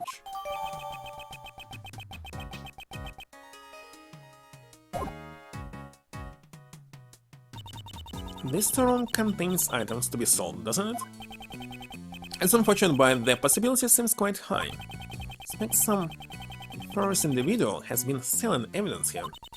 People actually pay money for this stuff. Apparently, some people do. The price tags are proof. Different strokes for different folks, I guess. I need to use something already. Just prices. Nothing else.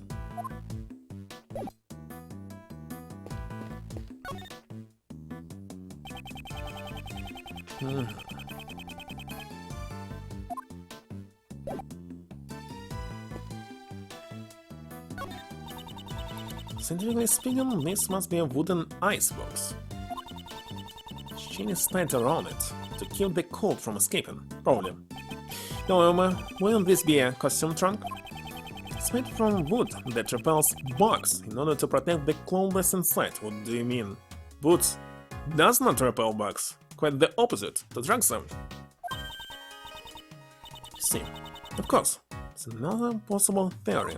There's some kind of wood that repels them? Never heard about it. Your clothes are stored in a cold place. Be nice and cool to wear in the summer. And she's sticking to her icebox theory. Transceiver sitting next to all these trophies.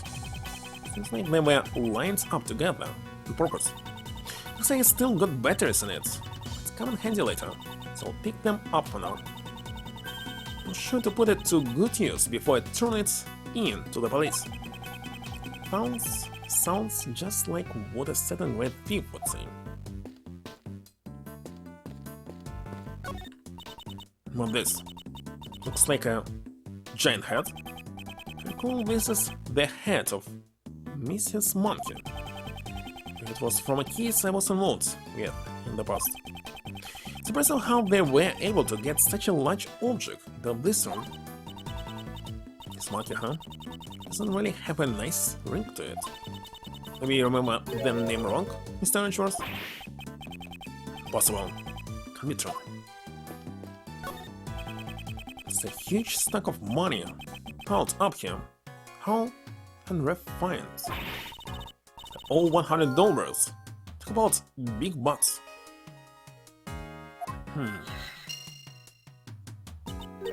So how many times your yearly salary do you think this is worth? If my salary out of this.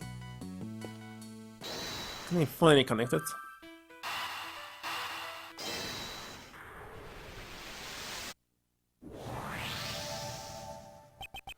From the price tags attached to the pieces of evidence and that huge stash of cash, it's clear that the buying and selling of evidence was being carried out here. Hidden 51st floor. Evidence was being trafficked. This clearly means something. Since further investigation is needed about the dealings that went on in this place. If only there was a witness, you could just ask them. A witness?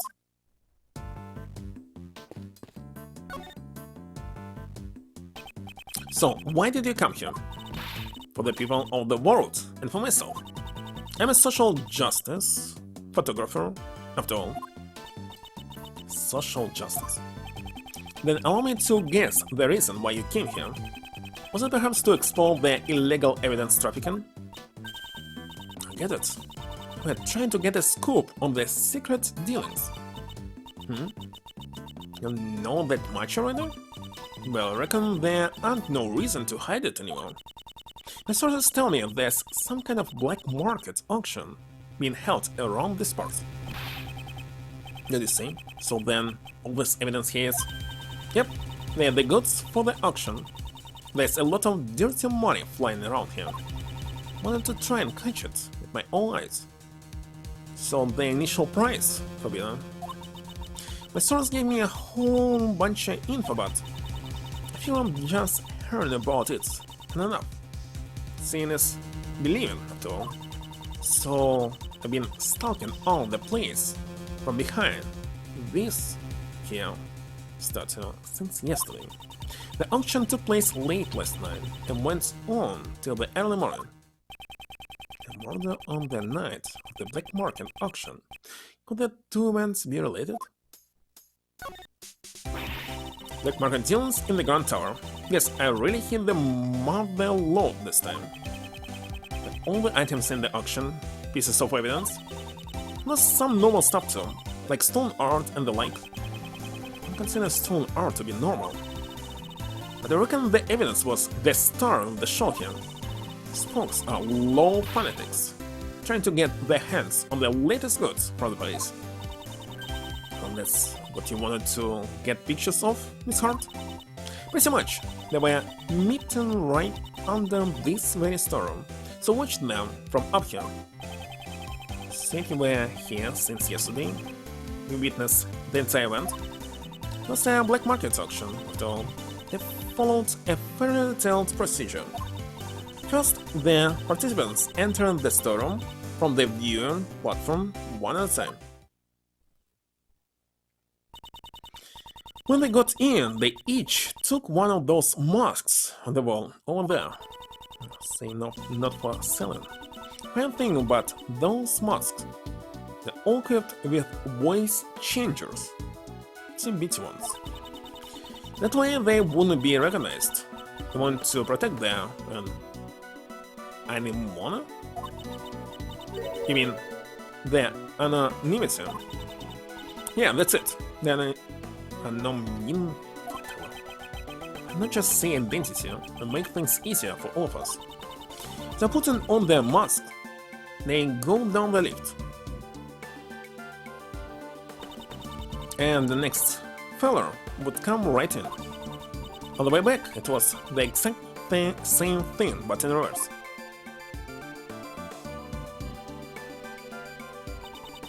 They come up one by one, return the mask, and head up out of the storeroom. Oh, that's pretty thorough. How many participants were there? 11 people altogether. Counted each of them, and they made their way down.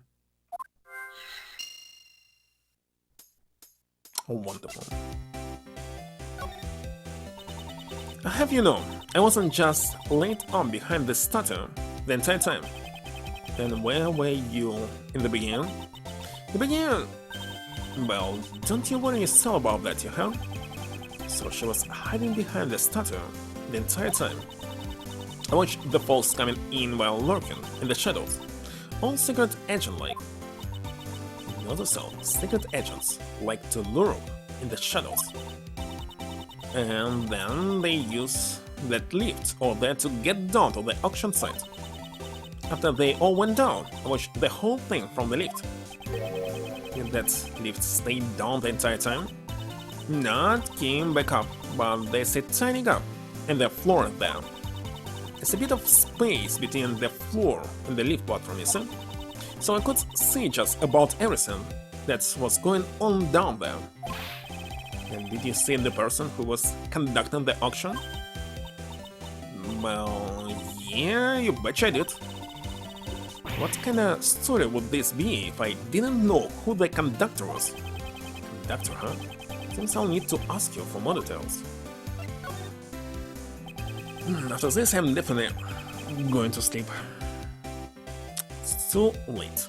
Do you have any more information about this so-called conductor? You know, I came here to get me a scoop.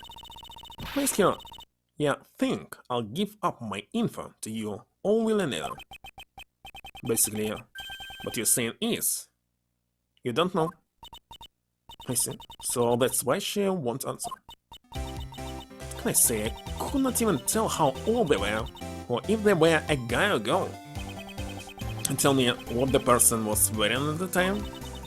Had on a white jacket with a purple flower, and they were wearing white gloves. But you know, that don't mean much when I have no earthly clue who they really are.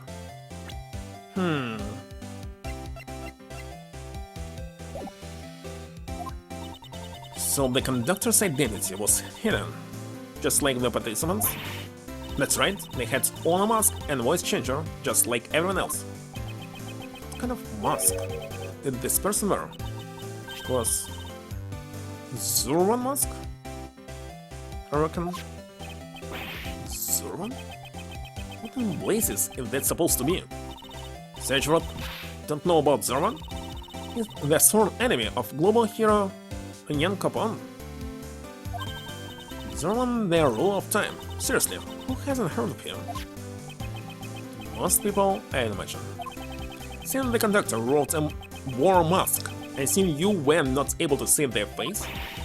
Doing a team-winning beat. And after I came all this way for my big scope. This whole story is turning out to be nothing but full scope. Seems that there was no gambit stand. She actually told us everything. That set of clothes seems familiar. Perhaps I should show her that piece of evidence. Autopsy report? Since the conductor wore a white jacket with a purple flower and white gloves.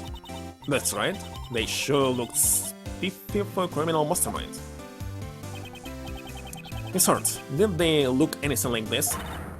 Hey, that's it, that's the conductor. Holy horses, you're telling me the conductor is dead? She's the victim of a case we investigated. Her name is Jill Crane. Have you heard of her? Can't say I have, so she was a lady, huh? What kind of girl dresses like that? She get her kicks by fooling me into thinking she's a guy. Don't bet your intention was to deceive you. Setting that aside, we've established something of major importance. The victim was the conductor of the black market auction. See, so the conductor was killed. And that might explain... Explain what? It's hard. No. It's nothing, honest. So there will be a gambit. Wizard, you clearly sounded suspicious just now. I'm telling you, I ain't. Can be... Sorry, were you trying to say something? No, I didn't say nothing. Don't be like that. Just tell us. How many times do I gotta tell you? I'm a journalist. Information is what pays the bills. Can't just go around spotting everything I know. I've already said too much.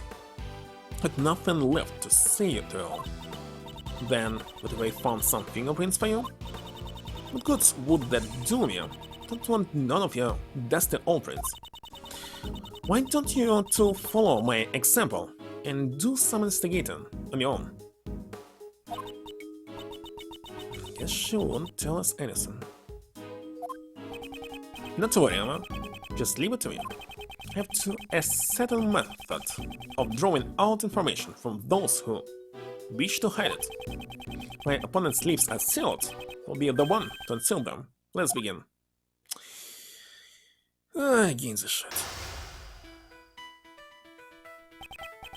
So let's analyze my opponent's demeanor.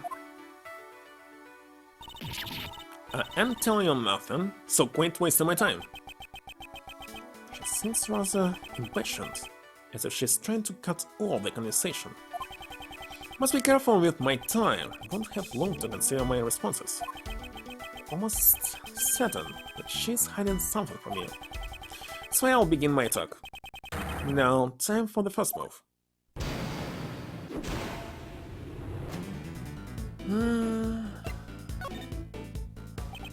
Don't you think you're overreacting a bit? Let's just calm down. I'm always calm. Now leave me alone.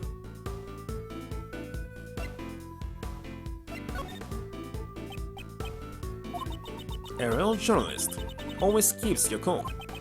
Speaking of journalists, I have something interesting to tell you. A few days ago I met another self-proclaimed journalist. She spoke with an accent quite similar to your own. She spoke like me? Then maybe it was your studio. Nicole said she had a distinct way of speaking, one very much like your own. Furthermore, she said that she had a mentor. Could she have been referring to you? So you know Nicole? Well, that's a fun little coincidence. Maybe you will meet. No, stop trying to get me to spill the beans. It's a close call. Think that she lets down her guards when she talks about receipt. This could be a useful clue. I want you to tell me everything that you know right now. No wagers. I unspill my guts to someone I have no connection with. Guess I should use that clue. I say I have no connection with you, Miss Hart. But don't we have a mutual acquaintance with your apprentice? Well, that's... I kind of would be mighty cruel of me to give Nicole's friends the cold shoulder. Then why don't you share with us what you know? Well, you put it like that, I guess I could let you... No, I unfollow for you. Nasty tricks. No, sir. Your school? No, just forget it. I'm not important.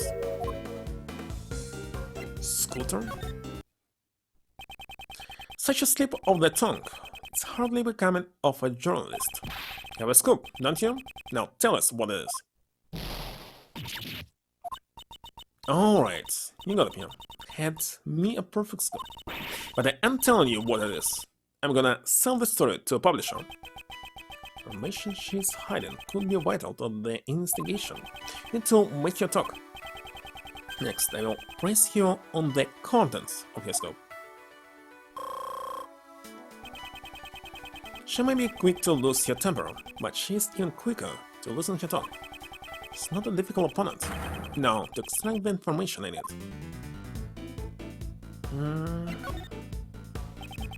Does your story pertain to an incident of some kind? Well, maybe it does, maybe it doesn't. It's hardly a clear answer.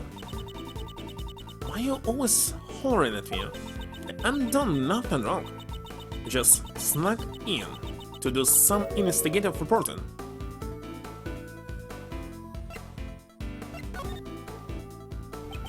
You didn't do anything wrong? That's a bold statement. Consider you're currently trespassing on private property. Hey, you're doing it too. Well, yes, the prosecutors got the right to investigate wherever they place. We shouldn't mention anything about the current state of my employment. There are far worse people in the world, you know? I reckon I'm a saint compared to folks who murder.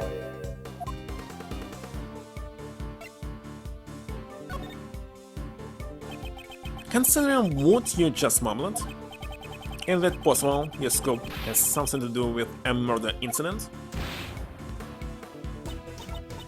He was only talking in general terms. Just now.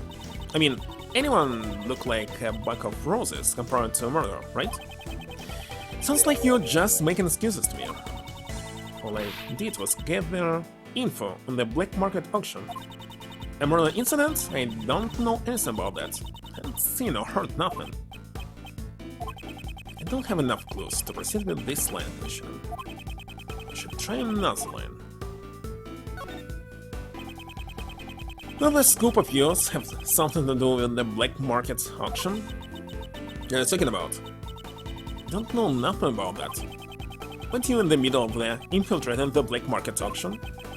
The only logical conclusion is that your story has something to do with it.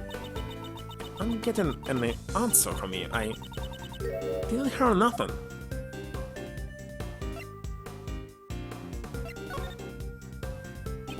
Can you realize it yet? I failed. There's not enough time to do all this shit.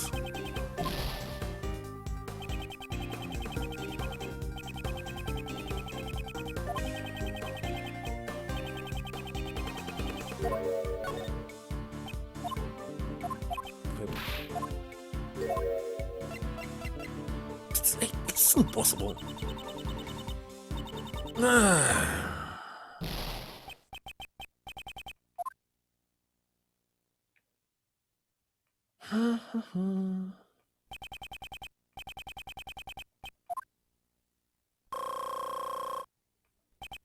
Why the heck exists time limit?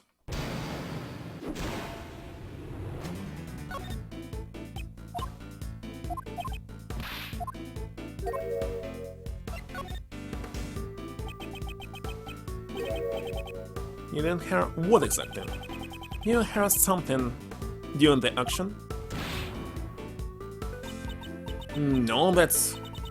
just heard a word sound, it's all. Aren't even worth mentioning in my article. Just forget about it. No question. Something happened during the black market auction. She heard a strange sound. This could be a useful clue.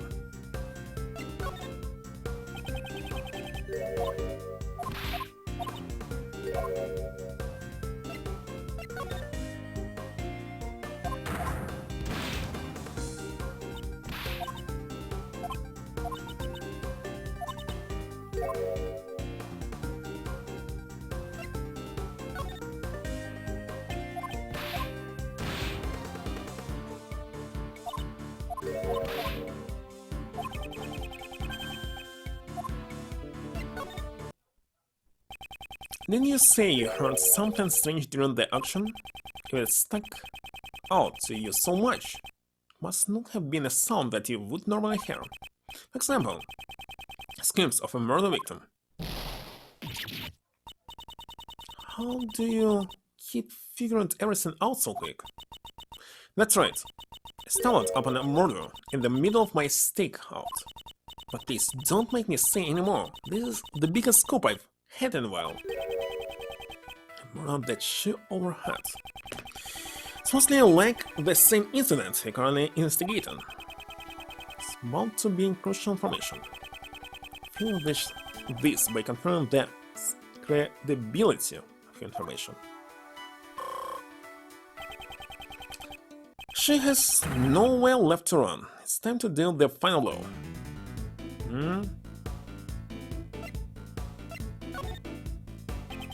Did you really stumble upon a murder?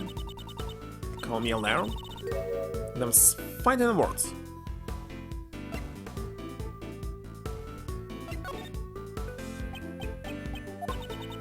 A bona fide journalist, I would never polish lies in my articles. Faster and more accurate than anyone, that's my motto. Your motto, huh? This could be useful clue. Tell me the truth. I know you're still hiding something from me. Hiding nothing from nobody. Already done told you everything I know. Don't have enough clues.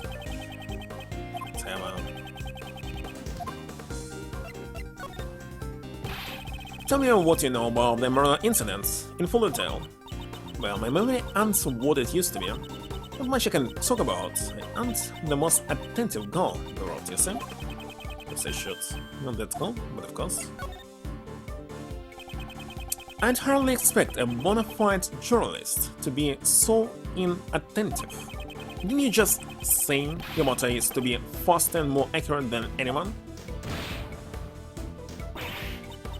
Well, that's as I expected. The credibility of your information is suspect. But I know what I heard. I even got proof. You have proof? How is that possible? Explain it yourself at once. I got me some wait, you heard that? Well, I was just talking to myself. I'll just go on and pay it in mind. No mind? Okay, no mind.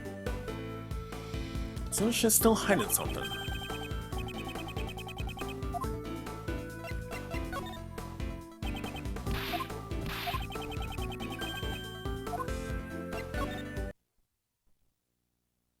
That's finally over. Isn't there something you haven't told me yet?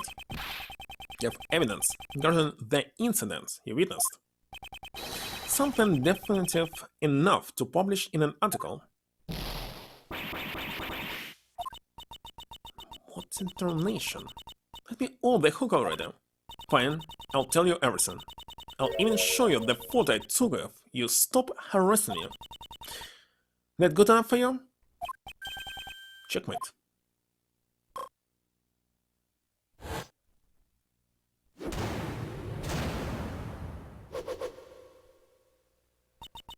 I lost.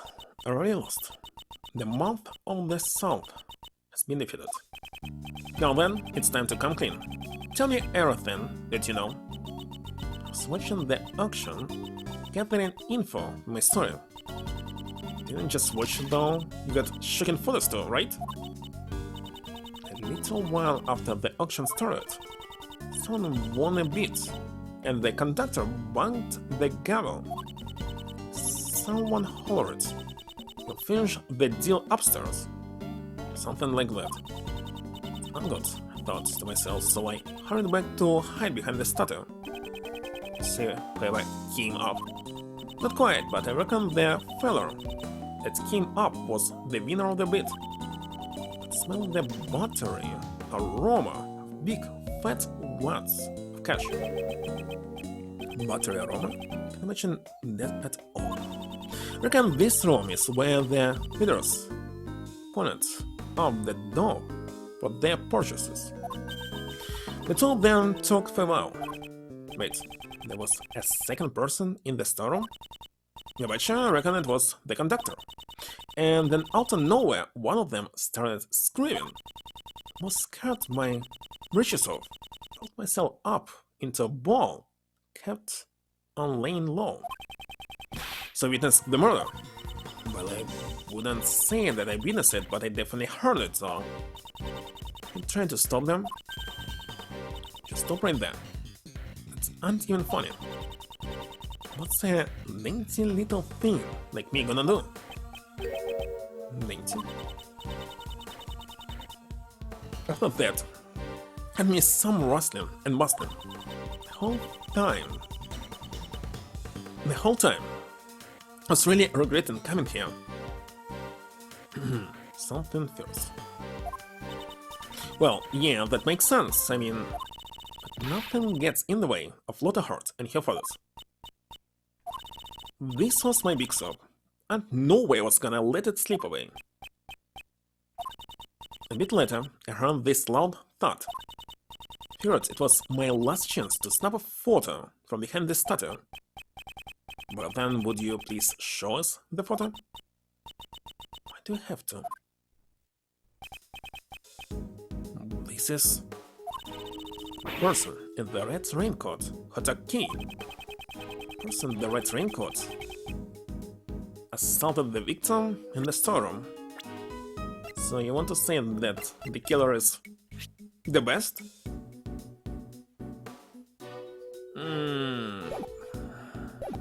Not sure. And then it's a key on the roof.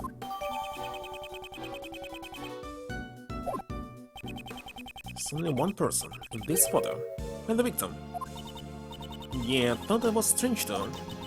Could sworn there were two of them, but when I looked, there was only the one. And that's gotta be the killer, don't you reckon? So she said the victim disappeared. You were able to tell this person what the culprit just by looking? Hands stained bright red, so I figured it was them. To the auction of the murder. Nothing really, I just went on like normal, because those rich folks didn't give a hoot. But some nerve. The nerve of a journalist is nothing to scoff at either.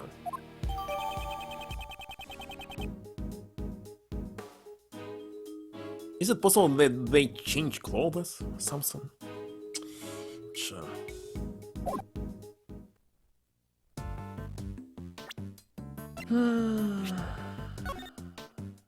Black market auction was being held in the Grand Tower.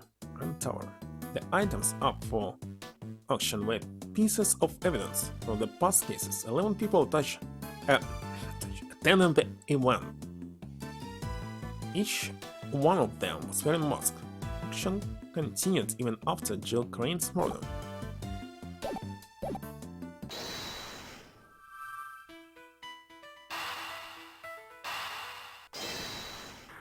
I think it's not connected.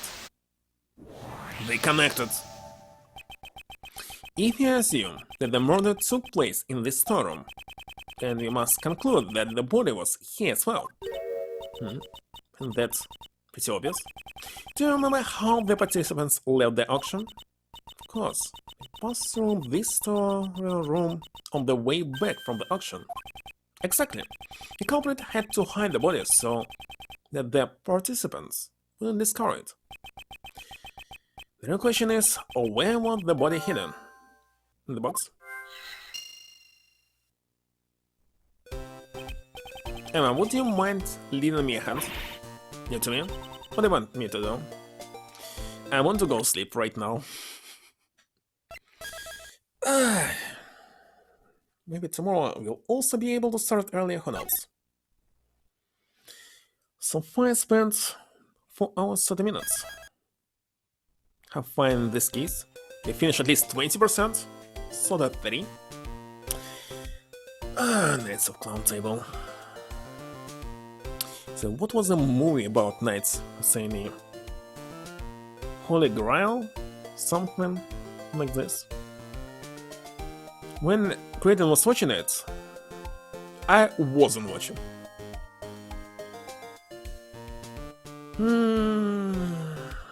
Who should I rate?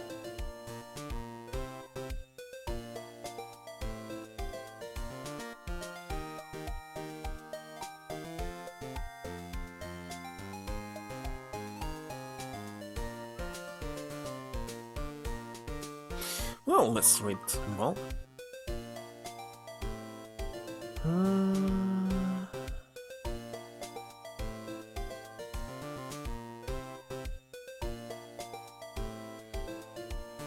Creighton in it.